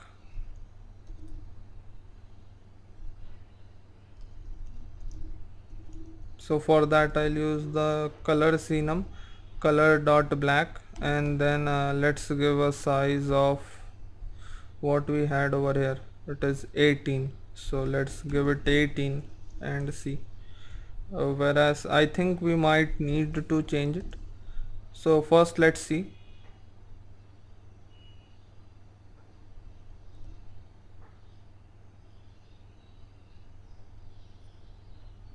Okay, now this image over here is making lots of trouble. Okay, so give me a minute, I'll change it. For now I'll make it only 3 items.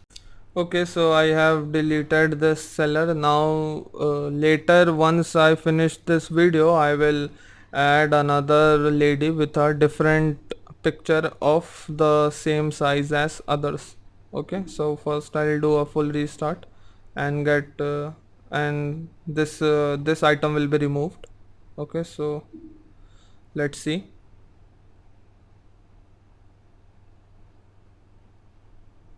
Okay, and you can see there are now only three items. I removed the lady who was here.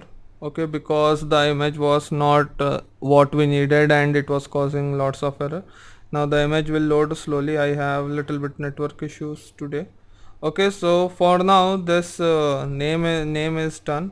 Okay, let's see. So the name needs to be bold and little bit more towards the right and less towards the bottom. Okay, so instead of 50 I'm gonna make it 30, instead of 20 I'm gonna make it 25, and the text is gonna be bold. So for making it bold we use font weight. Okay, and then we have font weight enum dot bold.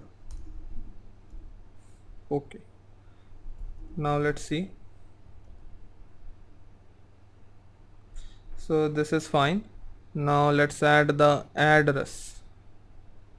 Okay, so for that gonna use this. Let's save it. Then again it is giving us an error. Now there is a way so that this sticks inside a specified height only, width only. So let's see how to do that. For that I'm gonna do a simple Google.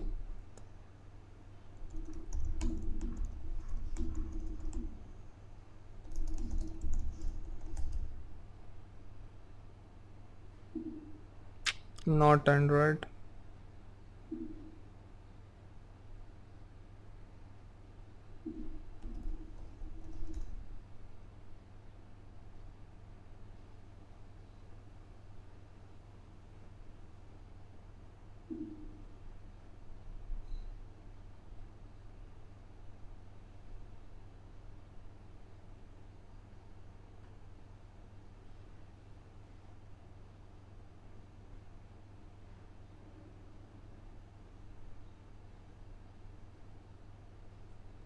Okay, so we can do this. We can surround it with a container or a sized box. Okay, so that is one method. Next method is we use overflow, text overflow ellipsis, but for that max lines. Okay, so I'll try that because I haven't used that earlier. Okay, so max lines is gonna be 2, and then overflow is gonna be overflow.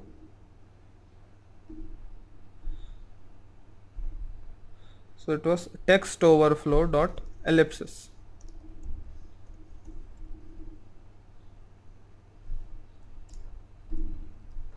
Cool, let's see. There was absolutely no change. So let's add a container to it. Container of width, let's say 100.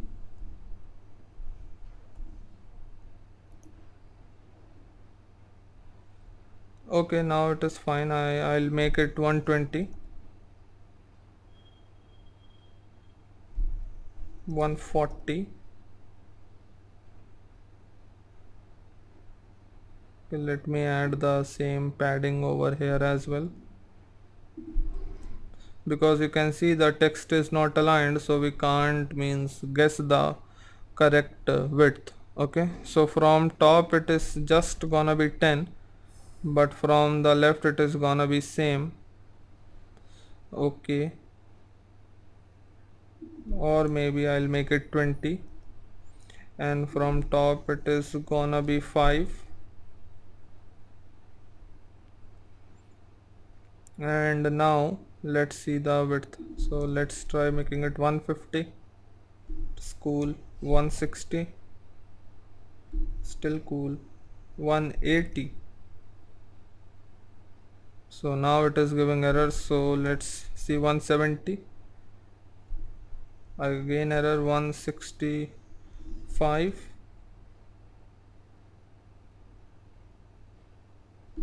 164.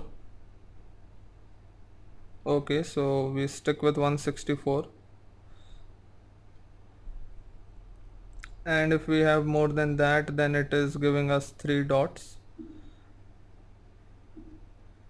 Okay,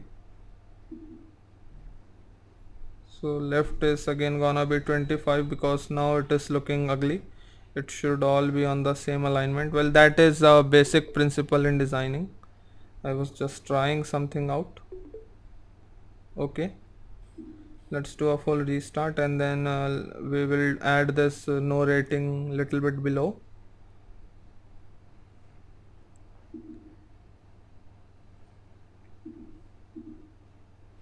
Okay, now before we do anything, let's add the style to this address. So for that I'm gonna use the style, then again Google font dot poppins. Okay, and inside poppins I'm gonna copy these three. Okay, it is Google fonts. Then let's copy these three. Now the font size is gonna be 13.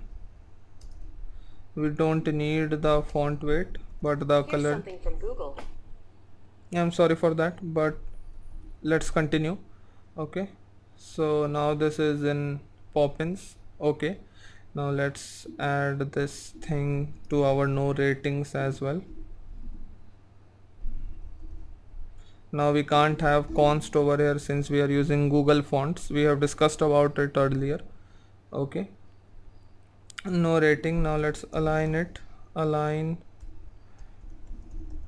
text, align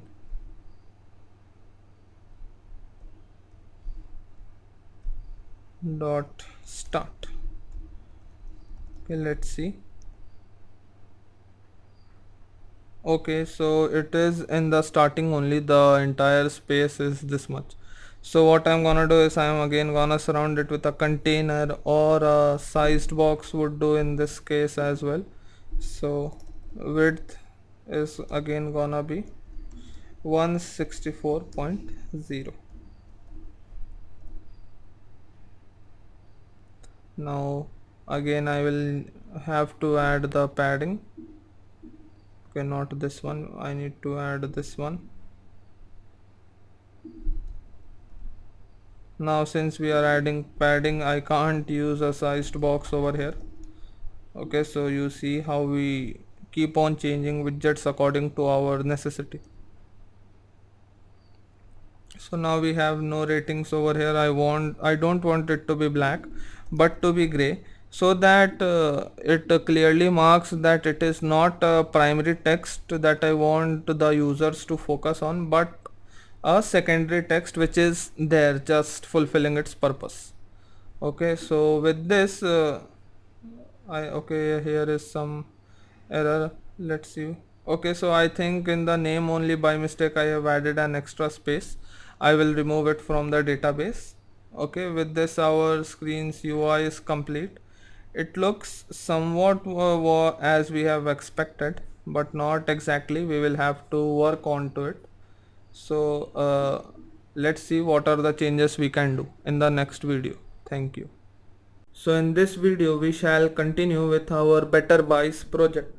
So up until now we have created the splash screen and we were displaying the list of sellers. Okay, so you can see over here, we can see the list of sellers. Now we shall move forward, and then if we click on any of the seller item, we should be taken to this page. Okay, so let's start with that. So for that, first I'll create a new screen. Okay, so over here inside screen, it is product screen dot. Okay, I'll first import material. then create a stateless class, that is product screen. Okay, and over here instead of container it will be a scaffold. Okay, and the scaffold will have a body, and the body for now is gonna be a container. Okay, and the container will have a child, and the child is a text, and the text says product screen. Okay, so this can be referred as a boilerplate code, very basic. Okay, so let's save this. Now in seller screen you can see that I've created a static route name, so I'll do the same for product screen. Over here I'm gonna write static const route name, and it is gonna be product screen. Okay, now I'll add this route name in our main dot. Okay, so over here first I need to import it, so import screens, and then it is product screen.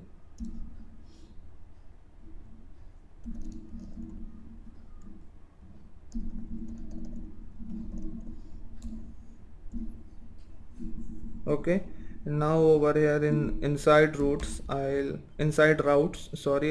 add product screen dot route name. This is gonna be const product screen. Alright, so we have attached the screen to our main fragment. Now let's navigate to that screen. Okay, so for that we will go in our seller item, which is this item. Okay, so now if we click on this we should go to the product screen, so I'll go to the container. Okay, so this is the container, I guess, yes. So now over here I'll wrap it with a gesture detector.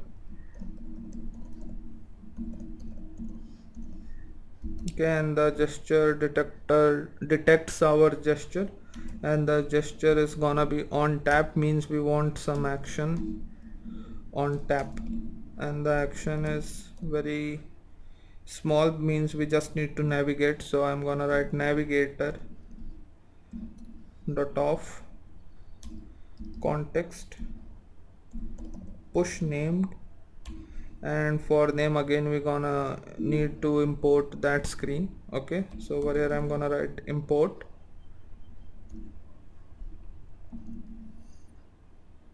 and then to screens, and then inside the screen it is gonna be product screen. And yes, over here I'm gonna write product screen dot route name, and then I wanna pass the seller which is clicked. Okay, so which in this case is seller, so I am simply gonna pass it as an argument. So for that I'll use the named parameter arguments, and over here I'll simply pass seller. Okay, so with this the navigation is done. Now it should work.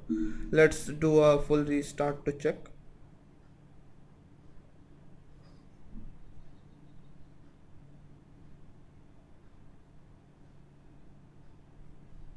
Yes, so now if I click on this I am taken to the product screen. Since no alignment is mentioned, it has gone to the top left corner, but the navigation is working properly. Okay, so that is one thing. Now before continuing we need to get the products. Okay, so for that we need to do an API call, and as I have promised, I have hosted the API which gives us the list of product. Okay, it is hosted at whoisrishav.com/pk, and then the other part of the URL. So if you send a request to it, get request, you will get the list of products. So now let's do this from within the app. Okay, so for that first I need to create a product item. So let's do that. Inside model I'll create a new file, and that is product dot dot. Okay, so this is gonna be class product, then int id, int seller id, string name,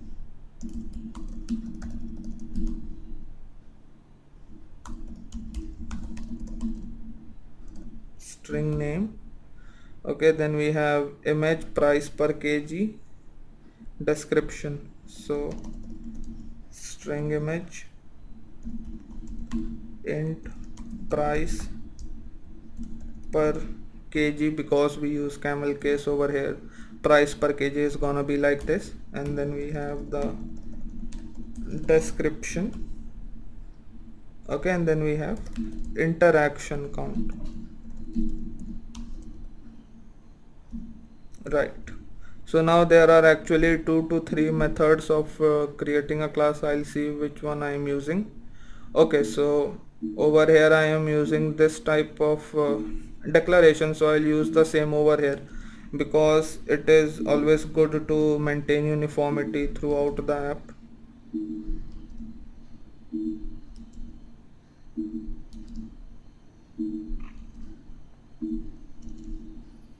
So now over here we have seller from map, so over here it is gonna be product from map, and then we are gonna get a map of dynamic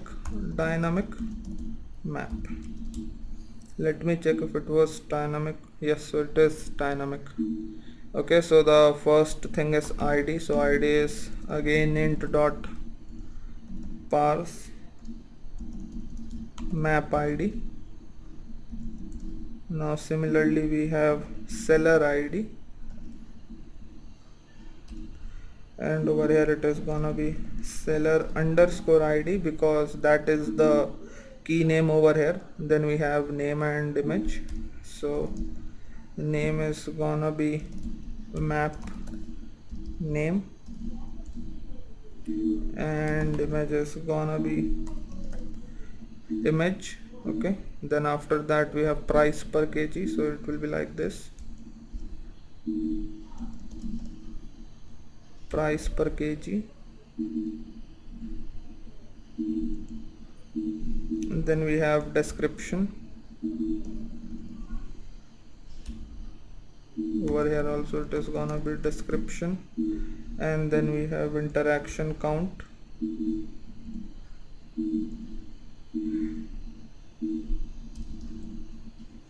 Alright, so our product classes, product model class is created. Now let's call the API. Okay, or before calling, first we need to add a loading screen over here, so let's do that first. Okay, in the products screen, okay, we have a container. Now inside the container, I'm gonna again copy it from the splash screen, how we had it over there. Okay, so we have a sized box. Okay, so I'll copy this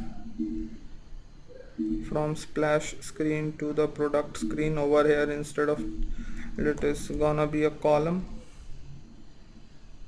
with children, so the first child is gonna be a sized box. Okay, and the next one is gonna be loading sellers. Okay, so over here instead of sellers it is gonna be products.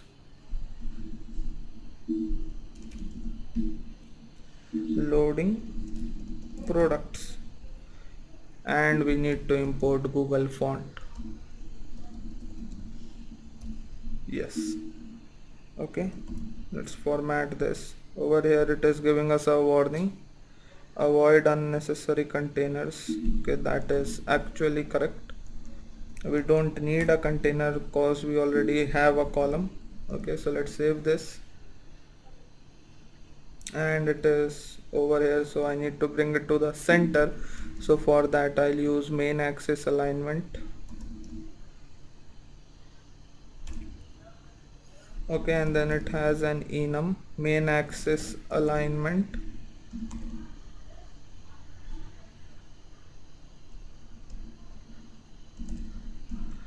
dot center. Okay, so after that we also have cross axis alignment. When we are talking about column, this is our main axis alignment and this is our cross axis alignment. So we also have a cross axis alignment, and that also has a cross axis enum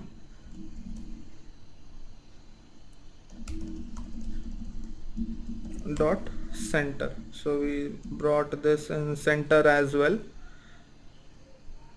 Okay, cool. Now let's format this and save this, and we have it over here. Okay, so actually what is happening, that the column is taking only this much space. We want it to take the entire width. Okay, so now we will again have to bring back our container. Okay, and in the container we will give it a width. Okay, and the width of media query dot of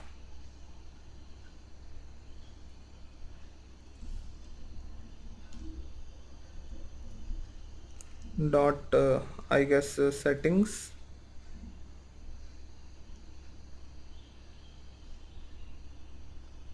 Okay, no, it is the size. Okay, and then the width or something. Yes, so width.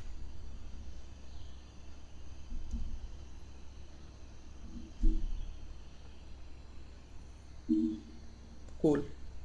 So now that we have the entire width, let's see how it looks.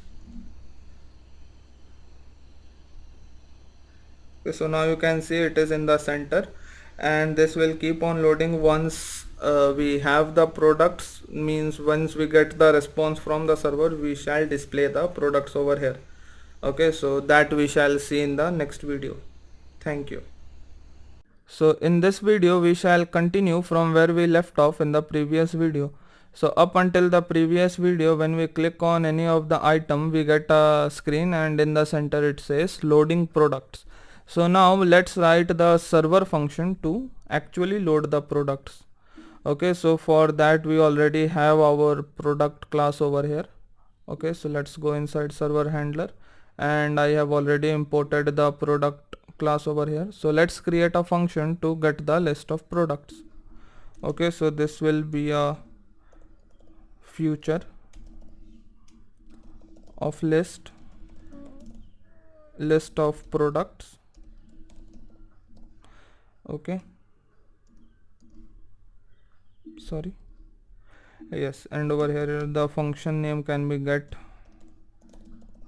products per seller. Okay, then I'll take the seller ID as well because that is required. You would remember, as we did in the API, we need the seller ID to get the products of the seller. Okay, so now let's actually write the function. Okay, so first we surround it with a try catch because we are using because we are interacting with the server, there might be some error. Okay, so now over here I'll create an empty list of product.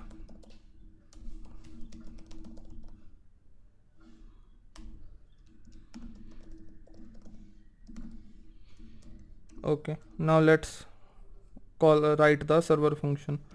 So for that I'll create a response variable.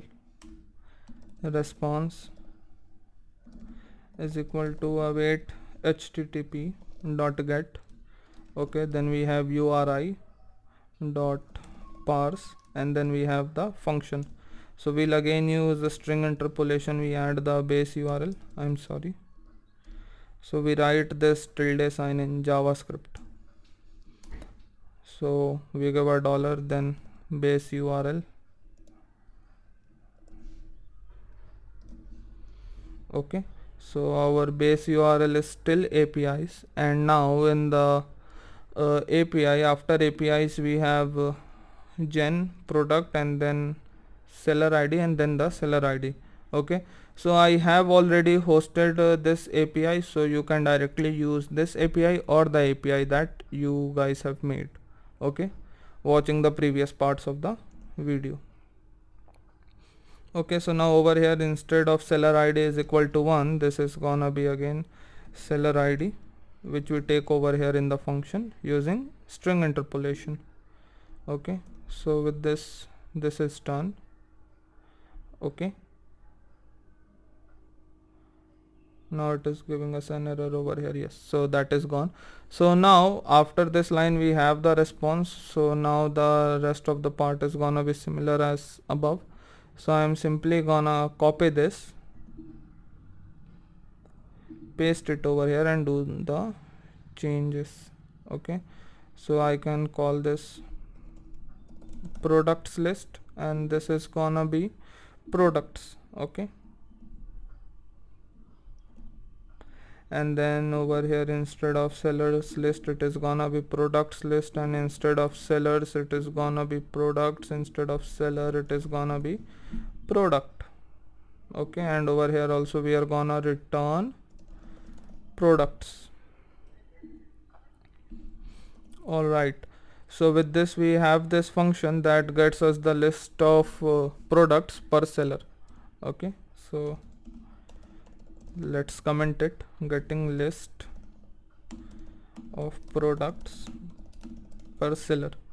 Okay, so if I write if I give 2 dashes, then that means it is a comment. If I give 3, that means it is a documentation.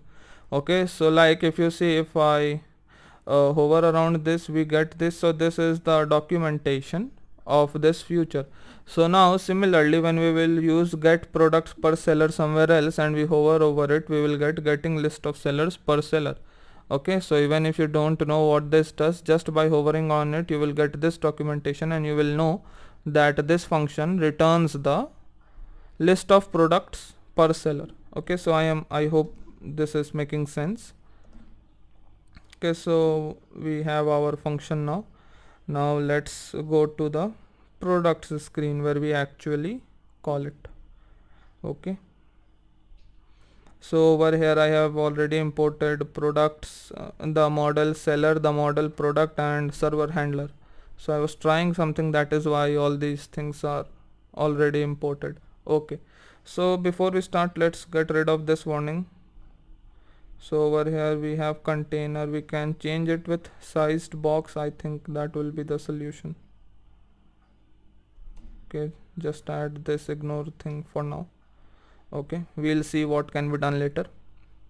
Now we need to call the function, so for that I'll convert this stateless to a stateful widget. Okay, now in from the seller item we need to send the seller details in the product screen so that we can get the seller ID and then call this function which we just created in server handler, because if you remember we are taking a seller ID over here. Okay, so I'll open my seller item and over here you can see the entire thing is wrapped with a gesture detector, and in the on tap section I have pushed it to product screen.route name, and I have already added the argument as seller. Okay, means this seller.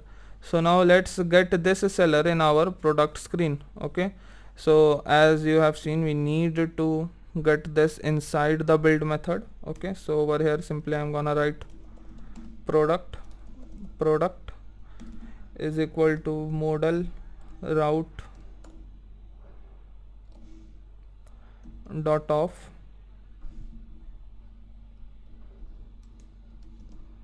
context dot settings dot arguments. Okay, and then I typecast it to product. Okay, so with this we have our, okay, sorry, we are sending a seller, right? Yes, we are sending a seller. I can't simply store it inside product. I'm extremely sorry, this was my mistake. So this is seller. The variable name is also seller, and we will typecast it to seller.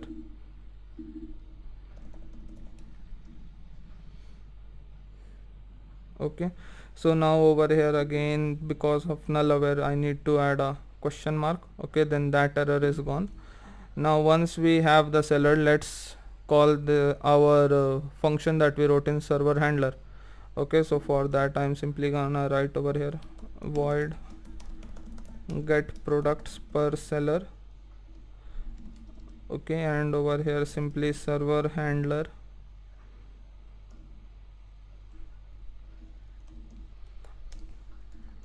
dot get products per seller. And now if you can see, if I hover on it, I am getting list of products per seller. So you can see that the documentation which we wrote over here by 3 dashes is showing over here. Okay, so you see that is very helpful. If someone else reads your program and doesn't know what this function is, so they can easily know it. Okay, then over here in this I get a seller id, so int seller id in this function. Okay, and that is gonna be this seller id dot then, okay, where we get the response, and dot catch error. Okay, in case of any error. So for now I am simply gonna print the error.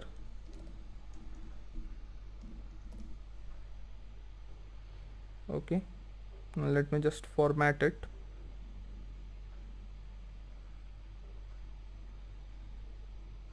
Yes, so now over here also, instead of doing anything, I'll simply print the value so as to check if the function is working properly or not, and then post that we will do the UI changes most probably in the next video. Okay, so let's call this function over here inside the build method, because over here only we have the seller, and this method needs a seller id.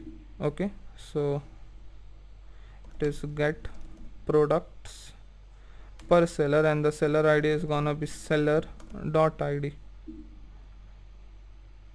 Okay,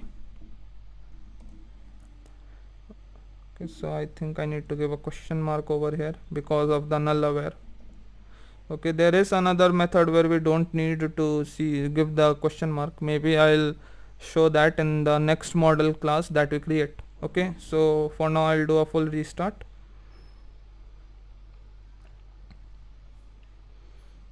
Now we are on the splash screen. We get the sellers, and now if I click on any of the sellers, so over here you can see we are getting the products of that seller. Instance of product means we have these many products, 1 2 3 4 5. Okay, so we are getting the products of the seller in this screen. So this function is working, the one which we wrote in our server handler. Okay, so in the next video we will update the UI accordingly. Okay, so see you in the next video. Thank you. So up until the previous video we were getting the list of products but not updating the UI. Okay, so let's do that in this video. Okay, so for that let's open our product screen. Now over here I'll create a global variable that will store our products. So it is gonna be a list of product, and we can call it products. Okay, and now I'll initialize it with a empty list. Okay, now over here where we are getting the value, let's store it inside this variable, and I also want to update the state so that according to that I can remove the circular indicator that comes on the screen. Okay, so for that I'll remove this and give a bracket over here because we are gonna use a set state. So set state, and then inside this I'll update the value. So products is gonna be value. Okay, so we are done with this. Now since we are using set state, we will have to add this inside an if block so that it executes only once because if we don't do so, it will keep on executing constantly, and that many server requests would be sent, and after a time it will hit a timeout, and then there will be bugs. Okay, so for that I'll create another boolean variable, so bool first exec, and this is true. Okay, so if first exec is true, then only we call this function get products per seller. So if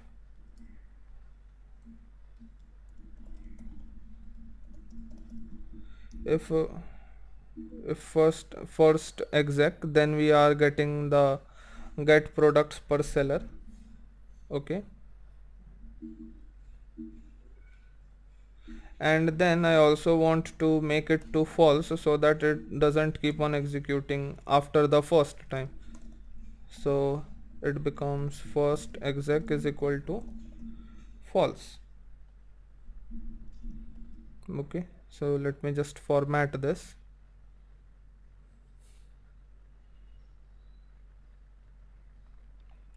Yes, so now over here we are getting the products and storing it inside products variable.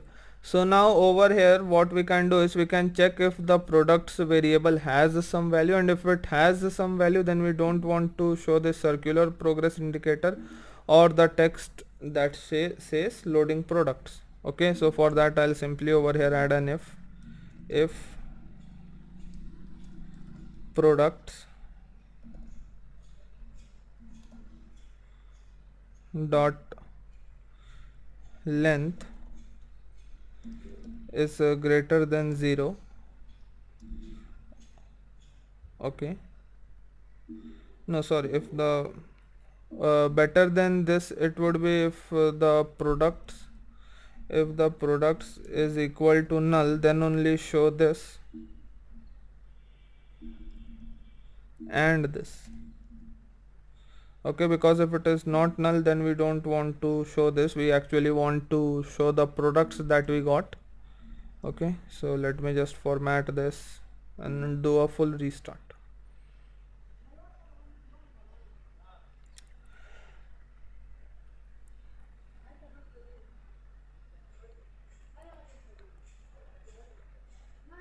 Okay, so now if I click on this Albert Einstein,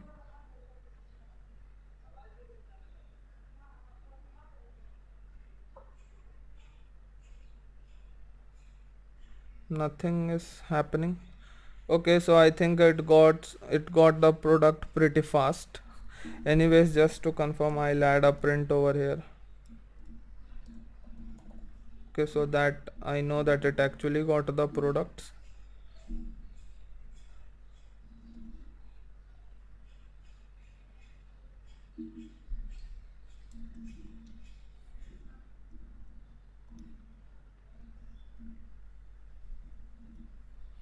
Okay, let me do a full restart.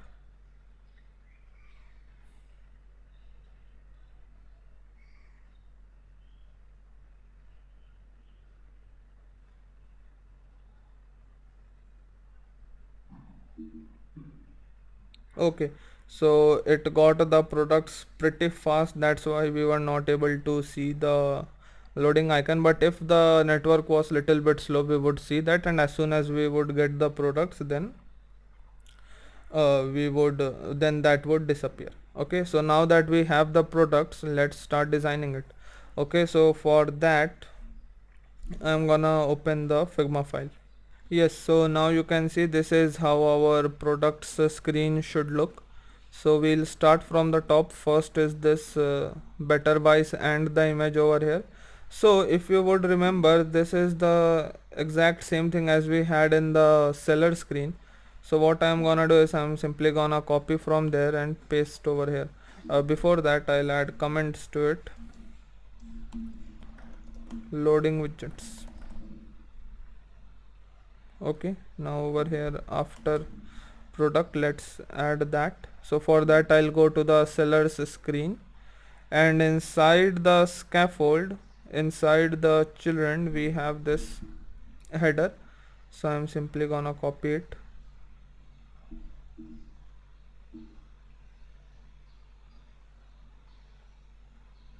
Okay, so it is still here. Copy it, paste it over here.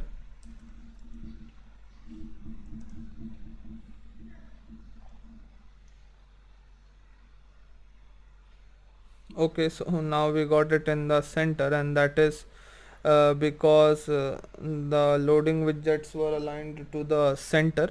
Okay, so then that doesn't look good. So what I'm gonna do is I'm gonna wrap these two items in a separate column that will be a part of the bigger column. Okay, so over here first I'll make the main axis alignment to start, or simply just removing it will also do, because start is what is set by default. Okay, and over here the loading widgets, I'll remove this because I don't need it. And now over here I'll select these two, then use the refractor tool, which in my condition is shift option R. And no refractoring available. Great. So I'm gonna create a column myself, then add children.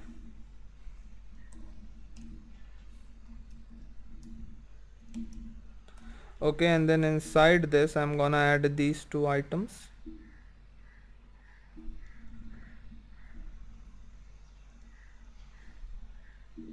Over here. Okay, now let me just format it.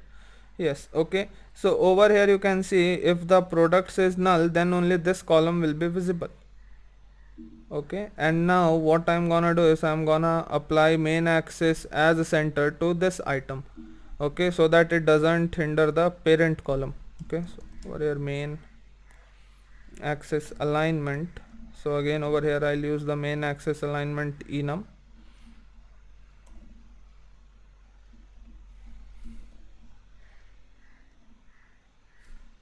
and I want to make it center. Okay, so now this issue is solved, and we also have our starting part cleared. Okay, sorted out. So we have this. Now let's redesign this. So we have the products, now we just simply want to display it like this. Okay, so for this I can either use a row or a list view. So using row is very similar to how we use the column while displaying the sellers. So over here instead of that I'm gonna use a list. Okay, so over here list of items. Let me check if there was some title. No. Okay, so over here it is simply gonna be a list view. I think I'll use builder, because why not, list view dot builder. Okay, and then it has an item builder. So it will definitely, because it is a builder, it will definitely take a context. Okay, and it will return a item. So the item is gonna be a container for now. Okay, a container means just like a placeholder I am adding it. Okay, so I think this takes something more than build context. Yes, so over here in the documentation you can see it takes the context as well as the index. Okay, so index. So now the error should be gone. Now we need to add a few more things to this builder. Okay, there are a few required things. Let me just go through all. Yes, so I need to add the item count. So the item count is gonna be products dot, I think it is products dot length. Yes, so I always get confused between length and size. Okay, so now over here we have this. Now in this container I am simply gonna write like height is around 50. Okay, width is around 50, and a margin. Okay, and the margin is gonna be edge insets dot all 5.0. Okay, let me just format this. Yes, So once we have formatted this, let's see how it looks.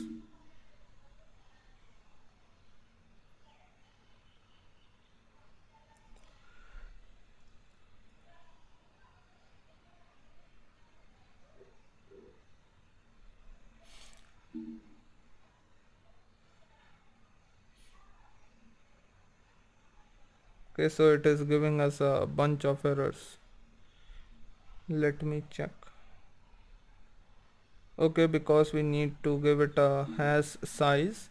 Okay, so what I'm gonna do is I'm gonna wrap it with a sized box. Okay, and the height is gonna be, let's say, 50.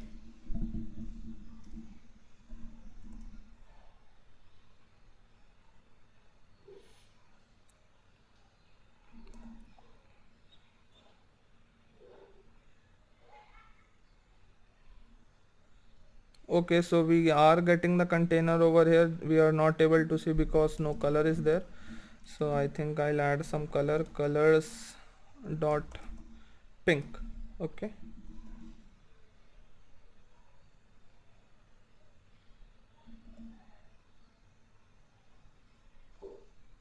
yes, so we are getting it over here.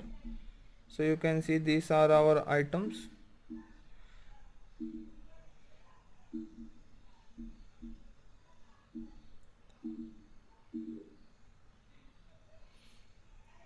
Okay, now over here this is like actually a vertical column. Over here I'll increase the height so it becomes little bit more clear. Yes, so you can see these are like a vertical list, but I want a horizontal list because the design suggests horizontal list. So over here inside this I think we have a axis or scroll direction. Yes, so we have a scroll direction and it takes an axis, I guess. Yes, it takes an axis, which is again axis is an enum and then horizontal. Okay, so you see it is not possible to remember all the things. You just need to have good amount of practice to figure out which one it is. Okay, so now you can see it is in a row. Okay, so now in the next video we shall design each item. Okay, so this was for the video. Thank you. So up until the previous video we were getting the list of products but not updating the UI. Okay, so let's do that in this video. Okay, so for that let's open our product screen. Now over here I'll create a global variable that will store our products. So it is gonna be a list of product and we can call it products.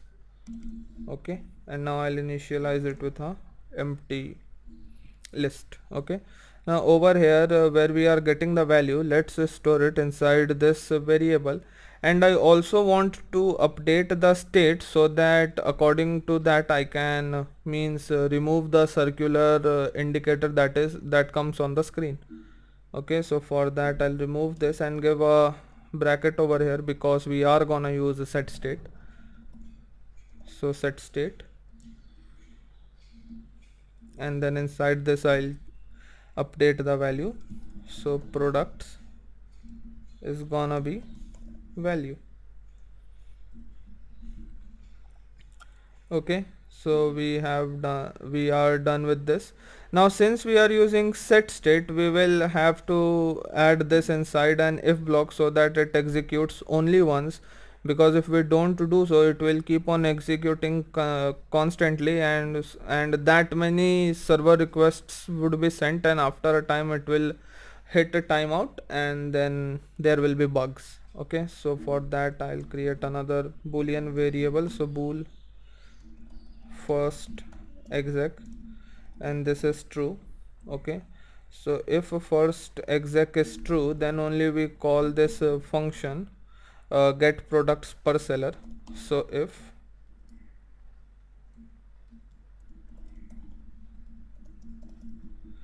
uh, if first exec, then we are getting the get products per seller. Okay,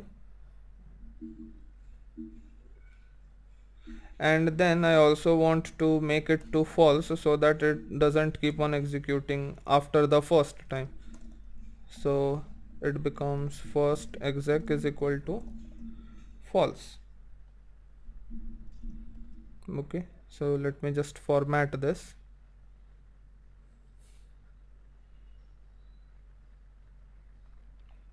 Yes, so now over here we are getting the products and storing it inside products variable.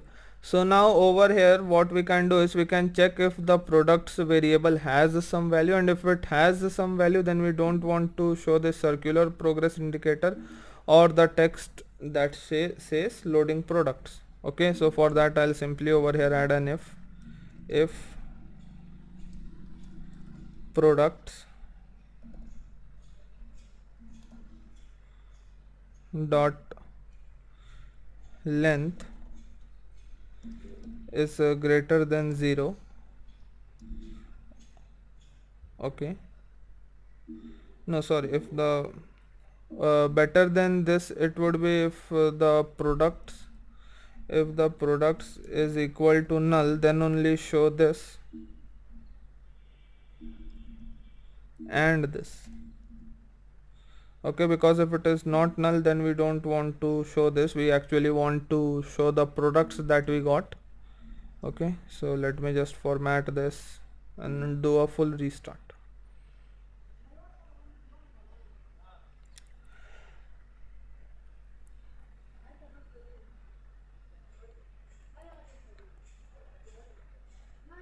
Okay, so now if I click on this Albert Einstein,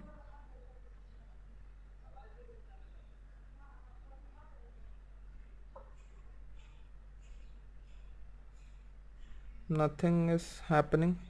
Okay, so I think it got the product pretty fast. Anyways, just to confirm, I'll add a print over here. Okay, so that I know that it actually got the products.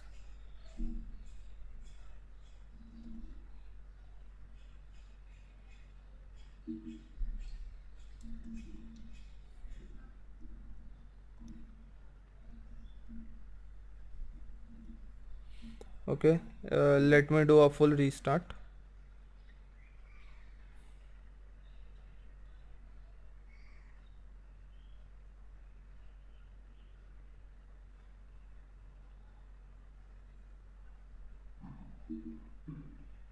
Okay, so it got the products pretty fast, that's why we were not able to see the loading icon, but if the network was little bit slow we would see that, and as soon as we would get the products then we would then that would disappear. Okay, so now that we have the products, let's start designing it.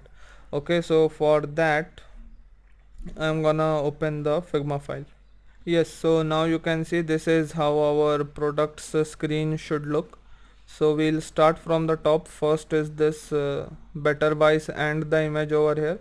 So if you would remember, this is the exact same thing as we had in the seller screen. So what I'm gonna do is I'm simply gonna copy from there and paste over here. Before that I'll add comments to it. Loading widgets. Okay, now over here after product let's add that. So for that I'll go to the seller's screen, and inside the scaffold, inside the children, we have this header. So I'm simply gonna copy it.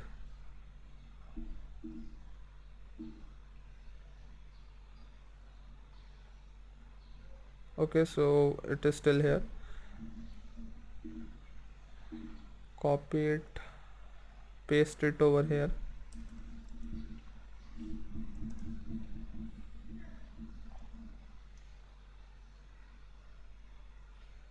Okay, so now we got it in the center, and that is because the loading widgets were aligned to the center. Okay, so then that doesn't look good. So what I'm gonna do is I'm gonna wrap these two items in a separate column that will be a part of the bigger column. Okay, so over here first I'll make the main axis alignment to start, or simply just removing it will also do, because start is what is set by default. Okay, and over here the loading widgets, I'll remove this because I don't need it. And now over here I'll select these two, then use the refractor tool, which in my condition is shift option R. And no refractoring available. Great. So I'm gonna create a column myself, then add children.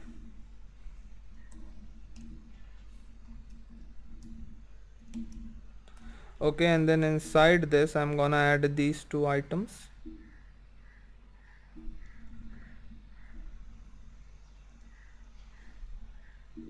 over here. Okay, now let me just format it. Yes, okay, so over here you can see if the products is null, then only this column will be visible. Okay, and now what I'm gonna do is I'm gonna apply main axis as a center to this item. Okay, so that it doesn't hinder the parent column. Okay, so over here main axis alignment. So again over here I'll use the main axis alignment enum,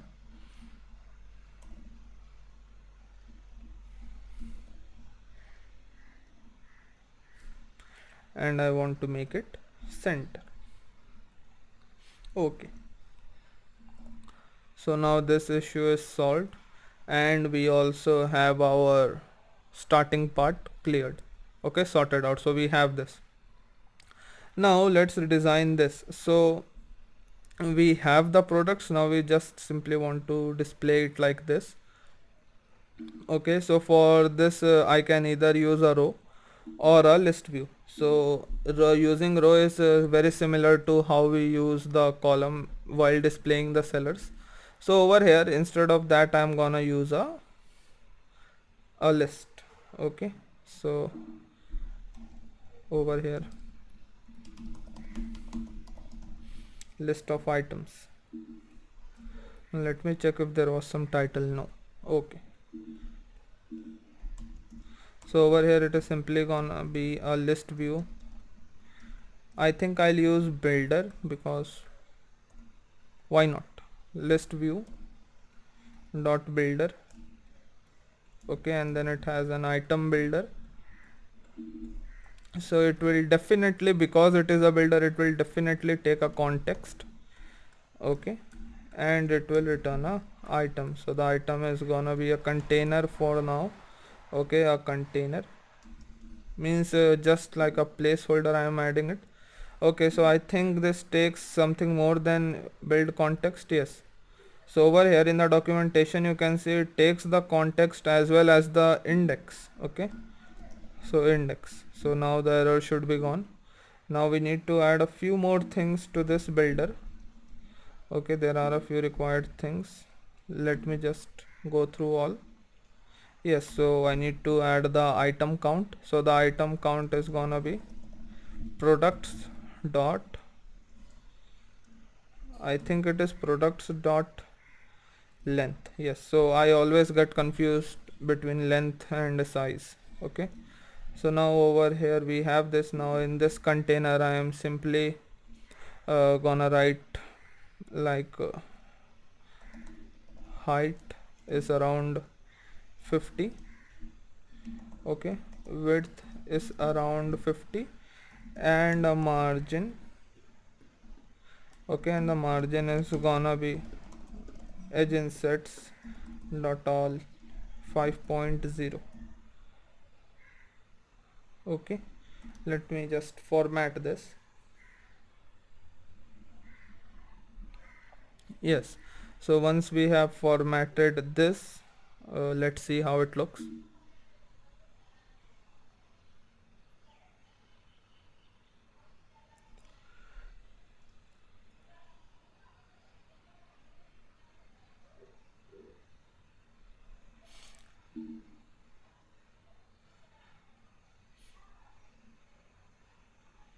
Okay, so it is giving us a bunch of errors. Let me check. Okay, because we need to give it a has size. Okay, so what I'm gonna do is I'm gonna wrap it with a sized box. Okay, and the height is gonna be, let's say, 50.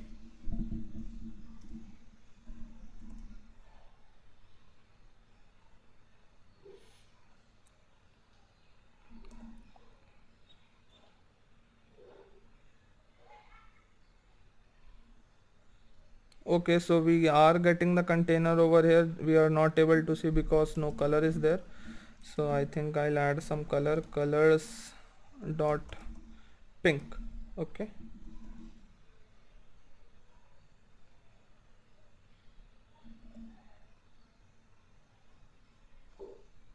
yes, so we are getting it over here. So you can see these are our items.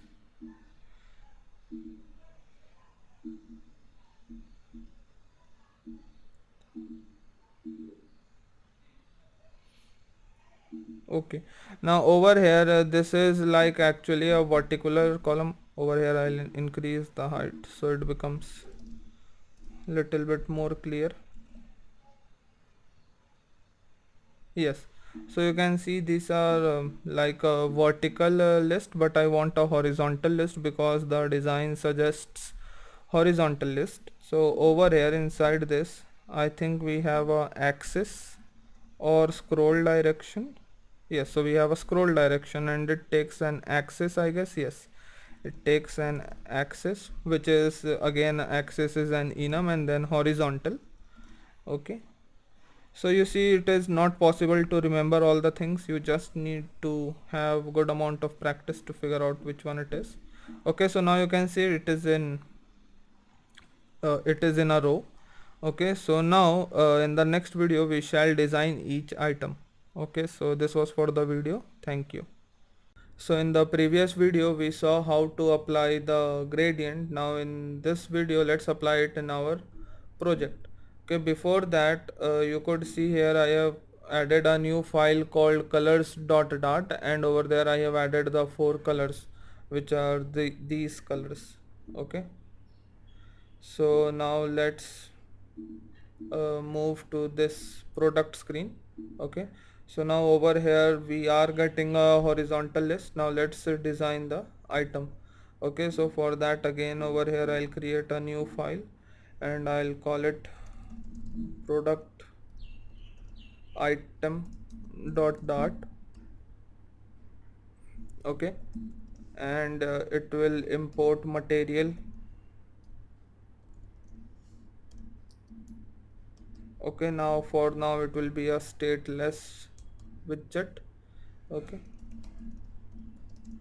so it is product item. Now it will receive a product, so for that I need to import the product model.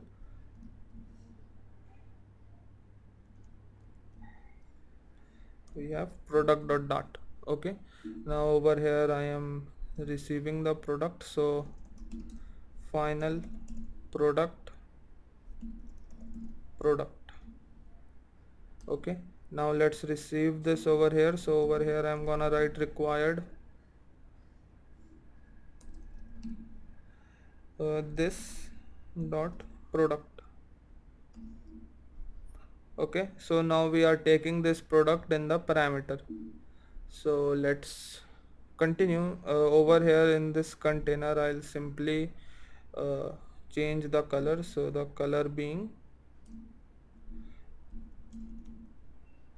colors dot this. Okay, and I'm gonna give it a height of let's say 100 and the width is also gonna be 100. Okay, so to make a proper circle we need to have the height and width as same, otherwise it will become an ellipse. Okay, although now it will look like a square. Okay, so let's call this from inside this list. Okay, so for that I'll go to my product screen and over here first I need to import this item. Okay, so over here I'll write import, then widgets, and then over here I have product item. Okay, and now where we are calling this list, let's go to that place. Yes, so list of items. So over here in the item builder, instead of the container, what I'm gonna do is I'm gonna call this product item. So I'll select this container and change it to product item. Now this takes a product. Okay, so all I need to do is from the products list I am gonna get the product at the certain index. Okay, sorry, this is a named parameter.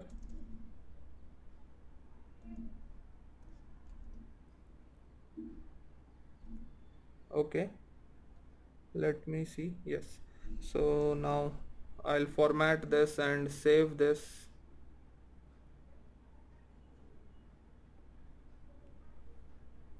So we can see we have a list. Since it has no padding, we are unable to separate. Okay, but you can see that this item is successfully being called from the product screen. So now all we need to do is we need to design this. Okay, so for that, first I'll create a decoration, and the decoration has a box decoration. Okay, now inside this box decoration, first of all the shape is gonna be circle. So for that we have box shape dot circle. Okay, now I also want to have the index of this product in the products list so that I can get the color at that index. Okay, so for that in the product item I'll take the index as well. So final int product index. Okay, and over here inside our constructor again I'll add required this dot product index. Okay, over here this should be a dot. Okay, now let's add the index in our product screen as well. So along with products I have product index, and that is nothing but the index that we get in this function. Okay, so now that we have the index with us. Okay, why is it giving an error? Let me check the name. Okay, so the error is gone. So what happens that in my system, because I am recording at the same time running an emulator, so my system lags sometime. So now if I do a full restart, we then by then we will be getting the index in our product item. Okay, so now since we have the index, using that we can get the colors.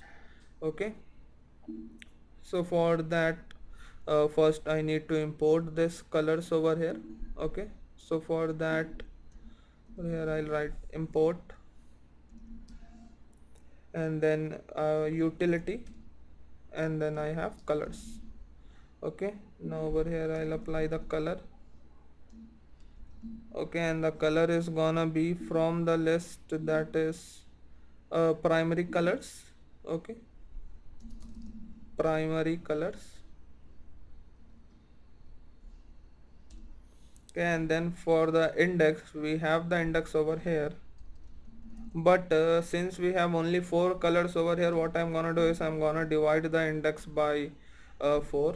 Okay, and not get the quotient but the remainder, because if I divide any number with 4, the remainders can be 0, 1, 2 and 3, and that is the maximum index that we have in our primary color. So this is 0 index, first index, second index and third index. So I hope this is making sense.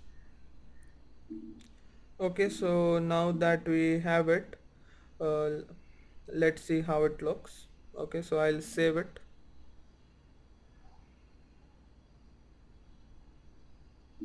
Now if I click on Albert Einstein, so I am getting items with different colors. Now I'll add some margin to it. Okay, so for that over here I'll have a padding.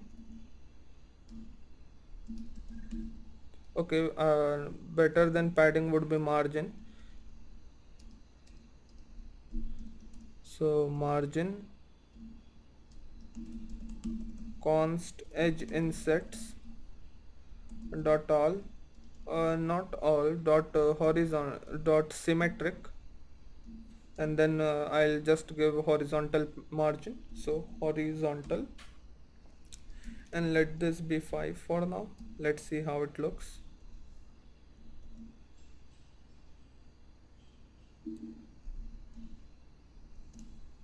Okay, this looks pretty decent. So now let's apply the gradient. Okay, so for that we have a gradient parameter, and over here we can give a linear gradient. Now if you would remember, in the previous video we need to give a begin and end and a list of colors. Okay, so the begin,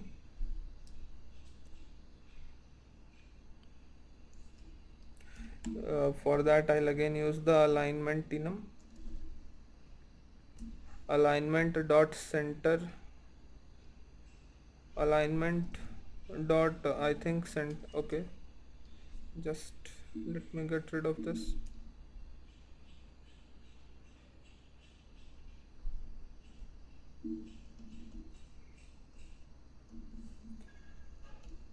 Alignment dot center left. Okay, and we want to end at alignment dot center right. Okay, and then I need to give the colors. So the colors is again gonna be a list, and the first color is gonna be our primary color. Okay, and then it is again gonna be the same color with opacity. Okay, so over here we have with opacity, and this is gonna be 0 0.0. Okay, because if you look in the design you will understand. So over here we have this product item. Now if you look at its color, at the starting it is the color that we have, and at the end it is the same color, but the opacity has changed from 100% to 0%. Okay, so this gradient will start with a color and dissolve to transparent. Okay, so that is the basic idea over here. Let me save this.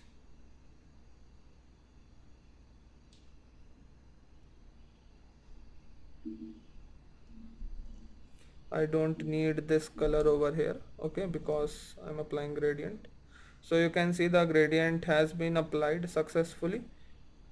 Okay, so the next thing that we will do is add this circular uh, ring on top of it, okay, in the next video. So thank you. So up until the previous video we have added gradient to it. So now in this video let's add this circular ring to it. Okay, so before we go there, I have done little bit changes which I want to show you. So earlier I was like, it was written like products is equal to null, then this was executed. I have replaced it with is empty. Okay, so is empty is a better way to do so, to check if there is some item in the list or not. And earlier in the header the padding was for top and bottom it was 50-50, so I have converted it from symmetric to only, and in bottom I have given 20 dp padding. Okay, so these are the two changes that I did. Now let's continue and add a ring to this item. Okay, so for that I'll open product item. Now there are multiple ways we can add this. I'll use the stack method. Okay, so for that what I'm gonna do is I'm gonna wrap it with a column. Okay, and then rename this column to stack. Now over here inside stack I'm again gonna create a container. Okay, now its height is gonna be 120, and its width is gonna be 120 as well, because over here the height is 100, so I want to add 10 dp 10 pixel margin on the left and 10 pixel margin on the right, so which in total makes 120. So that is why the height and width are 120. Now after that I have decoration. The decoration is gonna be box decoration. Okay, then inside box decoration, the first thing that we have is shape. Okay, so the shape is gonna be box shape dot circle. Okay, then after that we simply have the border, and the border is gonna be border dot all. And then again the color is gonna be our primary color that we have over here, so I'll simply copy this, and over here color I'll apply it. So this is our color. Let's save this.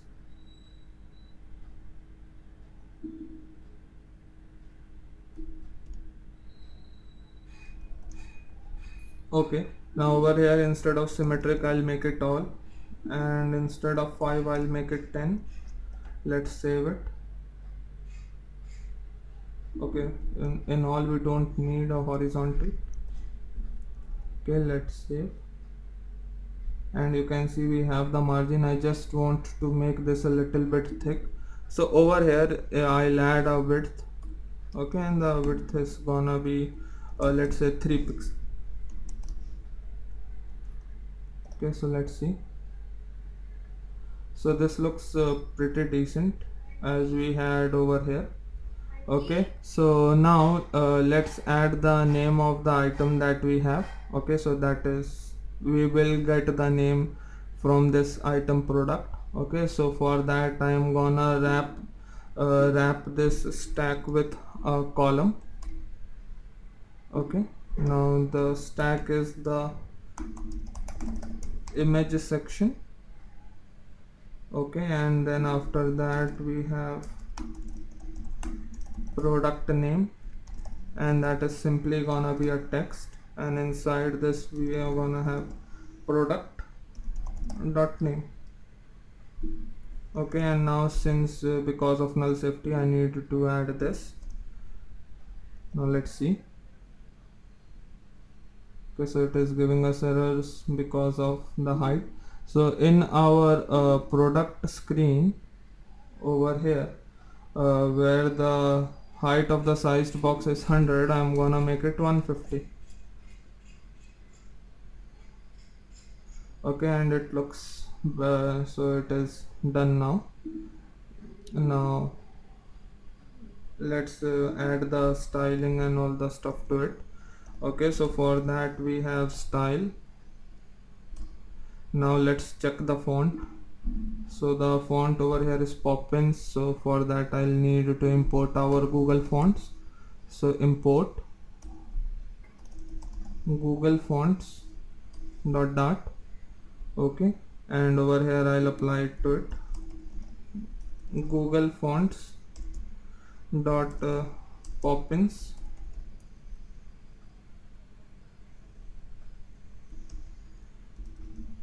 Okay,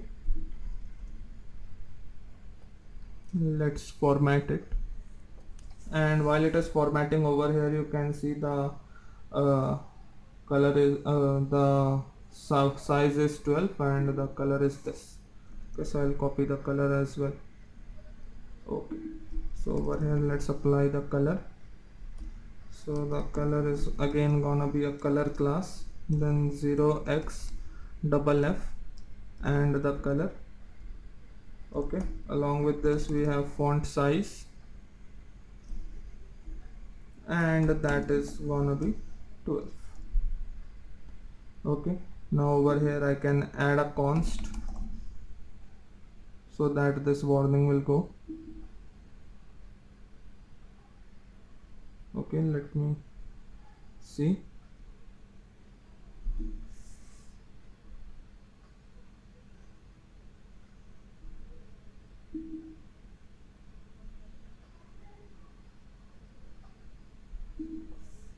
Yes, so now once all the errors are gone, let me save this. Okay, so we get it, but I think the font size could be a little bit more bigger, so I'll make it 15. Okay, this looks better. Now I'll add some padding to it. So wrap with a padding, and the padding will be only Okay, and I want padding only from the top because it is sticking to the item. Okay, let's apply it. Again there is an issue, so I'll increase the size furthermore. I'll make it 160, and we have it over here. Now over here you can see these items are sticking as well.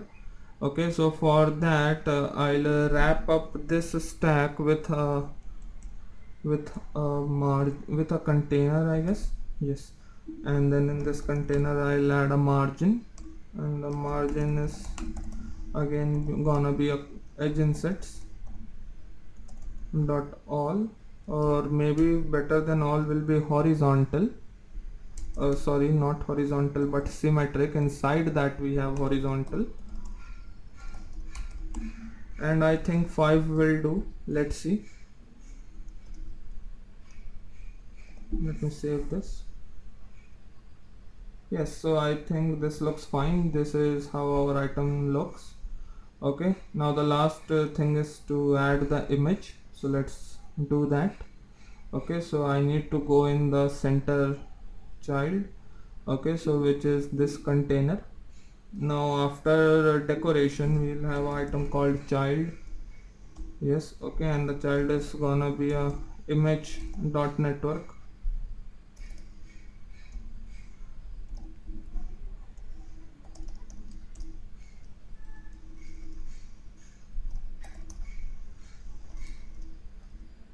Okay, now let's see in our seller item how were we displaying the image. Okay, so over here you can see we have this as our starting part, and then we add the name of the image. Okay, so I'll do the same thing over here. Now instead of seller it is gonna be product dot image. Okay, so let me format this, and now if I save this the image will appear over here.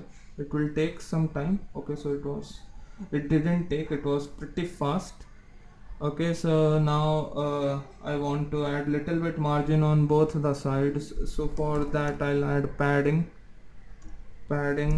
const edge insets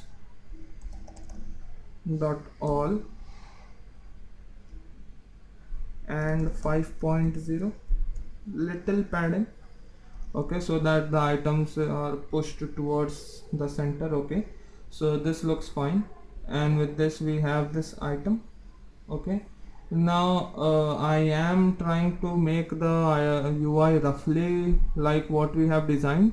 Once the main functionalities are complete, we will do all the little design tweakings that we need to do to make it exactly like the design.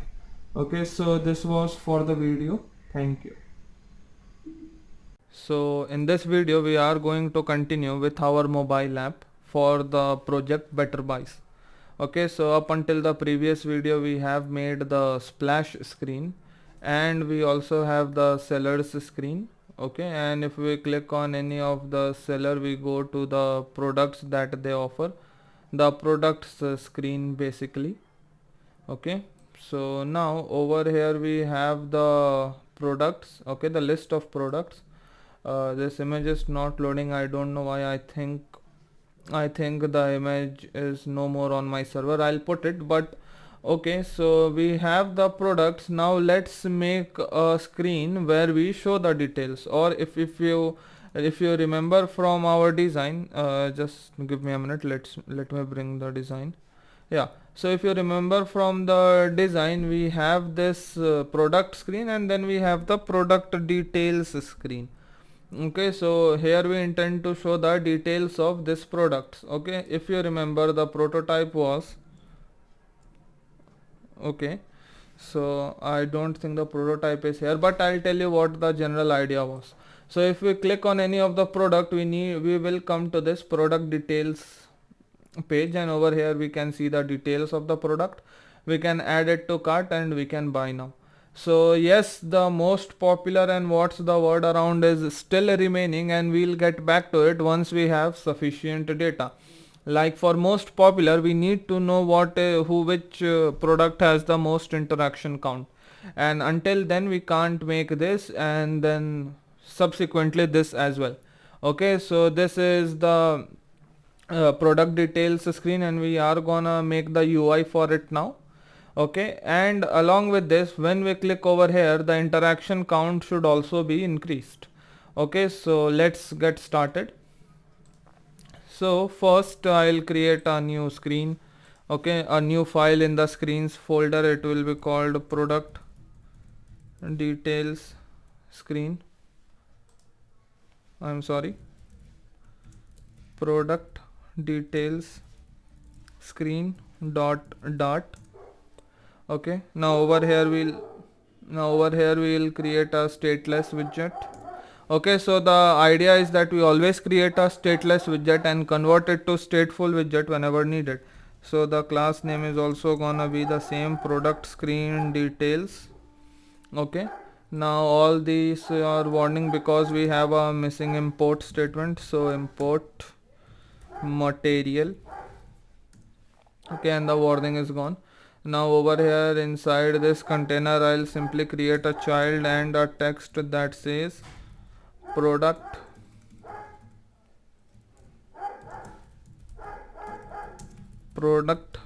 details screen, so as to check if the navigation is working properly or not. Okay, so this is not that is all gonna be there, but this is just for checking. Okay, so I'll save this. Now another thing that I miss over here is creating the route name. So I'm gonna write static const route name, and it is gonna be product details screen.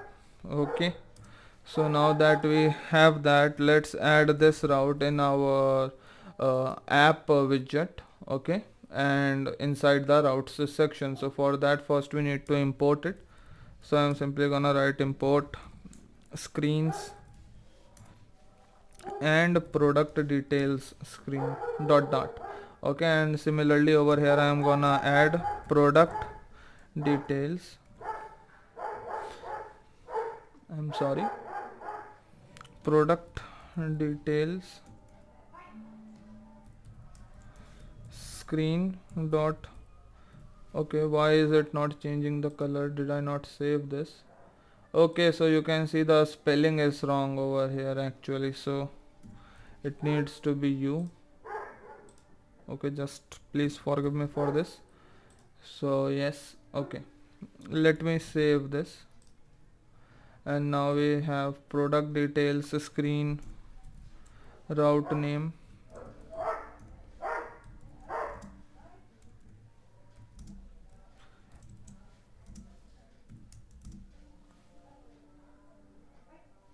Okay, is the name still wrong? Product screen details. Okay, I am sorry. So product screen, actually it should be product details screen, so the naming convention here only is not right. So let me just change it, product details screen product details screen. Let me save this, and now over here I think it should be fine, product details screen dot route name, and then over here we get a context, but since we don't need it, I have put an underscore over here, and then over here it is product details screen. Okay, so the part in main.app is done. Let's format it, save it. Now we need to navigate from this section. So this is actually a product item. This is the widget that we created over here. Okay, so this is the container, I guess. This is the column that has all the data, means like the image, the background, and the title. Okay, let's confirm. So this is the image section, and this is the product name. So yes, so column is our parent widget.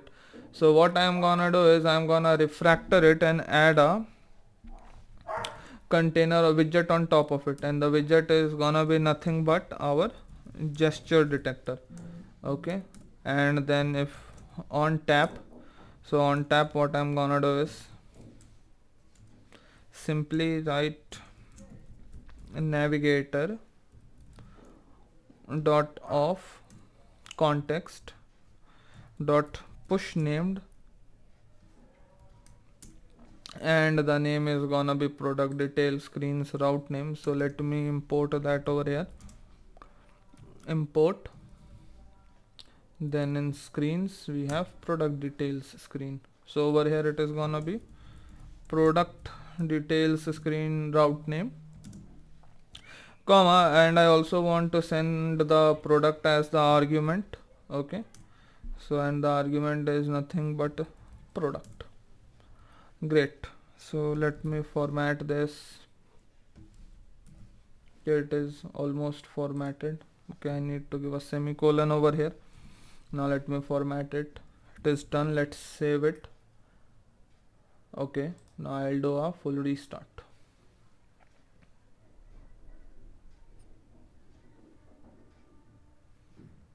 Okay, I click on the seller Albert Einstein, and then if I click on cucumber we have product details screen. So it is giving warning because we don't have like a proper scaffold over here, but the navigation is working, that is confirmed. Okay, so let's add a scaffold over here since it is a new screen. Okay, now does the scaffold have a child or a body? Yes, so it has a body, and the body is gonna be a container. Okay, now let's give a background color to this container to see the size that it is taking. Okay, I don't think we can give it, we can give it a color. So let's take any random color for testing. Control option F to format and then save it, and yes, it is taking the entire screen. So that is actually what we wanted. Now if I add an app bar, okay, app bar, and then I add a title to it, and the title takes a text or a text widget. So it takes a widget, so over here it is gonna be a text widget, and let's say title. Okay, let's just see what happens. Okay, so we have a title over here. Now in the design you can see the title is nothing but the product name, and we have a back arrow over here. So let's make that. So for that, first we need the product name over here in the product detail screen. So we will import the product that we are sending via this navigator. Okay, so over here first I'll import the model product. Import, come out of screens folder, go inside models folder and import product. So this is a general convention. The app level, the global level imports go at the top and app level go below it, and if dart level imports are there then it goes above this. Okay, so that is that. Now we have our product over here. Product is equal to modal route of context. Okay, then we have settings, and then we have arguments, and then as to typecast it as product. Okay, so I think it is not settings. I don't know why it is giving an error. Let's see how we did it earlier. So in the product screen we took the seller, so we just need to give a question mark, exclamation mark over there. Okay, so in development it is not necessary that you know everything, it is how you learn. So I think it is not settings. I don't know why it is giving an error. Let's see how we did it earlier. So in the product screen we took the seller, so we just need to give a question mark, exclamation mark over there. Okay, so in development it is not necessary that you know everything, it is how you learn. Okay, so now that we have the product over here, instead of giving that, I can simply write product dot its name. So now that we are coming from cucumber, it should be cucumber. I need to give an exclamation mark over here. Let me format it, let's save it, and we have cucumber over here. So this is fine. Now how to change this icon? So there is a name, I am not remembering it, so what I'll do is I'll check all the options that we have. Okay, one thing that we can change for now is the background color. Let's take the background color from here. Okay, let's go in design, and this is the background color. Okay, let me copy it. Okay, then we go back in our code, and over here I add color, then 0xff for opacity, and then the color code. Okay, let's save this and see. So we have the color, and we can remove this color from here. For now we don't need it, because since we have other items, we will be able to verify if it is working or not. So we already have this back icon over here because we are using push named. Okay, since we are using push named, if we go back, we can go from the screen it is coming. So that is why back is possible, and that is why Flutter has automatically added a back icon over here. Now since I am running it on an iOS simulator, it is coming like this, but if I would have been running it on an Android simulator, it would have come like we have in our design. Okay, so either we can leave it like that, or we can change it. I am gonna change it, but that is like your choice. What do you wanna do?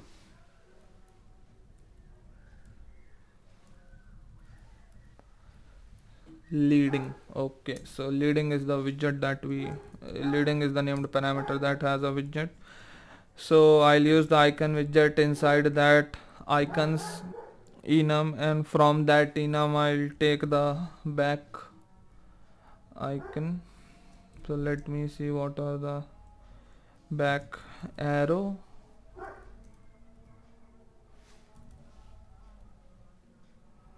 Okay, so no arrow. Let's see what all arrows we have over here. Yeah, so we just need the arrow back. Okay, and it should be of color white. Color needs to be colors white.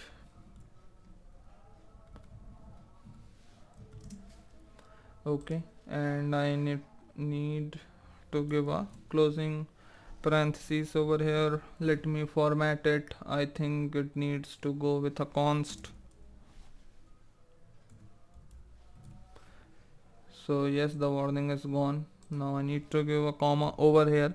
So it is the standard practice to give a comma if you have more than two named parameters or even unnamed parameters. So construct a color from lower, prefer const with a constant constructor.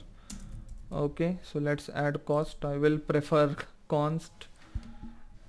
Now let's format it, save it, and yeah, there we have it. Okay, so now that we are done with this, let's come to this section. Okay, let me zoom it out a little bit. Yeah, so first you can see we have this big image in the center, so let's do that. Okay, now inside body there will be a child. The child is gonna be a image network, because we have a image URL. Now let me see how I am displaying the images over here. Yes, so as I hoped, there is a previous URL. Okay, so this is generally how I do it. So I'll copy it from here, paste it over here. Simple. Let me format it, save it, and it is in the corner, so we don't want that.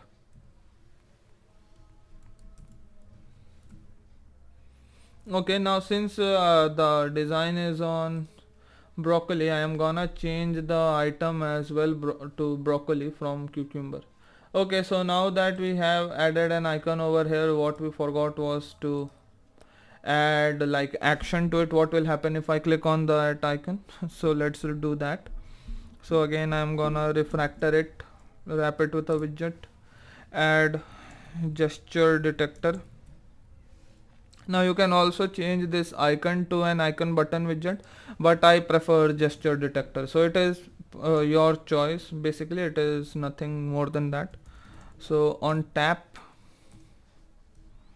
and on tap I want navigator dot of context to pop, I guess. Yes, it is pop. Great. So now this is done. Let me format it, save it. Yes, let's see if the back button works. It works. Now where is broccoli? So do we have broccoli? Yeah. So now let's fix this. So it is again over here giving a warning to maybe avoid unnecessary containers. Okay, there is okay, then let's remove it for now. We can always add it back when we need it. So I'm removing the container and the warning. Now let's see its height. Let's increase its height. Height is gonna be media query dot of context dot size dot height into 2 by 3. So what I am doing is I am taking the entire screen size and then I am allotting 2/3 of the screen size to this image. So what this will do is whenever the screen size changes, it will not impact how the image looks. Okay, so that is why it is very important to use dynamic sizing over here. So let me format it, save it. Okay, now I think we also have to like tell the image to expand, and that is fit, and the fit is again box fit dot cover, I guess. Let's see. Yes, so this is how we want it, but the image is actually not very sharp, it is very blunt. So I will be updating the images, but for now, like, we understand the gist. Okay, so I don't want it 2 by 3, that is way too big. I don't have space for anything else. So what I'm gonna do is I'm gonna change it to 1 by 2. Okay, so that will only be half of the space. Let's see, or maybe 1 by 3. Okay, then again it is very small. Let's come back to 1 by 2. Okay, we are continuing with this for now. We can again change it later.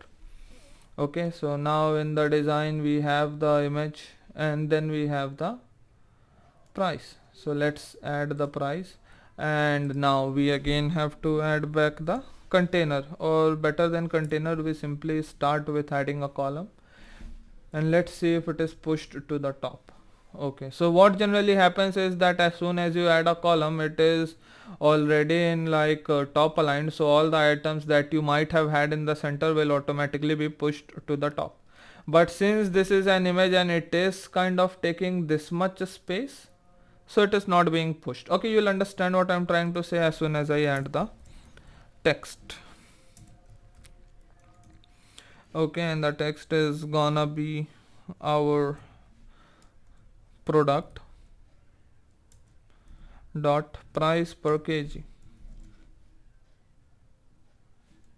Okay, so I don't think we need it over here, we need it over here.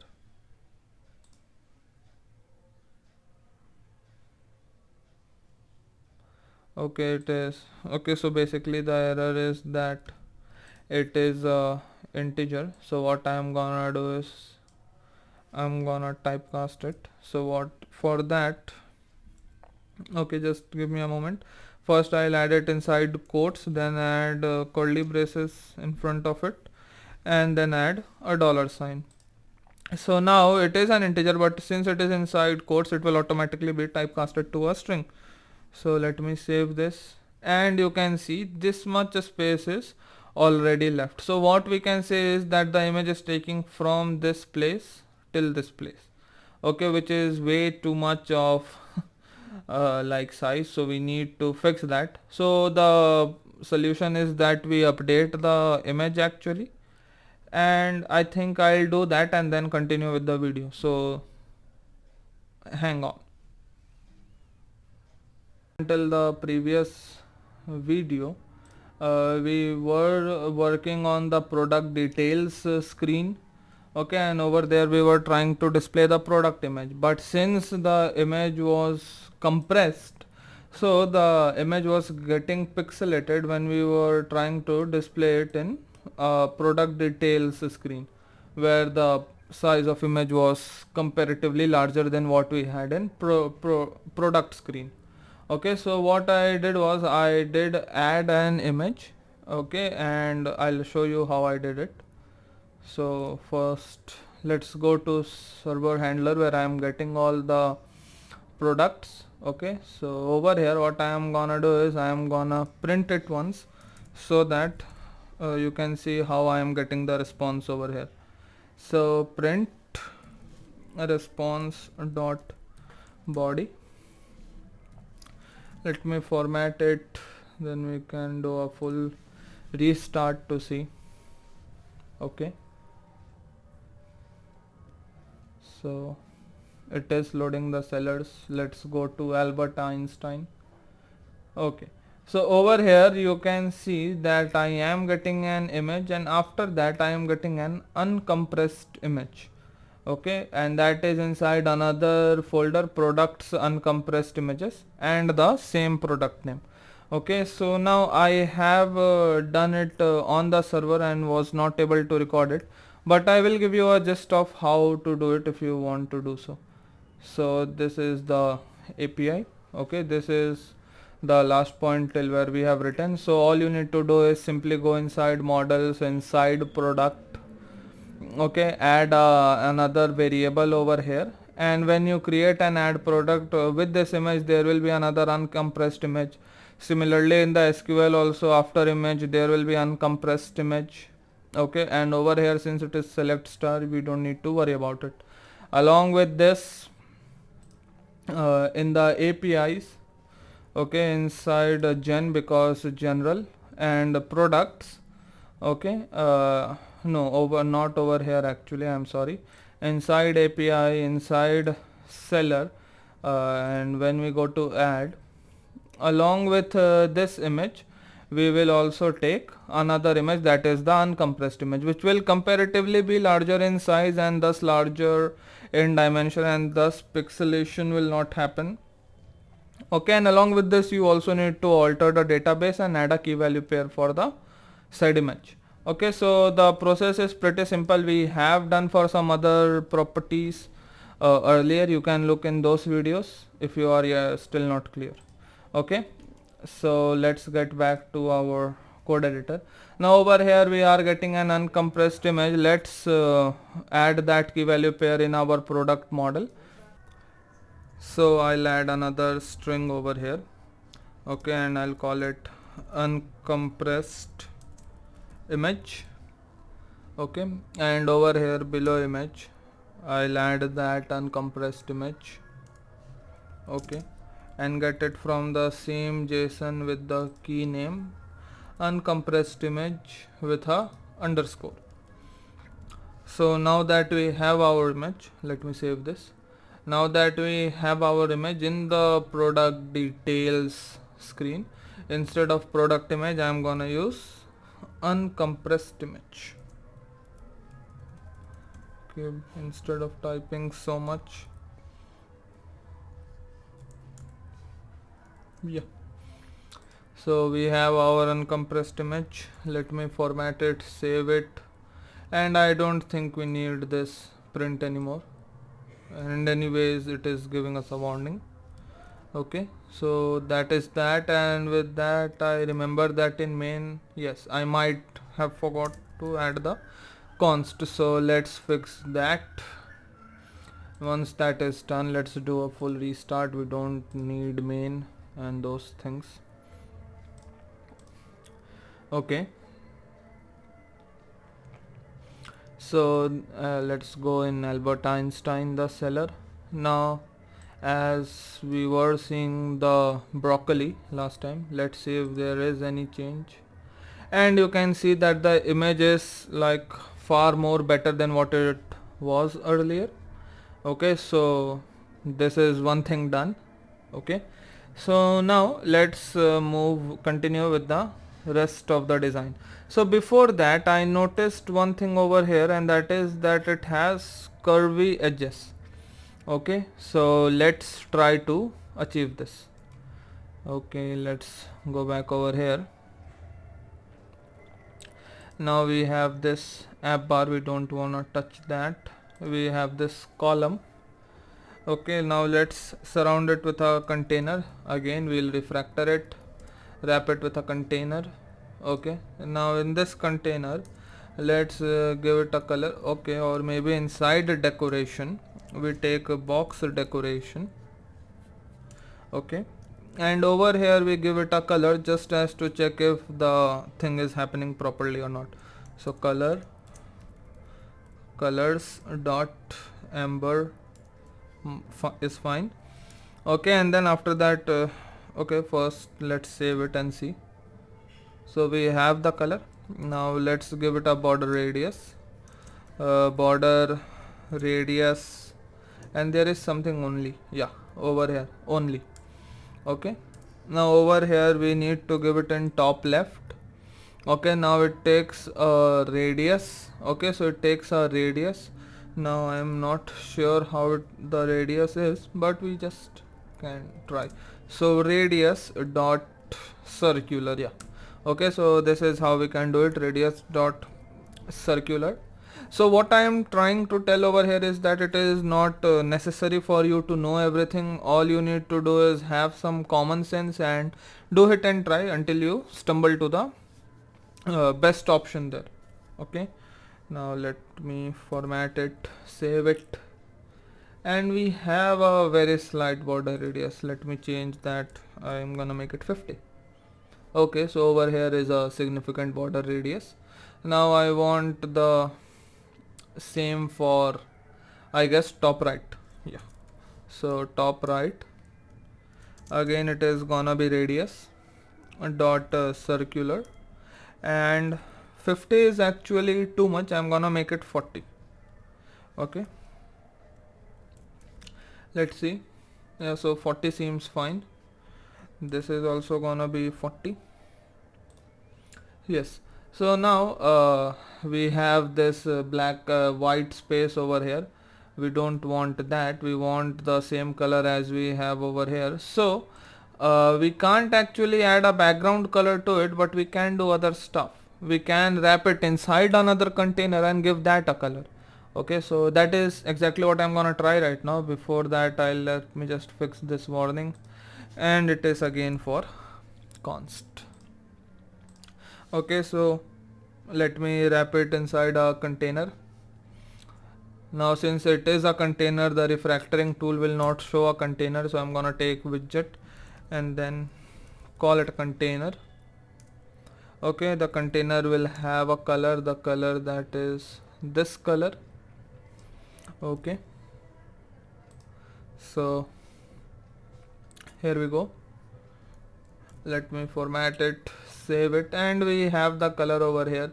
We don't need this amber anymore. Okay, sorry, we need to make it white actually.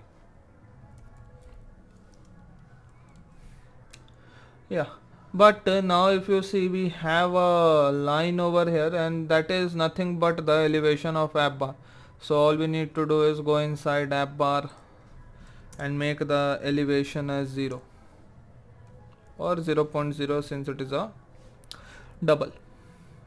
Yeah, so we can see that it all is same, and we have it as we had it in the design. So that is cool. We don't need this amber anymore. Okay, sorry, we need to make it white actually. Yeah, but now if you see, we have a line over here, and that is nothing but the elevation of app bar. So all we need to do is go inside app bar and make the elevation as 0 or 0.0, since it is a double. Yeah, so we can see that it all is same, and we have it as we had it in the design. So that is cool. One thing done, we can say that. Okay, now this image still looks pretty big to me. What I'm gonna do is I am gonna deduct 20 from it. Let's see. Okay, let it be like that. We can leave it like that for now. So let me add some documentation, means basic stuff, so that someone else who looks at this code directly and is not watching the video is able to understand. So this container is for the background color, and this is our main container. Okay, now this is actually adding the curves, but that is not important. This is important. This is the product image actually. So that is that. Now this is the product price per kg. Okay, per kg, and it needs to be capital P. So over here it is 120, but in the design it is rupees and followed by kg. So we can do that since it is already in string interpolation.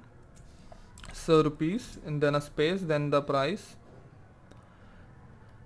and then per kg. Let me save this. Okay, so this looks fine. Now I don't want it in the center, I want it in the right. So again, where is our column? Yeah, so it is over here. Now I'm gonna make all its child left aligned. So that since it is a column, the vertical axis is the main axis, so I'm gonna write main axis alignment, and then from the main axis enum.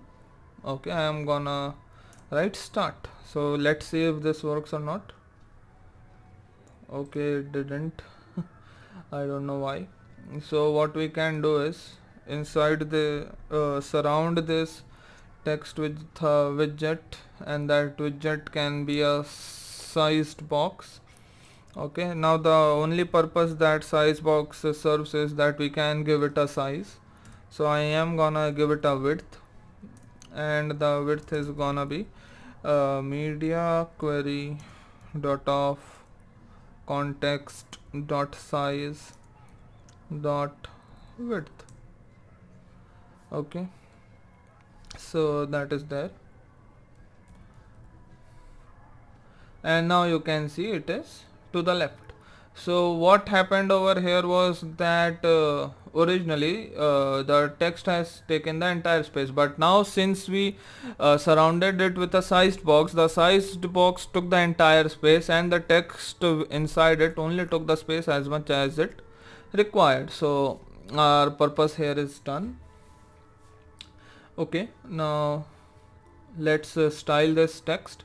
Before that, I want to leave some space towards the left. So what I am gonna do is, there are two things that I can do actually. Over here I can surround this text with a padding.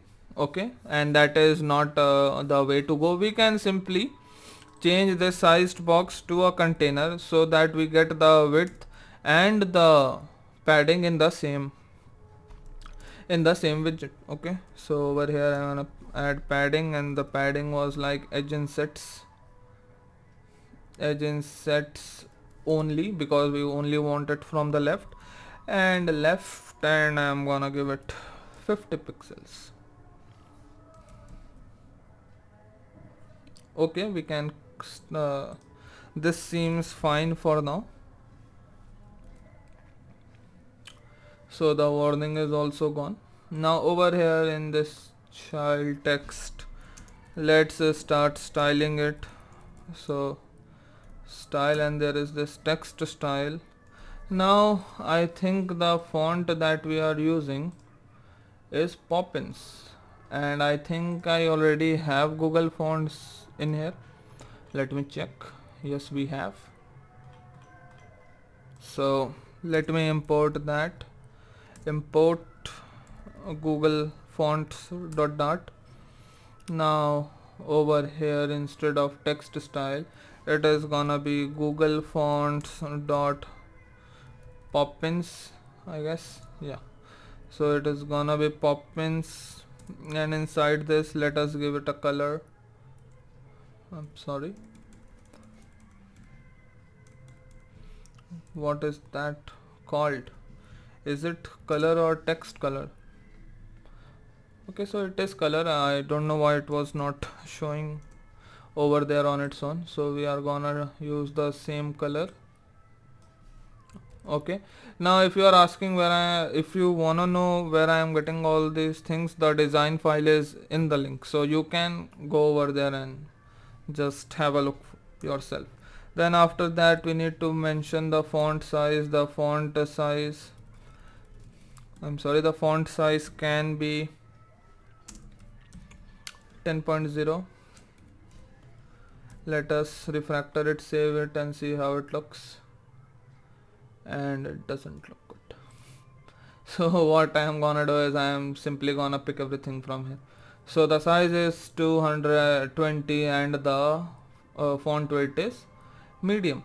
So let's simply just do that and see if it looks decent or not, and then we will do little bit tweakings ourselves. So font size is there, and then font weight, then again we have the font weight enum. Okay, and then the options are bold. Let's see bold, because medium is not an option over here. We will have to give 100, 200 and values like that. So this 120 looks fine, but I think we can increase its size a little bit more. Yeah, so this looks better. Okay, so with this the price per kg is also done. Now I'm gonna commit it over here, so that if you watch the video or the git log you will have a good idea.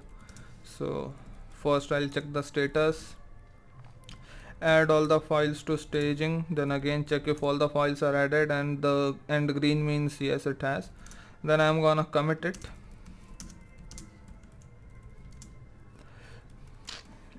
Price per kg displayed, and then I'm gonna push it to GitHub. Okay, so this was for the video. In the next video we shall add this, and most probably the buttons. We can't add this for now. Okay, so or maybe we will add this and just add some random data, and later on we can connect it with the API. So I'll need to think what I need to do, but see you in the next video. Okay, so thank you for joining. In the previous video we were able to display this image and the price per kg. So in this video we are gonna make the rest of the UI, and I have decided that I'll also make this UI, and it will be static for now, and once we make the APIs for them we'll connect it with them. So let's open our code editor. I'll do a full restart to see if everything is working fine or not.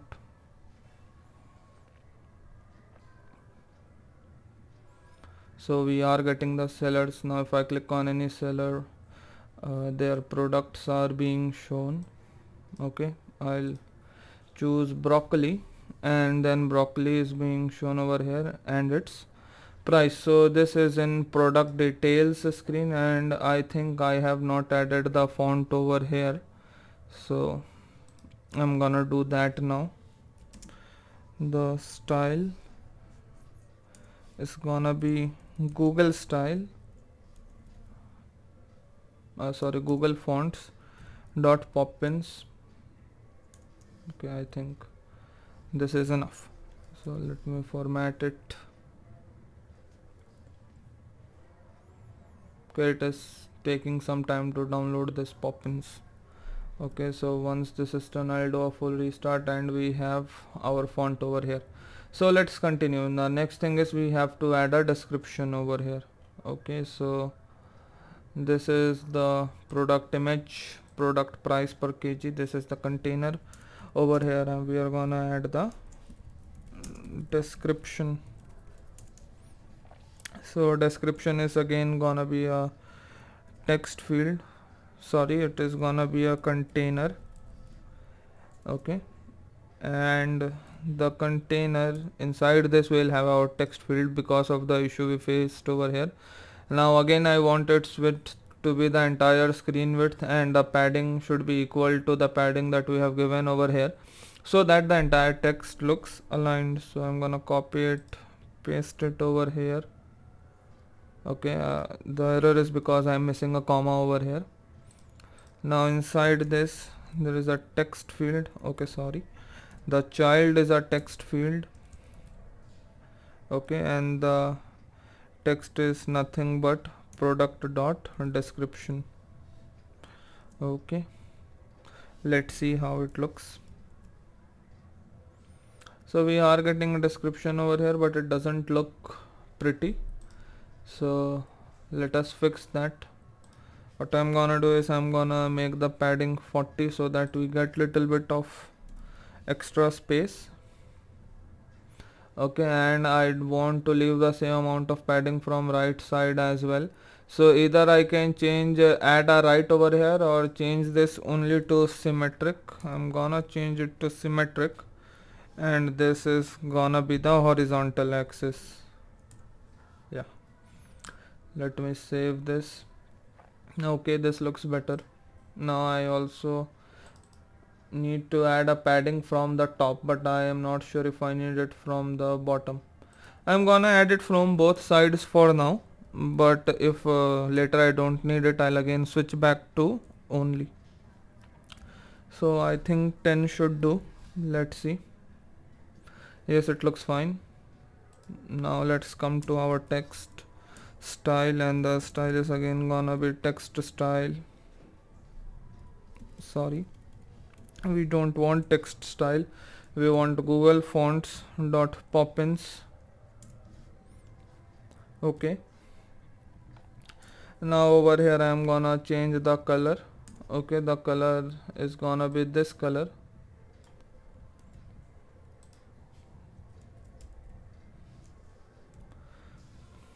Okay, now let me add a comma. Let's format it. Let's see. Okay, so it has converted to poppins, but it is taking too much of space. So what we can do is we can remove some part of it for now.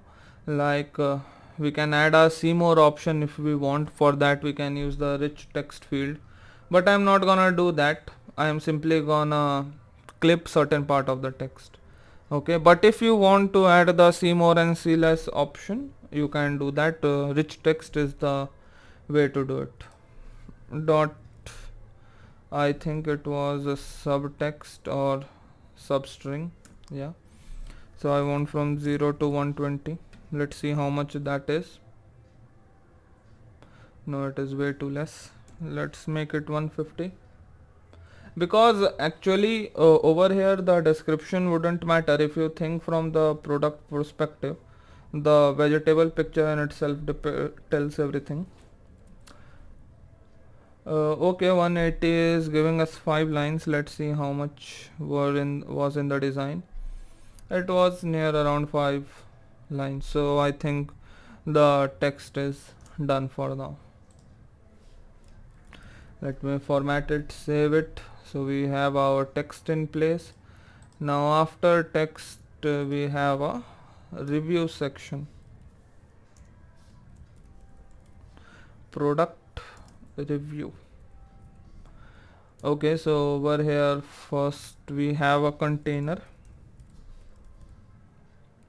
Okay, that is understandable. Now this container will have a decoration. The decoration is gonna be box decoration. Okay, in generally in decoration we always have box decoration. The color is gonna be gray. Color, again I'll use the colors enum, colors dot gray. I'm sorry, colors dot gray. Let's see how this looks. Okay, where is the container? I think I need to specify a height, so I'm gonna give it a height of 50 for now. So this is our container, and this is not the gray we want, so we can use different versions of it by just adding numbers into the square bracket. So the numbers are like 100, 200, 300, where 100 being the lightest shade and 800 or 900 being like, and as you like increase the numbers, the shades get darker. That is the gist. So 200 is way too light. I'm gonna make it 4. Let's see. Now 4 is again too much. Let's make it 3. Now let's check in our design. I think 3 would do for now. Okay, so let's give it a width, or instead of giving it a width we can simply apply padding from both the sides, or maybe margin is the way to go, because padding will, again the background color will be in the padded area as well. So margin is the way to go. Margin const. So now you saw I automatically put const over there because of the so many warnings that we got. So now it has kind of become a habit. So horizontal, let's say 30. Yeah, so this looks fine. Okay for now, and the height can be 100. See how much that is. Okay, we can start with this for now. We can again later change the height and margins if needed. So now let's add border radius dot circular, I guess, yes, and 5.0. Okay, let's see. Let's confirm it in our design. I don't think it is 5. Yes, it is 15. So let's see.